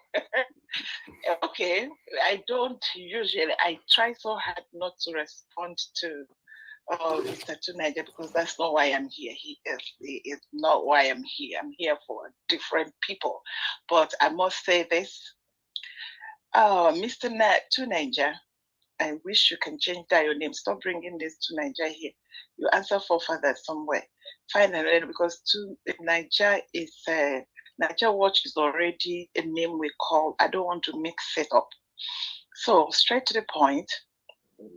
You know what happened at Plateau State a few months before this Plateau State debacle massacre happened. Nigeria government, the oligarchs and their cohorts made sure that those people were disarmed. Their arms were taken away from them. And there was a record documented that this was organized, strategized, sponsored attack on Plateau State people. There was a record at least 36 distress calls that came, and these people 2 to 3 days, criminals and the people that sent them, terrorists came and had a field day on the lives of people of Plateau State. And everybody is clamoring, saying, defend yourself. I have never had you comment on people like Sunday Igboho, people like Nnamdi Kanu that were able to protect their people. And you were telling us to allow right now, if you don't know, and which I know you know, that the majority of the people in the army now are so-called Islamists, and all the people that they have rebaptized from being insurgents to army. And you want to get more of them. I dare you. You see, you and them, everything you plan for Nigeria will never happen. Nigerians are awake. Stop deceiving yourself. Stop coming here to think that you can convince anyone that knows the truth will stand by the truth. And Madam, God bless you. God bless you, madam. God bless you. Live long. God bless you. God bless you, madam. She addressed me directly. Do I respond All to right. her? Okay. Hold on. I want to quickly ask Tunaja, how come you did not talk about Nnamdi Kanu today? Because thank God that Madam Origin just reminded me. The topic of today's Nnamdi Kanu is having internal bleeding with DSS. You didn't address that at all in your two submissions. Did you? Because I'm dealing with because I'm dealing with something. To Nigeria, please. Yeah. The reason why he did not answer was the diversionary tactics. We're talking about a subject today. Wow, they are answering for me. They asked me a question. He's answering You are for me. just so destructive. Very. Destructive You guys, tactics. man, I really, It's a waste it's of like, I time don't to use understand you money people. manage. What kind of people are you? What kind of person are you? They didn't even What ask kind you of the person are question. you? The same question goes to Sit you. on your chair and mute your mic. No, they didn't ask you. Okay. All right. It's because you did exactly what I talked about, and that is what Let you me stand finish. for. Can you let me answer? That's what you stood for. There is nothing Okay. you're going to say here See, that Nigeria, will but you really need to watch these people that won't let somebody see, let talk me Thank you. tell you because they don't something. want the truth Listen, to come if out. you like, Hey, listen. If voila. you don't like, listen. I believe you are Thank you. educated. Emeka don't come back to your channel. Go meet I Same believe and talk. you are educated. Emeka don't come But back. you see, Can you I Thank will you. stop? align with you. Oh, maybe your Hello. answers Hello, please, can you are allow him worried to that you're speak? not doing a good job. Okay, Let I'm him on your Hello. talk. side for a moment, Mr. Come on Tunaija. now, I'm on your Mr. side. Jonathan. Yeah, It's Mr. okay Naija now. Watch, please just Okay, give me thank 10 you. seconds. Please just give No, me 10 no. seconds. But Please, I beg, just 10 seconds. Mr. Tunaija, I will be on your side, but I have one question for you, just one. And if you can answer it to the best of your ability, I will be on your side on this matter. In any country, is the judiciary part of the security infrastructure? To put it in another way, is the judiciary part of the law enforcement agency of any country? Please answer me, and then your response will determine whether I will, because you have to give me facts to be on your side. It's a simple question. Is the judiciary part of the law enforcement of any country? Thank you. Definitely. Without law Then, enforcement, without judiciary, you cannot explain the law. all right, all okay. right. Thank you. You don't answer him. I beg. Let's move on. Can To I? Nigeria, why Yeah. did you address the topic of Nnamdi Kanu today? Because my issue is with the dying people of Nigeria, and I've always, when I came here, to be fair, that is my priority. I've said it from the beginning. This is not. Our topic here is Nnamdi Kanu today. That is have eternal bleeding. Your two submissions. Okay, let me say something about that very, very briefly. One, the Nigerian government will be stupid to allow him perish inside the prison because they arrested him. They chose to arrest him, and they'll have to make sure they are responsible for it. There will be consequences if he dies in prison. Given that many judgments have already acquitted him and asked him to be released, then he goes and dies. It's on the government. And for me, plague on all of them. These people have not given us peace. They've not given us development. All they've given us is weakness, and our people are lost. That's all they've given us. I'm not here for them. I'm here to tell our people what they need to open their eyes to. Okay. To Nigeria, thank you. Your submission, your time is up. I appreciate you all. So can I respond to that lady? She maligned me terribly. And you cannot respond to that lady because it described you. Hold on, please. Huh? Voila. Madam Luke, see another banger. Hey, voila.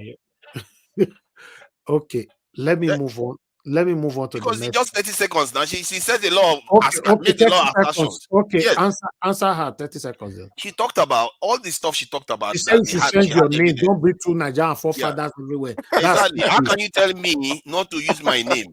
No, I use my name. That's not your name now. You have forefathers somewhere. No, you have you can't use your name. No. I am allowed to use any name. We don't know your secondary school. Even 30 seconds, people won't let me talk. What is wrong with this guy? Come on, man, stop. See, something is wrong with you. We don't know where you let me talk. We don't know your tribe. What kind of wahala is this? And this you can't even control yourself. Money. Emeka don't come meet your brother for a channel. Go and meet Emeka. Okay. What is triggering you so much? Let me just talk. These people, they are allergic to the truth. They can't even keep their mouth shut to listen. Okay, go ahead. That lady made a lot of assertions without any proof. And some people said people are not being arrested. They are arrested and jailed in Nigeria. People pretend as if all these things are not happening. And it looks like we just talk in the air and there is no grounding to our statements. Arrested and jailed. Give us the facts. Yes, they are there. You want me to show? I will start sending links. Bring the facts. Because I searched it when the assertion was made earlier on, and I was shocked to see so many. Are you talking about the same people that they are asking to give amnesty? No, Now the people they talk arrested. with that now. No, they They arrest talk them. with that. Even in Enugu, they arrested them in Enugu too. They arrested them in so many places. They convicted them too. There are links to them. I will put them in the backstage. So just to confirm, because all these people they make assertions with no evidence. Okay, thank you. Thank you. Mr. Naija Watch. Hold 30 seconds. You cannot Mr. know Naija, 30 seconds. So that you direct you know what is happening. Mr. Naija Watch. Let me say one thing. People are here, please. I don't want to sleep here today. 30 seconds. Let me say one thing. See, two Naija, Emeka, one other guy. We can't hear you. That Your wear line mask. is easy. See, two Naija. I said this year I'm going to be very blunt. Can you hear me? Go ahead. Two Naija, Emeka, and one guy that wear mask. I forgot his Yoruba name. They are coerced together. Two Naija is the arrowhead. If you want to debomb me to Nigeria, I will prove you this year. Okay. Thank you. Black Panther. You know, for me, Tunaja have not proven to me how I want it to be, that he's satanic. Then until he proved that, I can't ban him. Emeka was banned here on this platform, and he was also banned on earth, you know, and in heaven. Oh God. You know, so because we know that he's satanic. So but on earth. See, Naija Watch, you said something earlier on why people are pretending about the truth of what is happening in the southeast and all that, and Black Panther wanted to turn on you, and this is the thing, they don't want you to tell the truth. Some people are here. Turn on who as now? Did you hear my statement yesterday? What are you saying? Let me move on, guys. Thank you, everybody. Thank you. Augustine, you don't give us you know, say they give 3 minutes, right? So make I take my own. Sorry. This will not be 3 minutes. I said. I never take my 5 minutes. I never take my 5 minutes, Mr. Hold on. I'm coming to you. You are next. I said it here. I have never had, seen, or see any evidence that there were Fulani headsmen arrested, put in the Nigerian civil court with a lawyer defending them. At the end, they were found guilty and jailed. I have never seen that, and I stand by it. Anybody who want to contradict me on that, please provide the evidence. If I read through and investigate if it's true, no, hold on. If it's true, I will come here and they apologize. Say yes, maybe this one missed me. But for today, 1st of January, I didn't say Fulani. I say Fulani headsmen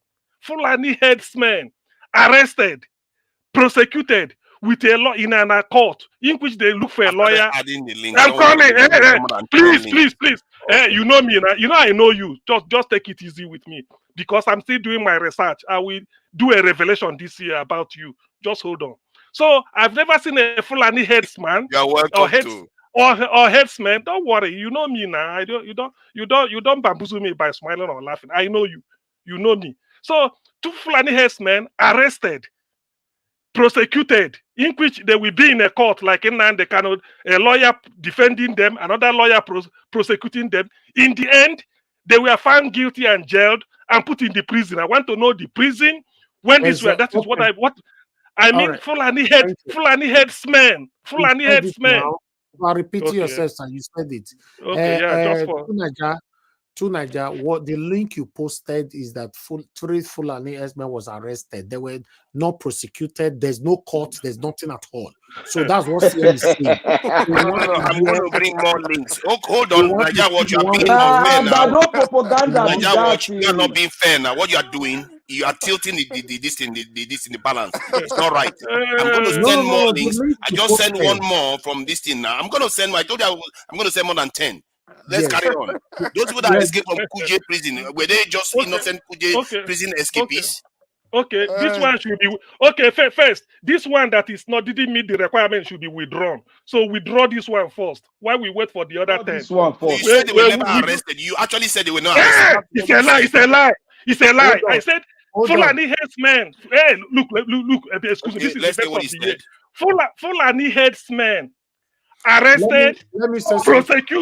prosecute a prosecution. Elvis, I Excuse just me. came into the studio. Excuse me.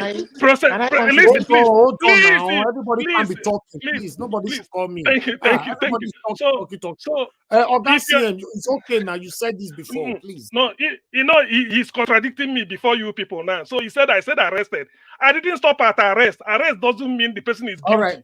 Okay. You can arrest somebody on the way to the police station. You open the police van, the man will go away. That's not what we're saying. Because if you bring the person to prosecution, the pressmen will be there to cover it. In the end, when they are jailed, you go to the prison, you see them. So that has not been done. So because of that, God bless you, Augustine.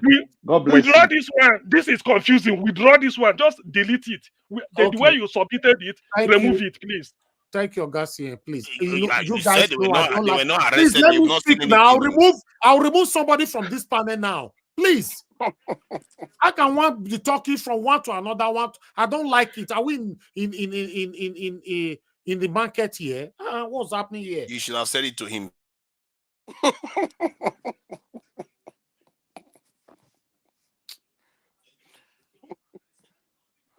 Yeah, Olumude, you yourself, I believe it's you that will be removed. If whoever that is laughing, you'll be thrown out because Yeah, it's don't be me, oh. disrespecting. Mute Elvis, yourself, don't be me. please.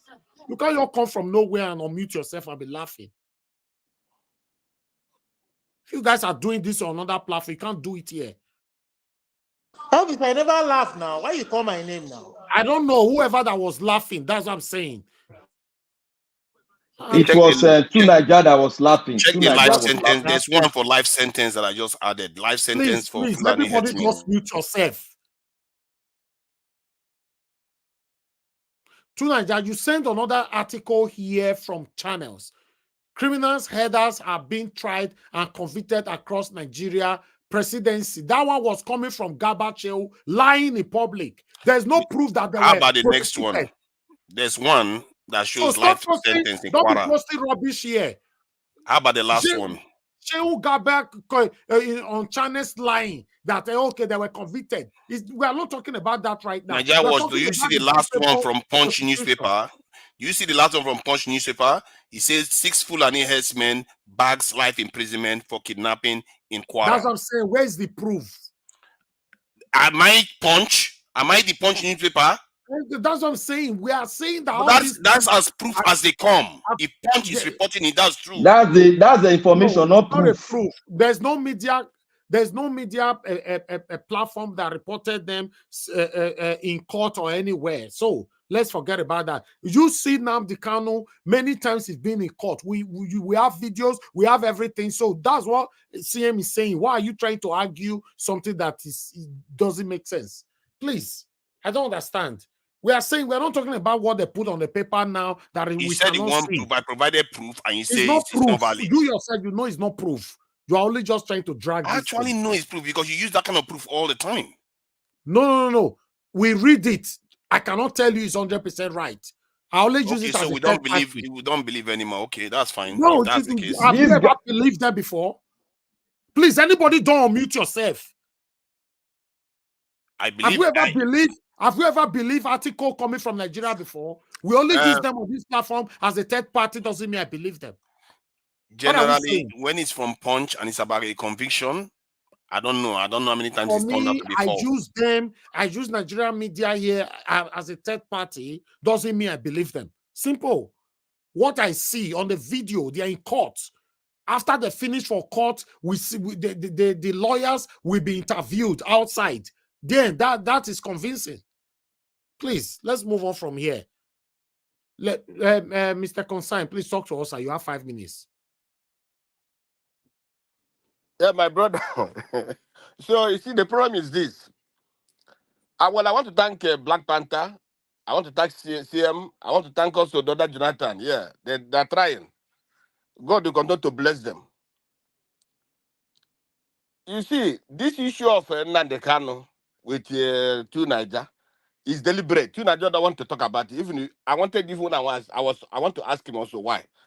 He don't want to talk about it because two Niger, after sleeping one day, he wake up in the morning and they call Flip Television, where these young guys are doing this every morning. He called them and tell them that he doesn't want Nnamdi Kanu to be released. He wants him to suffer in jail. I've already told him before what he said. And he knows that's what he said. He said he wants that man to stay in jail and rot in jail. That's what he said. This flip television, which thing they do in the morning. You see, so what he's doing, he's deliberate. You know what he's doing. He knows. But I've told him many times, my brother, change. I don't hate him, and I will not hate anybody. I don't hate anybody. Only thing I hate is the people who take out blood from people. That's the only people I hate. But for him, what he's doing is only him and say God will judge him, not me. I'm not going to judge him. Then Nigeria today we see everybody wants Nigeria to work, but how will Nigeria work? That's the main thing. That's the problem. Nigeria cannot work when the Senate has been hijacked. Nigeria cannot work when the judiciary, which is the last hope of the common man, has been hijacked. Whatever we say here today, whatever we say, even if we say from here to next year, nothing is going to happen.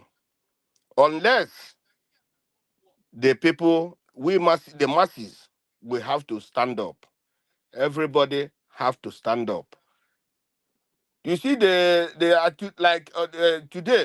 I was watching Arise News, and Abati. Today, I want to pray that Abati will continue to do. Let him change from today, because his submission today really was wonderful. He touched everything about what the government is doing, what Tinubu is doing.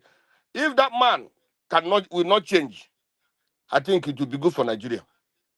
Because in that station there, he's the only one who is two-faced sword. He cut on all ages. Sometimes he go for the Tinubu.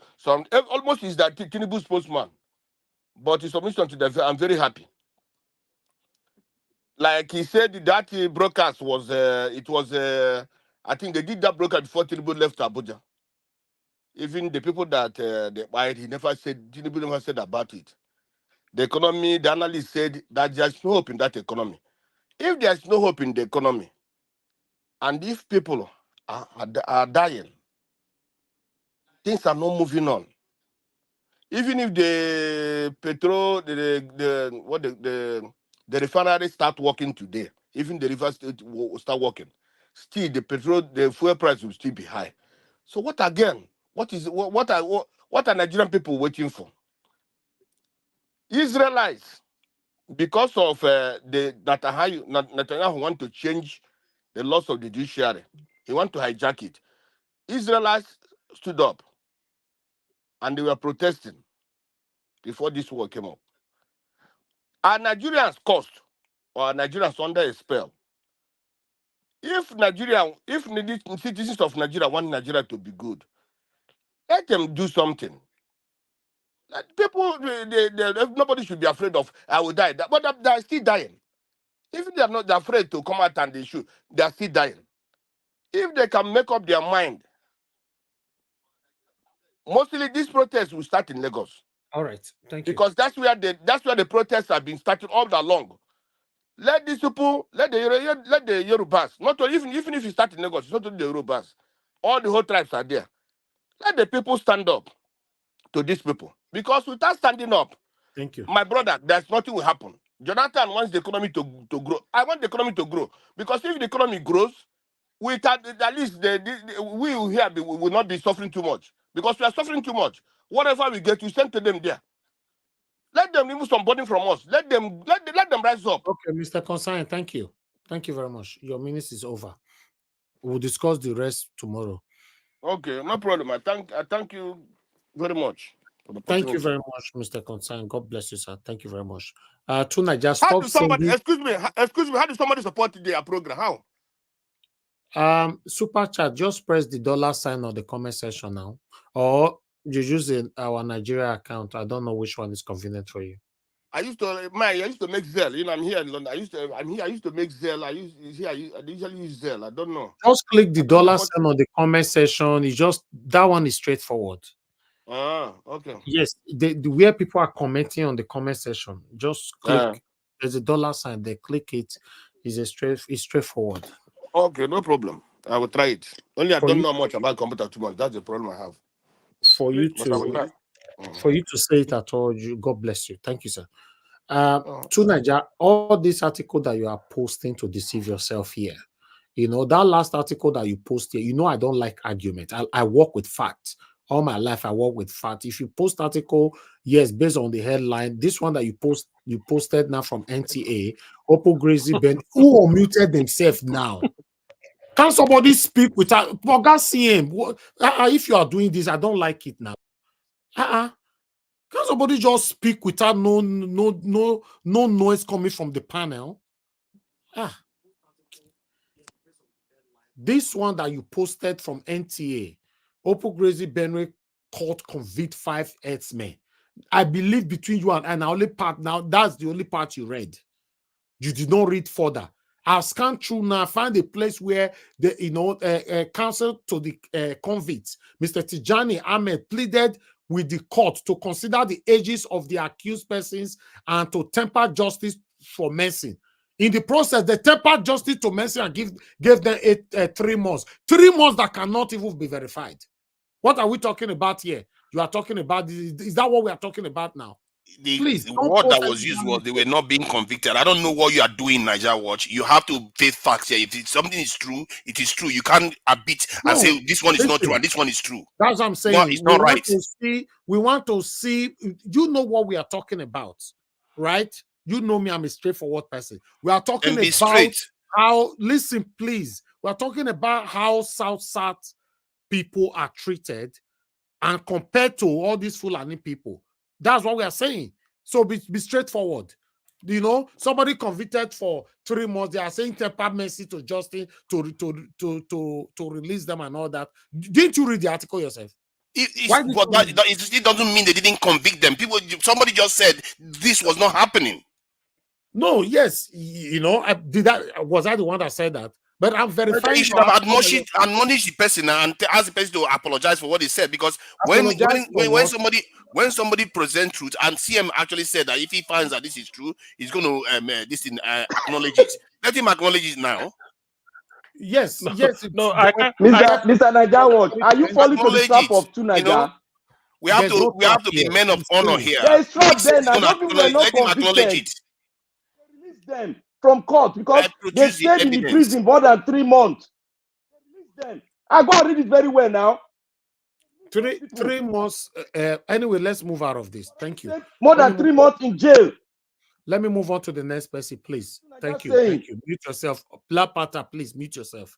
Thank you. You know, Madam Rita, please give us your final submission of 5 minutes. Thank you. Thank you very much. I thought I would never speak.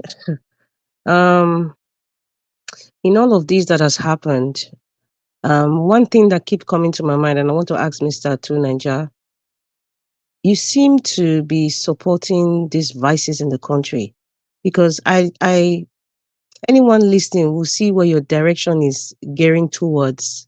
You, at every step of the way, in your expression of trying to make us believe that we should say the facts here, we should educate people, and let us be truthful.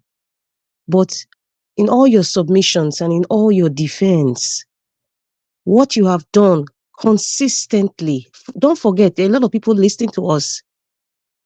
Consistently, what you have done so far this evening is go against every criticisms that we've had against this government that lies, that steals, that destroys. What is your aim? What is your purpose? What is your purpose of supporting or trying to give an excuse? It means that you are on the side of the oppressor. I am on the receiving end, by the way. So what I see, what I interpret is what you are giving. And what you are giving to me, the signal I'm getting, just like a majority of people listening right now, is that at every step of the way, you are supporting the oppressors of Nigeria. You are sending articles to prove your point. To what end? Are you saying that this government is honest? Can you be honest with yourself at least? If not to us, because you are giving us the vibe that you are not being honest with us, but to at least to yourself. With all due respect to you, I don't want to disrespect you. Be honest with yourself. Are you saying that this administration so far in Nigeria have been honest with the people? Of course the not. People who have, The people who have passed on now, are they not human beings? We talk about, Fulani herdsmen, they've done all kinds of terrible things, and you talk about it that it is flies we're talking about. We're talking about human beings that have stayed 9 months in a woman's womb, sometimes even 10, 11 months, and they were slaughtered like piece of meat.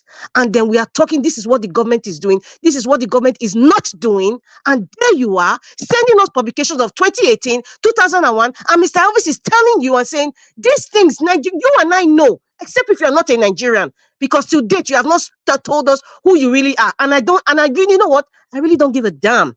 I personally, in fact, you can be from Cameroon or from Ghana. We have a Nigerian Ghanaian guy that calls here. He's proud to say his lineage. It's not about anything. Nobody uses it against anybody in this panel. But however, when you are speaking about Nigeria, you are speaking with experiences and facts and where you grew up and the information that you have. And that's why we come here every day. So when you are talking and saying certain things, you don't sound Nigerian to me. You sound as if you are living in maybe you lived in Canada. You never even lived in Africa. One of the facts at all. No, are deceptive. I'm specifically talking about your responses this evening so far. I'm not talking about the past. Your responses. What is your aim and objective, sir?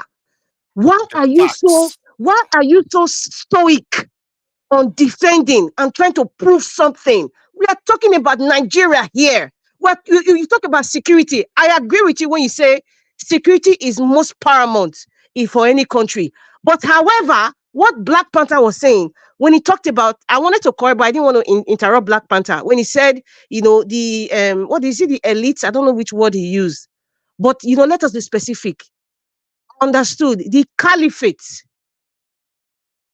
they are in charge of the security outfit of Nigeria. Take it or leave it. You and I know. If you want to go to the NDA, you know how people are being recruited in the NDA. A man from Benin cannot just go to the NDA. Even if he follows due process to get there, he will not get it. They'll say, okay, go and get a letter from maybe one chief or your Oba or something. But however, somebody from the Sultan of Sokoto now can bring 5 or 10 candidates, even if whatever they're qualified or not, it is not questioned. Look at all the service chiefs now, except Agbado just puts maybe one of his brother, maybe as what they call it, head of police now. The last one was from South. Shocker. Wait a minute. Wait a minute. Listen, you see, Mr. Tunaja, I don't think you are knowledgeable, or maybe you are deliberately trying to be ignorant, or you're trying to sound like a greenhorn in the scheme of things of how Nigeria works. I don't know which one you belong to, but somehow you are kind of in between, either trying to behave like a green. Enough facts. All right, thank you. What is facts? You want to make your point. Your point is going to be Your fact is Google now. Your fact is Google. Just stop. Have you researched? Okay. Shadows of the truth, Mr. Naija, Mr. Tu Naija. In fact, you should change your name. If forefathers, put it here so I can, because I cannot be calling Naija what is the reputable station. I'm getting kind of even calling you. It's forefather that you go in on that channel. You people be calling him forefathers here, even though it comes with tuna. Call him forefathers. Facts are the shadows of truth, and you don't even know the facts. You shouldn't be doing this thing that you're doing. You're trying to say something here. The fact that you talk about, you don't speak facts. You don't speak facts, sir. Because you keep talking about we are hypocrites or we are not trying to say the truth. Unethical. Tell you the truth now, sir. Is it not your name? Most of your aspirations. As a matter of fact, I used to Nigeria more everywhere else I go. No. It's only on Dr. Damages. On this platform, you are forefathers. No to You see, now you are abusing my own right. That's very good. Forefathers. Use your power to abuse my rights. So people call me to Mr. Naija Wash here or Elvis. I have a right to use my own name that I use anyway. Okay, with all due respect to you, Mr. Tu Naija, you have said this is what you want to be addressed at as in this channel. I will respect Zimbabwe citizen. Forefathers are going to call them. Naija, what you are doing is not edifying. I'm telling you. What you are doing edifying right now, and it's good to you say you want people to tell you the truth. I'm telling you the truth. What you are with doing all due respect. The truth. Okay, can I speak now, please? Without due respect, Mr. Tu Naija. Sorry, Mr. Elvis. Mr. Tu Naija, what I've just said, you keep talking about facts. You keep talking about, okay, we're not saying the truth or we are being hypocritical. The truth is that you have deliberately, like I said, it's either you are a greenhorn in the scheme of things about Nigeria, or you're just deliberately just trying to cause some kind of ruckus here. Because the fact that you are saying is wrong. You're talking about wrong, me. sir. I'm talking to you, Mr. Tunaja. So my final submission, please, if you're not ready to speak the truth here, and Mr. Jonathan said something, or I think Mr. Black Panther, let us talk about the solutions. Now, the solutions, we cannot, security issue right now. We don't know the security has been captured by the caliphate. So depending on security now, is like we're exposing ourselves to our enemies. Because the head of security, they are all part and parcel of this massacre. What happened in just in 2 days, 3 days? Come on. The people that are part of the intelligence, the people that are part of the intelligence are the people that are causing this ruckus in Nigeria. Because there's a main reason why they are doing it. And do you know what? The major reason is the natural resources. And they want to take over the land. So nobody, including Mr. Tunaja, this year, nobody will come to this channel, misinform people. I personally will not tolerate it. I would not. I would not tolerate it. I will respect you, but I will not tolerate lies and confusion. We shall not be having any ruckus here. We need solutions. We need real men, and women that will tell us the truth and give us solutions. Not people arguing and justifying people that have been slaughtered as if they're not human beings. It is painful. It is disrespectful for the people who are feeling pain here. You cannot sit in the UK and be arguing and supporting this oppressive, malevolent, wicked, hegemonial system. You are supporting it. On saving lives. Thank you. Tunaja, you can't just be talking as you like here. Please. Can I put this information out, please? No, not yet. I have this information. Just 1 minute. I just want to put Go ahead now. What out. information again now? Thank you very much. The strength of the Nigerian military. So let's play it. Let's take it to Mr. Tunaja. You search for information online. Let's give it back to you online. The Nigerian military, after the Second World War, during the Civil War rather, was doubled, nearly doubled. Right after the Civil War, it plummeted to 125,000. This is the Nigerian military information now. As of today, it's about 230,000. That's the strength. In 2016, it was 200. In 200,000. In 2017, they increased the Nigerian military to 215,000. In 2018, they increased the Nigerian military from 215 to 223,000. They have increased the Nigerian Air Force. Now, those ones that fly the planes, those are the trainers, the real professionals here, from 10,000 in 2007 to by 2021, Buhari increased it to 18,000. Fact. The point is that this is an ongoing thing. Nigerian military is being increased regularly on a regular basis. Again, you need to ask the real question. That is nothing. That is nothing, but it's being done anyway. That is compared to what is needed. Even Tinubu acknowledge that they need far more than that. Okay, thank you now. Thank you. Mr. Jonathan, thank you very much for that.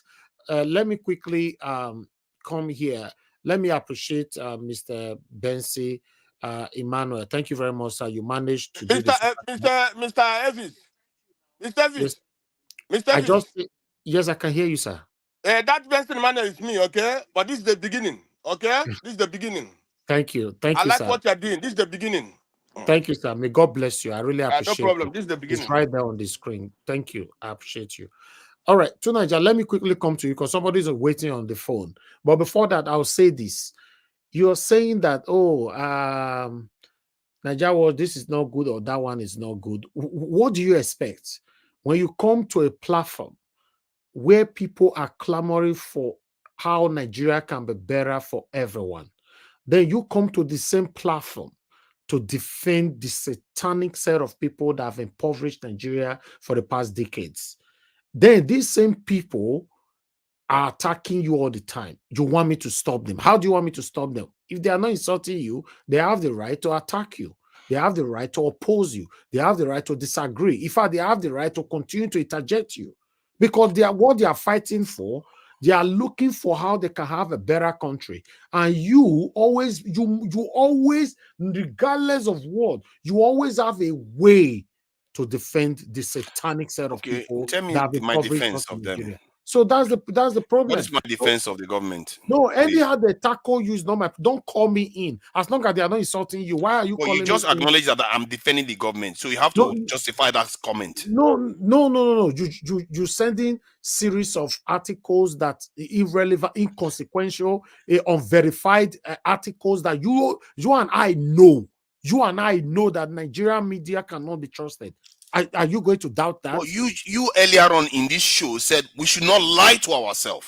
Yeah, we That can't what lie is to going on in ourselves. the I southeast protest them. and that Yes, people of in the course. southeast are killing southeasterners. But yet somebody came on this place and say, "Oh, nobody's ever been arrested or convicted. These Fulanis are not been." I'm saying we have to talk with facts, and I was supporting that comment that you made. And now you are turning on me saying, No. I'm justifying what the government does. I call the government traitors to our people all the time. What I was expecting for you to send in was a video, not article. Yes, not article. We've seen series of these same people that media that you send the article now. We've seen they've posted something within 2-3 hours, they'll delete it. You go back, there's not there anymore because they are confused. You know the country where we came from. Newspaper has been around since If really you are from Nigeria. Punch has been around since I was born. Punch newspaper has been around since I was born. And that Nnamdi Kanu story, I can hardly find it anywhere other than on one video channel. Tunaja, these are mainstream medias. I know. Please, what you are sending now, it will be nice. Next time, bring it on video. Let's watch it. You understand? That would be nice. Nigerians will be more convinced, not what they put on the paper. Yes, I bring these papers here, don't get me wrong, but I bring it here to safeguard my own self, my media, for people to know that I don't just come on air and verbally talk to them. I show them where it's coming from. So, and I normally tell people as well, if you need to hold anybody for this information I'm passing now, go hold Punch, not be me. Doesn't mean I trust them. You and I know the country where we came from, that there's no truth. So what are we talking about? Bring video. You tomorrow, if you bring video, that's fine. For me, I'm not the one that said they have never been convicted. If you bring video tomorrow, I'll tally it up and say, okay, Tunaja was right. But that article that said somebody was after they pleaded for mercy and everything, and that's okay. They now gave the person 3 months. For me, I'm still very, very doubtful about it. You know. But meanwhile, let's move out of here. Thank you very much for long wait, Oga Chris on the phone. Good evening to you and Happy New Year. Talk to us. Good evening, sir. Mr. Nanjaros. Happy New Year. My name is Chris. I'm calling from Dublin. Thank you. Can you hear me? Yes, sir. Thank you. Good evening, everybody. Everybody in the panel.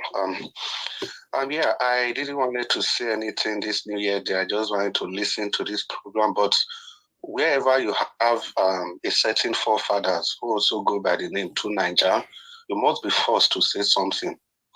Yeah, because Tunaja has represented the albatross that we in Naija Watch platform will have to carry around our neck. And you see, we clearly understand the outburst of Madam Rita, and clearly so. She's doing the right thing against the position of Tunaja. And now, Mr. Naija, you remember about 2 weeks ago, precisely 2 weeks ago, give us our mandate, said something on this platform that, yeah, despite the fact that we want to accommodate all views, but there are some views that are not just okay to be accommodated. And he repeated it again during the Just Plateau massacre. Because there are some people that come to this platform. If I say some people, Tunaja is a typical example of those people that come to present disparaging views, and they will expect people to just keep quiet when you know what this platform is all about. And Mr. Njawach, I want to use this opportunity to salute you again for the courage and the tenacity that you have in trying to accommodate every views. Because there are a lot of platforms that if you go and say contrary views, you are thrown out immediately. Now I see contributors even arguing with you, and you are still able to keep your calm, even if you have your occasional outbursts once in a while. Now, Tunaja is the most ambivalent Nigerian you can ever think of. When it comes to issues that he has no answers to, he feigns ignorance. He pretends that he's not abreast with those issues. And Dr. CN, I know you are listening to me. You remember about 4 months ago when we were arguing about Tinubu's NYC certificate. Naija feigned the ignorance that he doesn't know the difference between a discharge certificate and an exemption letter, and I tackled him on that day. You see, this is usually his tactics. It is clear to the blind and audible to the deaf that Naija is representing and the subsection of our society that has held us, all of us, down. Now, how can you tell me somebody that speaks so eloquent like Naija, somebody that's so well informed like Naija, now he's using one simple article to justify that the Fulanis are actually being prosecuted. And Dr. CN, you are listening to me. If we refer to the Gaussian curve statistics, we know what that Gaussian curve tells us about, that you cannot use the little percentage, a small sample, to represent the entirety of the population you are dealing with. How can you do that? You use 1% of an event to represent 99% of whatever is happening. Even that article you are talking about, let's even assume those people were sentenced to 1 million years imprisonment. It still didn't represent the fact that the Fulanis are being prosecuted. No, that is just a one-off thing. And how dare you? Who gives you that audacity to use that to represent what is going on in the country? With the blood spread every day, and you have the audacity to keep defending the government. And when people talk, you are saying people are attacking you. Do you think the people you are talking to, do you think we are all stupid? That we don't know what you are doing, we don't know what you are saying, that we don't know where you stand in all this. Even if you try to be ambivalent, where you stand is clear. You don't need to say you are supporting the government. Everybody can read between the lines. Like Madam Rita concluded now, it's high time. This is New Year. There are some views that must be resisted on the platform. Nobody is going to insult any person in keeping in line with the tenets and belief of Mr. Naija Watch. No, we are not going to insult any person, but we are going to resist every single views, every disparaging views, every views that are meant to keep the poor people, to perpetuate evil among the poor people while keeping the rich the way they want to be, while making the rich to be comfortable. So I think it is high time that you go and take a look back and look at all your positions. You have the right to maintain any positions you want to maintain. But what people are against is this.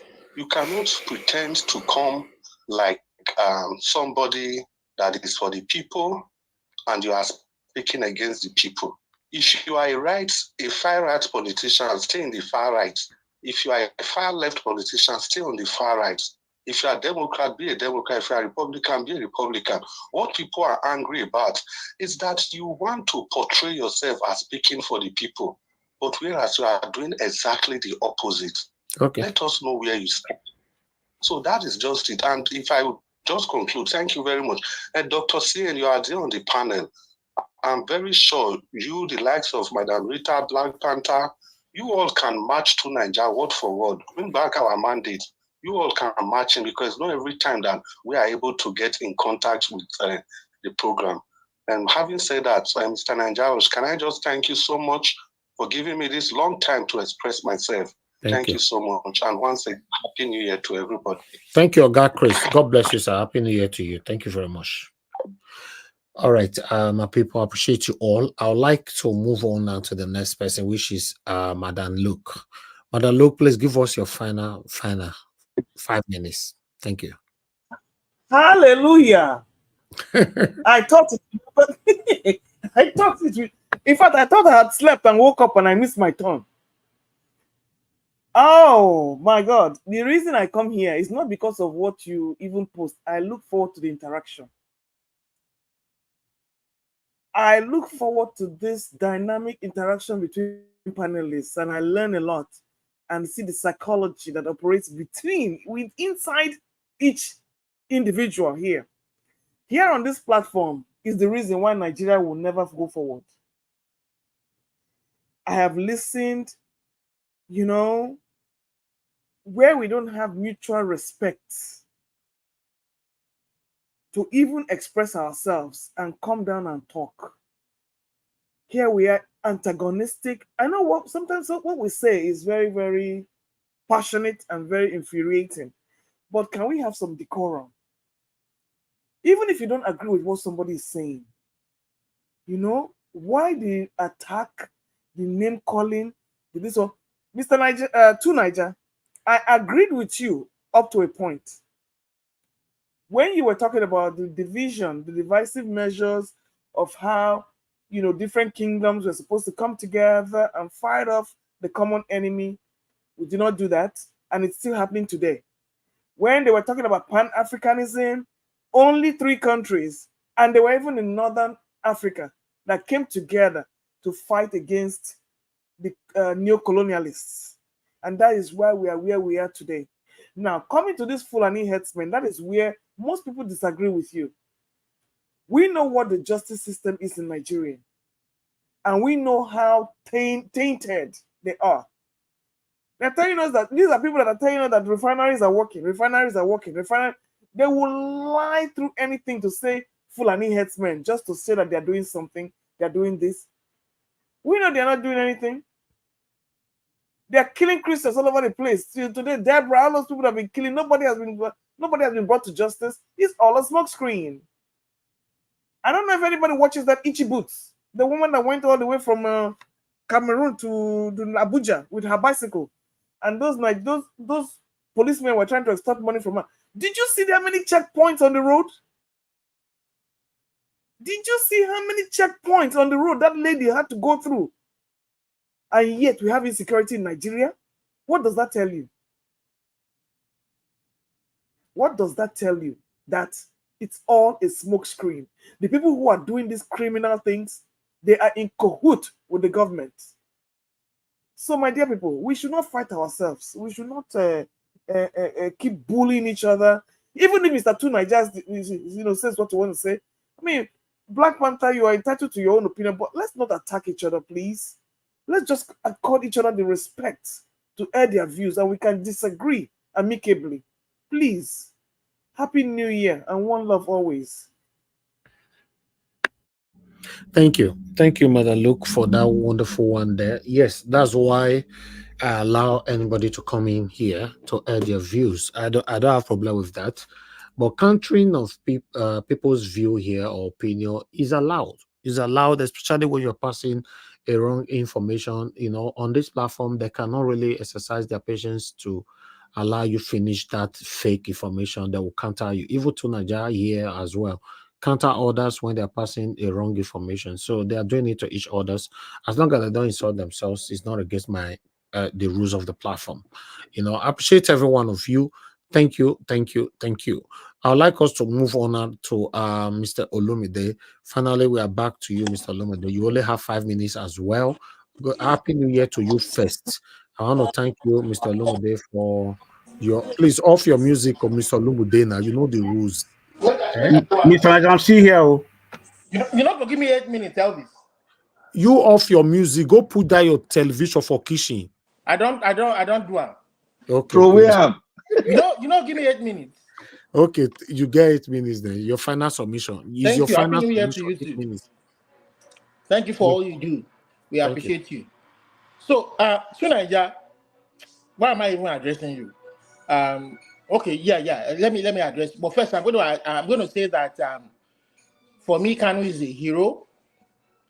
He stood up for his people when it mattered most.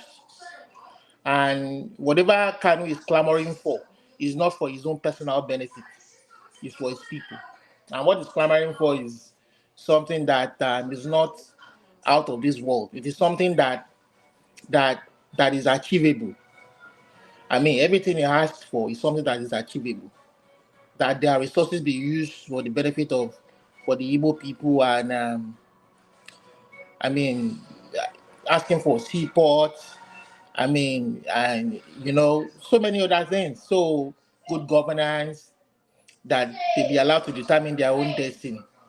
Perhaps if the Nigerian state has given everybody that opportunity to aspire and prosper, we won't hear this clamor. And this clamor is not just coming from him. At one point, he came from the South. Now, more recently, the Igbo people and the Yoruba people. So, be that as it may, the Nigerian government should make sure that he's in good health. Nothing must happen to him. If they have to fly him abroad to receive the best medical care, they should do that. And nothing must happen to the man. Because he's father to children. I don't know how many kids he has, and a husband to a wife. So it's very important that, and the courts have declared him innocent. So why they are still holding on to him, I don't know. So if you know you cannot win this battle in court, you might as well go for a political solution. You know, they are there on the table. Give them a referendum. And then if the large majority of the people say they want to remain part of Nigeria, I'm sure it will forever remain quiet. It will quiet. It will be silent. It won't talk anymore. That is how to do it. Common sense way to do it. Let's have this referendum, you know, and let people choose. But you know, they're not truly democratic in nature. We're just paying lip service. Some people just want to dominate the rest of us and silence us. And then when we talk, rather than protect the citizens against foreign invaders, against killers, barbarians, when you make a contrary opinion that you think should make your society a better place, they send the very security people that should protect you against you, to lock you up, to silence you, or to kill you. You know, in the case of some other people. Is that how you treat your citizen? We all are living in another man's country, and we are treated like we're princes, you know. We're treated like the way our country never even treated us. That we really came from. So what are we talking about? And then we are telling them that we can be better, and then somebody cannot take it well. His ego won't take it well. Rather, he still wants to subjugate the rest of us. And then you expect that the society will progress. It won't progress. Forefathers, see when you there's nothing wrong in holding your view or your opinion about an issue, but make sure that the when you are backing your opinion with sources or information, make sure they are credible sources.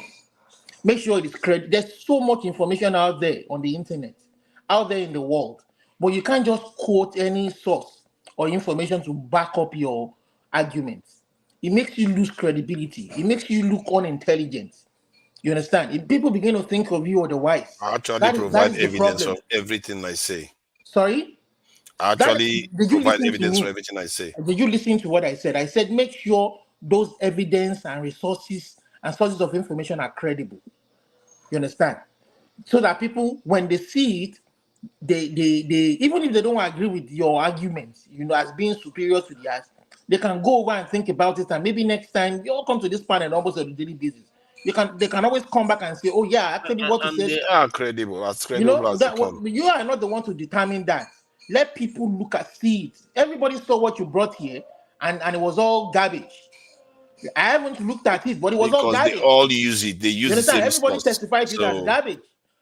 So what? Listen. Okay, now with respect to your argument about military, are we at war with a foreign entity, another foreign country, or are we at war with elements from outside the country and within the country who are destabilizing the country? So when you say recruit is a long-term stuff. We have 10. When we talked on some other platform the other day, we have over 10 army divisions made up of about 12,000 to 15,000 or 17,000 soldiers. And are you telling me all these soldiers are busy in Boko Haram fighting? can you protect 1,000 people? Eh? Can you protect 1,000 people? If you give me the resources, I might be able to do a good job of it. You protect 1,000 people. If I'm you telling you, give me even the an American soldier if you cannot do give me that. the resources, I might be able to do a good job of it. I've answered your question. If an American soldier cannot do that, let you me finish. cannot. My 8 minutes is almost up. So I'm just saying that we have over 10 army divisions. What are those army divisions doing? That just where we talk about, they have the army division there of about 15 to 17,000 soldiers. Are you telling me that they can't respond to a distress call? Over 48 hours they operated. And I have news for the Plateau people. See, your governor is not ready to do anything. You better stand up. I was watching an Al Jazeera recording when the commissioner of information to the governor was saying that they are waiting for the constitution to be changed. They have admitted that, yes, that now is the time for a state police. They want a state police. But the man is saying that they want the government to change the constitution. If you now wait for federal government to come and change anything, you now go wait forever. Go and set up your own state security outfit. Train your guys. The guys look out to the area, provide employment for them. 250 million naira. You have, governor, you have access to 250 million naira monthly security votes. You can use that for your people and they will never forget you. That is one of the best legacy you can give them at this moment in life. You understand? Awolowo gave us free education. We never forgot until this day. Many of us are still alive. We didn't know what he did until a couple of years later. Governor, start your state security outfit backed by your state law. Go and look at the other states, how they did it. Borrow from Southwest. Otherwise, people borrow from ESN. Protect your lives. Your lives, very paramount to you, to your family, to your loved ones, and to the country of Nigeria as a whole. Who knows where the next president will come from? Maybe from those alive, among those children there. Unfortunately, they've lost souls. So people, you have to wake up. You have to protect your lives. Don't wait for your governor. This is the latest news from Al Jazeera. They are still waiting for the governor. Thank you. Waiting for federal government to come and pass new constitution for state police. All right. That's my piece, Melvin. Thank you very much. God love you. Thank you very much for your submission. Happy New Year to you once again, my brother. Thank you for everybody, for the putting out your voice out there for us to have a better Nigeria. So on this platform now, everybody have given their submission, So except me, who is talking? Oh, see, I will take past you. Say why you go hide now? No, I did had naturally. I don't interfere with where people are talking. It became rowdy, so I withdrew. Exactly. Okay, give us your final 5 minutes. Thank you, sir. Thank you very much. First of all, we learn every day, and you see Mrs. Luke here. She said something that the behavior we just displayed a couple of minutes ago shows that that's that interpretation of Nigeria. Now regarding the article to Niger sent and whatever. Now regarding information, we have disinformation, and we have misinformation. Now, in the normal scene, newspaper, when you read newspaper, you read with your brains. Because some cases, these journalists, especially Nigerian journalists, they write by the hinges of brown envelopes. They can twist stories. I'll be quick. Now, regarding the whatever happened in Plateau State or the military security and whatever. Now, someone made mention of the Ichi Boots, the lady that was that goes on bike around the world. Many of our security men are on the roads collecting money because the problems in Nigeria, for example, these security issues can be dealt with. For me, this insecurity is intentional. This insecurity problem in Nigeria is enriching some people, despite people being killed, let me use that word. So the insecurity people are becoming rich, milking the system. The insecurity will still continue because this is their daily bread. This is their daily bread. Now I will touch on this woman we see, regarding the economy. A brother said something about the economy. Now I just did some check on the internet. So this lady that took $6 billion. Now I just checked with interest rate in interest rate. That will be at from that will be for today will be 10.8 billion. 10.8 billion. If that money was put in in the back on savings, that money will yield to 10.8 billion. But nobody's talking about that. Nobody's talking about that. So in to round up, we have a long way to go. We have a long way to go. And I don't know. I don't want to be pessimistic, but I will say this. It's only God that will help us. Now, when I say God, I don't mean we depend on prayer, because I keep saying it. Israel are at war today. Israel, we know Israel in the Bible, but when Hamas attacked, they left their shofar, they left their Torah, they took their weapons, and off they go. So Nigeria has a long way to go, and something drastic needs to happen for us to get delivered. Now, many of us are in the foreign countries. This is a peaceful place, and somebody was saying something about security. Yes. Now in Europe, where you are in America, you don't have like in Nigeria, you have big houses, beautiful houses that we will jealous to go into or own. But inside those beautiful houses, you see them barricaded with cages, these iron bars in a beautiful house. So, and that's an index of where Nigeria is. We talk of insecurity, we are there. Talk of poverty, we are there. So let me not blab. I will say this: Nigeria has a long way to go, and I don't know how we're going to get out of this. Thank you very much. If I have some minutes more, Mr. Sian can round up. If anyway, your minutes don't finish. See him, don't get minutes where you want borrow to them. Okay. You not get where you want borrow. You want me to carry us go where we not know? All right, I appreciate every one of you, my people. Thank you very much for your time with us today. Because we still have a full screen, I'm going to give another 2 minutes round for a final. These 2 minutes, just go straight to the point. No need to argue with each others. Remember the reason why we are here. We're fighting for a better Nigeria, not to fight ourselves. When we are fighting ourselves, remember the satanic government will be happy that at least confusion is now amongst them. We rebuke that. Please. Use your 2 minutes well. Let me start first, if you don't mind. Okay. Use your 2 because minutes. I missed. Yeah, I missed something.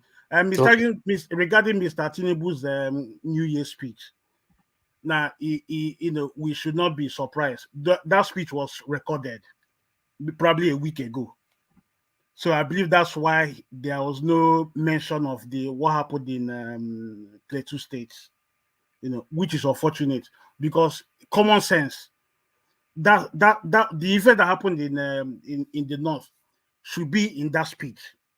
If I were the president, I would have withdrawn that speech and do another one, even maybe record it. But it shows how insensitive these guys are. It shows how insensitive they are. That people were deleted and they don't care, because the most important thing for them is power and money. That's the kind of people we have. And as I said, only God will help us. Thank you very much. Augustia, you say if now you be president, if I withdraw this speech, these people, they talk say they care about you. In the Western, for example, in the Western, it's the Western world that you are trying to do comparison with, those one cares about you. These people for Nigeria don't know whether you exist. You say make you withdraw with it. You see, that's why Mission impossible. That's why we should not be offended when the whites see us as animals, because sometimes that's what we exhibit. It's like we don't reason. Anyway, let me leave you there. Thank you very much. I think, to help you use up your minutes, I think the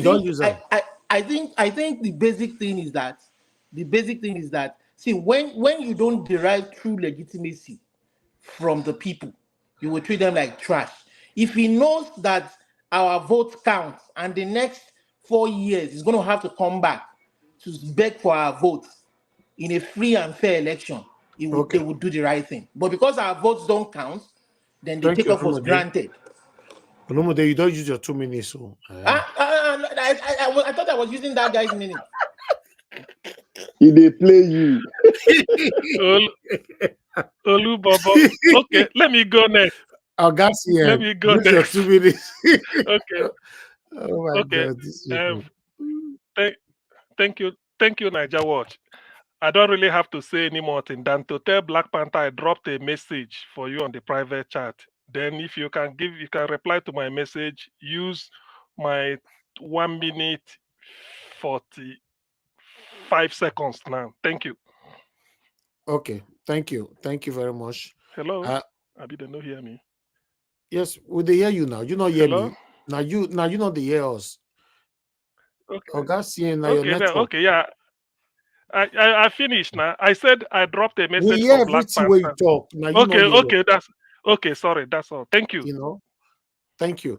All right, let me move on to Black Panther. Black Panther, they say Augustine say he borrow you the remaining minutes for you. Make a start time. Man, Mr. Elvis, thank you. Mr. CN, I don't know how to get it to you. I'll put it. You want my everything, or I should just give you my mail?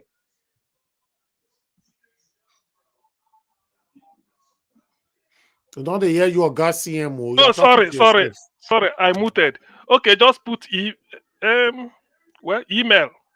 Okay, email will be better. Okay, I'll give you my email. Okay.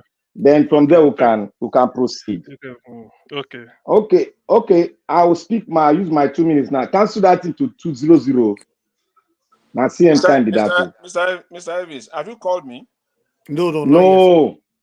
I want to speak on one issue that it is very, very. You see, when we carry wrong information out to the people, information flies like a supersonic rocket.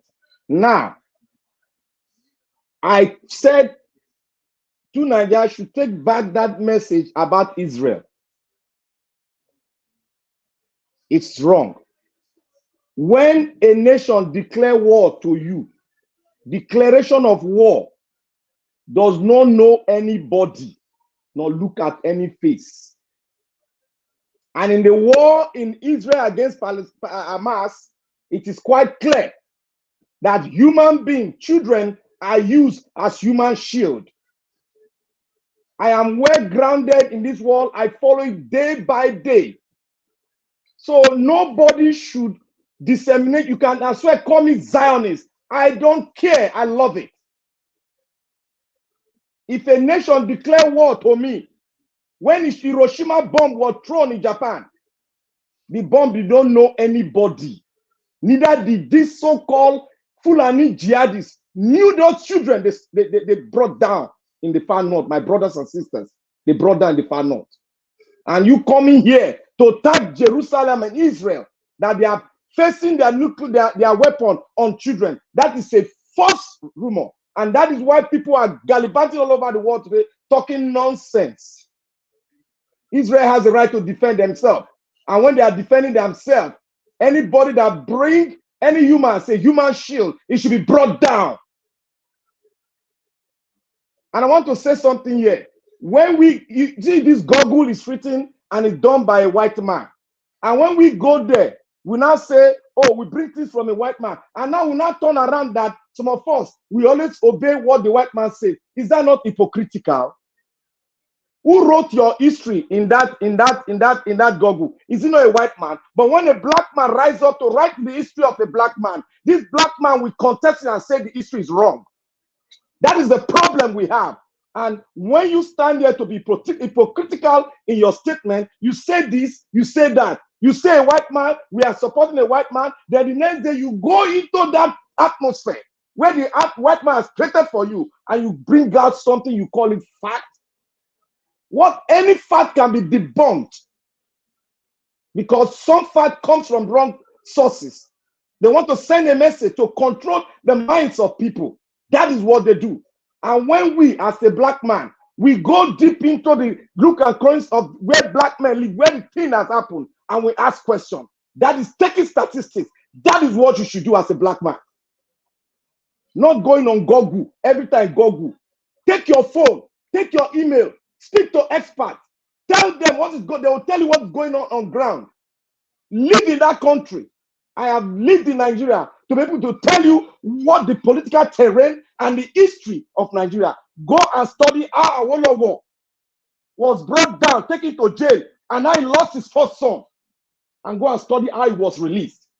You will know the dimension and the manipulation of the oligarch sitting down there in Sokoto to detect what happened in Nigeria. It can never happen. If they think in the 21st century, they will bring somebody down to worship on their feet. Hell no. We will rise like a fire flame and take them down. That is what I have. Thank you, Nigeria World, and God bless you. All right. Thank you very much, Black Panther. You don't talk past your minutes, but because of the previous minutes, that make me just leave it like that. But meanwhile, let me go back to Madam Luke again. If you want to say something, you have your 2 minutes. Everybody entitled to it. If you don't want to use it, that's fine. Oh, yeah, I'm going to use it. Okay. Once again, thank you very much for the wonderful opportunity. This Black Panther and this Zionism matter, that one another angle where I do not understand the significance of it in our discussion right here. Everybody's entitled to their beliefs, I agree, but for the purpose of what will I say, mutual respect, I think all those things should be best kept outside of the Nigerian discussions because it has no bearing to what we're discussing here. And to tell to Nigeria to take back his submission, I don't know why that is relevant. Just like you have yours, he has his, we all have ours, we don't have to agree. So areas that we agree, we agree. The areas that we don't agree, then we can disagree to disagree. So that's not an issue. But going back to the crux of the matter, Nnamdi Kanu, like many people have said, nothing is going to happen to him while he's in DSS custody. So I don't know why all this internal bleeding and all this stuff is coming up right now. I don't even know who is carrying over that message. We're not hearing from his doctor. We're not hearing from anybody. People are just saying DSS torture, this and this and this. So there's too much. IPOB is the one saying it. And who is the spokesman for IPOB? The name was there. I mentioned the name earlier on. So the IPOB that is not in touch with the Nnamdi Kanu in the jail. From the beginning of this broadcast, if you listen again, I mentioned the full name of the head of the IPOB that is saying it. Yeah. That's fine. But I'm saying that the representative of Nnamdi Kanu has not spoken. So I don't know why we should give credence to IPOB. If the representative, the lawyers, the doctors have put out that statement, then I can understand that. But like when they say a lot of dissemination is going on out there, we need to learn to sift the wheat from the chaff instead of running with propaganda. All right, IPOB is there. They should be on the street campaigning for Nnamdi Kanu to be released. So making all these statements to flare the polity doesn't do any good. So I wish him the best, and I know nothing is going to happen to him. He's being used as a bargaining chip, and he's going to be used as a bargaining chip until Tinubu accomplishes everything he wants. 2 minutes is up. Thank I'll you. see you guys tomorrow. Thank you, Madam Luke. God bless you. Happy New Year to you once again. Okay, let me move on to the next person right now. I'll go to Madam Rita. Madam Rita, please give us your final 2 minutes. Hallelujah. Solution. This is my solution. What I think. Number one, NYSC should be scrapped. I've been preaching that for the past 10 years. Reasons best known to me. When the time comes, I would lay out my reasons. Solution in terms of security. Every household, whatever rule that they put in 1979 or was it 78 when NYSC was started, I might be wrong in the dates, but at this point, Nigeria should have every single household should either have minimum at least one person in that household, either be in the police force, the army, the Navy, Air Force, or even special forces. That is one way to at least increase the number of populated security security agents in Nigeria, if they are saying is 1,000 persons to one police or one army officer, that's, I mean, we have the population, as they say, 200 million, can be more or even less. That's one major solution, and I think we should start it now. They can juxtapose the started with NYC, perhaps everybody finishing university. Okay, these are the security agencies. Which one do you want to belong to? Because they shouldn't force anybody. Police, Army, Navy, Air Force, or Special Forces. You pick one, and then they'll start from there.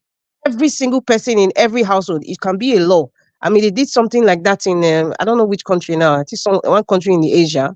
And, you know, it's working. Even Taiwan, in every household, you see somebody, or more, at least one person in a family. An entire family can be in one of these security, you know, forces. And when China was intimidating Taiwan, you know, recently, I mean, of course, with the support of the US, they were standing firm. They were ready because everybody came out. It was not like, oh, let us start teaching somebody how to throw a bow and arrow, or how to throw a grenade or something. No, they were already ready. So Nigeria at this point, that can't happen.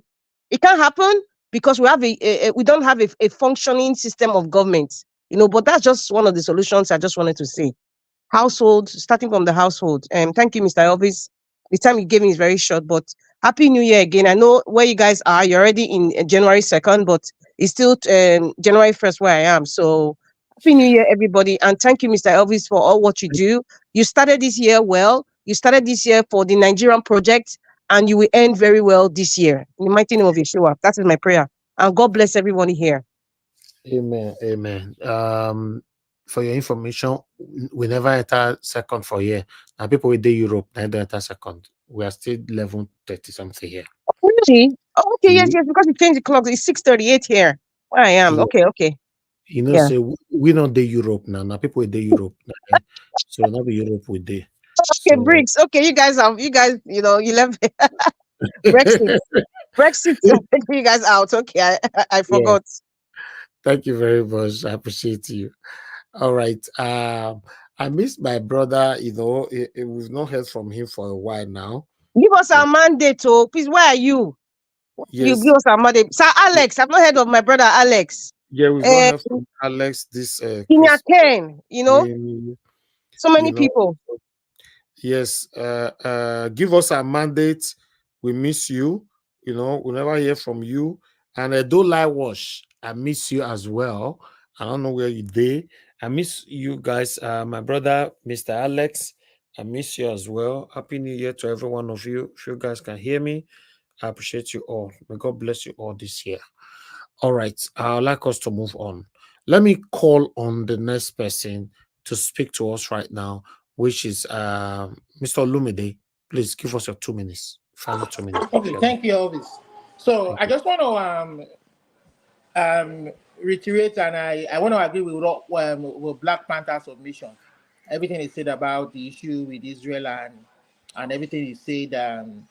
And I also just want to kind of reinforce the information aspect, especially to Nigeria. See, if you want to minimize the argument that people argue with you, you know, most of the time, most people argue with you, that's indisputable. You have to make sure that when you look up your information on Google, don't just take it and bring it.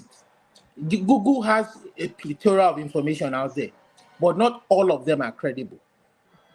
So even in my own part of the world, in my line of profession, where we give people medication, it is very important that when we give them information, especially about medication, we call it drug information systems, you have to make sure that it is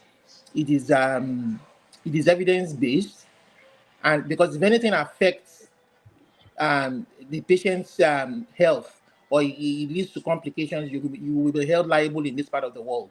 So there's a plethora of information out there. Make sure that the sources at the bottom of the Google information, when you look down, look at their sources. Was it research based? Was it scholarly? Was it, you know, because there's so much information. So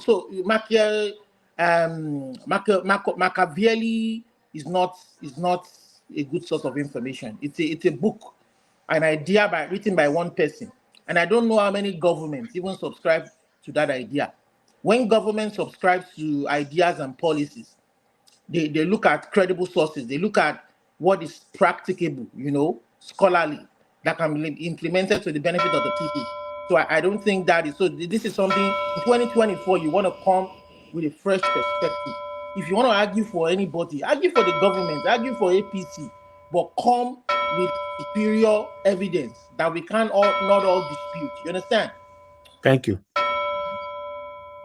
Oh, God, let me go sleep. You don't really time to. Okay, I don't hear. I don't hear. Elvis. Thank you so much. I appreciate you. You're welcome. All right. Let me come to the last two on the panel. Okay. Tunaja, that I deliberately kept you and Mr. Jonathan for last. Tunaja, give us your final 2 minutes. Thank you. Thank you. Yeah, about that Israel stuff, let me just address it briefly. 24 countries, 2021, 3,000 children lost their lives in 24 conflicts in 24 countries. And in one nation, in less than 2-3 months, we have going to 10,000 children lost their lives. And people are excusing that. God help us. So the point, I really like what Rita said, because she actually went for solutions. And this is what I came here for. Because if our people start saying what Rita is saying right now, and it becomes the narrative, watch what happens in our country. The country will transform, because we are going to have security. And that $20 billion we are sending to Nigeria every year, it will be 40 billion, because most of us will be traveling there. Most of us will be living there. There are a lot of retirees in Nigeria that cannot go in the West, that cannot go home. They are like prisoners in the West. They can't go home to Nigeria because they don't feel safe. They don't have good systems there. If we start doing these things, our problems will start getting solved, because we can actually go there and help solve the problem more. This is common sense. So regarding the issue of Nnamdi Kanu, like I said, the government, they are complicit. If you cannot even try somebody that you have evidence for, then what else can you do? You are using him as a pawn. And this is the uselessness of the way our governments behave.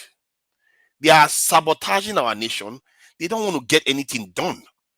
And today, even the Tinubu speech that he released, he was talking about refinery coming on stream in the new year. He didn't state precisely what month. People are talking about January. Every time they say December, and then later on they say January. And then before you know it is February. It never ends.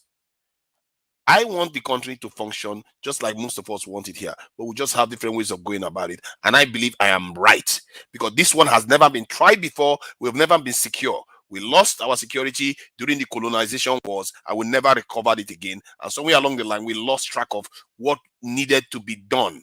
This is why everywhere in Nigeria, you have burglary-proof security guard, iron, barbed wire everywhere, and then we live inside estates on top of it. It's like we are caging ourselves. When in the West, you just have a plain window, barely any glass there. How did we get to this place where we don't understand that we need to secure our country? Thank you. All right, Tunaja, thank you very much for your time. Regardless of what, for someone who say person one adult beats well for this platform, Tunaja, but he's still there with us. Let's fight for a better Nigeria, my people. I understand if we have to follow what everybody wants, remove this one, add this one, remove this one, add this one. At the end of the day, I wonder how we can have a better Nigeria like that. Yes, but in terms of countering each other's, disagreeing with each other's, opposing each other's is allowed on this platform. Most especially when you're passing information that is not aligning with what we stand for or our ideology. Yes, but anything more than that, we should learn to manage each other's. God bless you all, my people. I appreciate you all. Let me come to Mr. Jonathan Kingsley. Is the last person on the panel. Mr. Jonathan Kingsley, please give us your final 2 minutes and let's round up the show. Thank you. Thank you very much, Mr. Elvis. Thanks to everyone. Someone said earlier that the Nigerian military is being increased, or has been increased. Then another person said that that is not true, that there is no evidence to that fact. Then I provided the evidence. And the person that requested earlier that there is no evidence, now moved the goalpost and said the increase is not enough, that it is too small. That is for a country that is near bankruptcy, if not actually bankrupt. My own position, emphatically, is that Nigerian military, increasing the Nigerian military numerically at this point, it will be a total misplacement of priority. Why? If you understand the budget, what is called budget, consistently every year, that money has been allocated for the purpose of increasing the Nigerian military. And they do that to a large extent, even not to what they promise on the budget. In 2019, Nigerian military budget was 1.8 billion. In 2019, rather. In 2020, it increased to 2.57 billion. That's 38% increase. In 2021, it went to 4.47 billion, a staggering 73.9% increase. What is that increase for? Aside from this budget, they requested for a supplementary budget specifically for the military. 2.17 trillion naira was added again to the military budget. What for? Okay. Urgent security purpose. So this has been happening consistently. They are doing it. Okay. Thank you very much, Mr. Elvis. I really appreciate the opportunity. Thanks to everyone. We are talking about 1 million soldiers. He's talking about 10,000 increase per annum. Unbelievable. Thank you. It's okay. Thank you. We'll continue the argument tomorrow. And God will bless you now. I want to use the opportunity to appreciate every one of you that came to the panel today. If I really want to give all of you the time for us to talk on this platform, we might end up talking for 10 hours. We'll still be here, but let's do it. Almost 6 hours now. So I want to appreciate you all. Now, God will bless you, now, my people. Thank you very much for your time. Happy New Year to every one of you. Once again, and those of you that supported us today financially, may God bless you all. My first support financially, 2024. It means a lot to me. It means a lot to this channel. May God bless you all, my wonderful people. I'd like to quickly go to the comment section to appreciate those of you that is right there. But before that, I'd like to appreciate those of you that called in today. Madam Origin, thank you very much. I appreciate you. Love of God is my strength. Thank you very much. Oga Chris, thank you very much. And many others that called in today. Happy New Year to you all once again. On the comment section, started with Mother of All, Mommy Diaspora. Happy New Year to you once again, Mommy. Thank you very much. May God bless you for me. Thank you, Guy Awalele. Thank you very much, Madam Luke. Thank you so much. Thank you, True Niger. Thank you, August CM, Black Panther. Thank you, CIA. Thank you very much, Mr. Jonathan. Thank you, Madam Rita. Thank you. I appreciate every one of you. Now God bless all of you now. Thank you, Stella Imasevedo. Thank you, Tony Africa. Thank you, my people. I appreciate you all. Press on the like button before you leave, my people. I appreciate you, Peg Muddy. Thank you very much. Don Anthony, thank you very much. Steelmaker, thank you very much. I appreciate you, Guy Owalele. Thank you very much, my wonderful people. That God will bless you. Now, help us to press on the like button. Olga, thank you very much as well. Oh, I got a super chat from Grant. Oh, Grant, thank you very much. May God bless you. May your pocket never run dry. Thank you so much for doing this and for always being there. And God will bless all of my people. Continue to stand for what is right. Continue to do what is right. Today is 1st of January 2024. Please set the goals and stand by it. Do what is right, even though what you're standing alone. Just do what is right. Let's move. See how we can move our country forward. We don't need to. I don't have power to go fight the government. The best I can do is what I'm doing right now. So let's continue to talk and all that. I don't want to mention name here. A senior advocate, senior advocate of Nigeria, wish me a happy new year. Yesterday.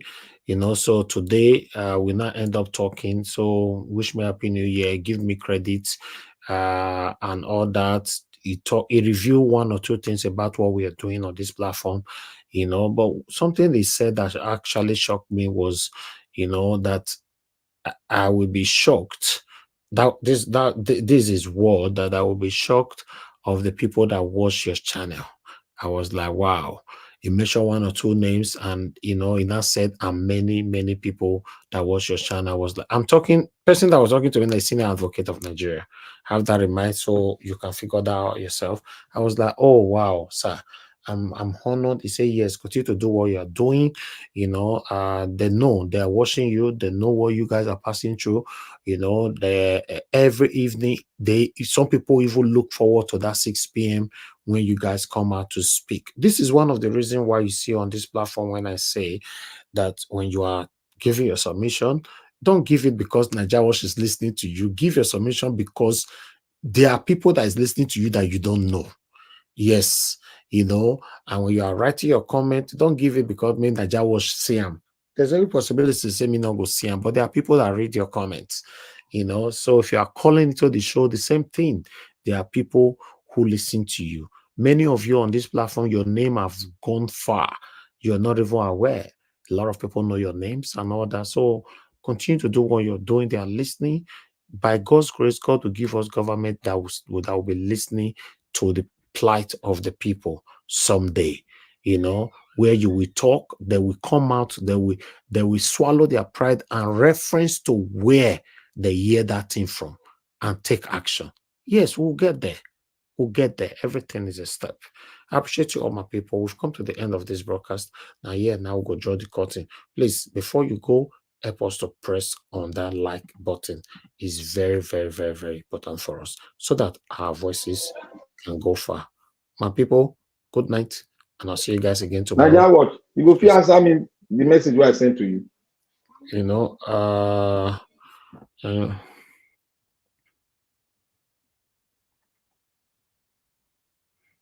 Yes, now. Yes, send it, then I'll forward it to him. Thank you.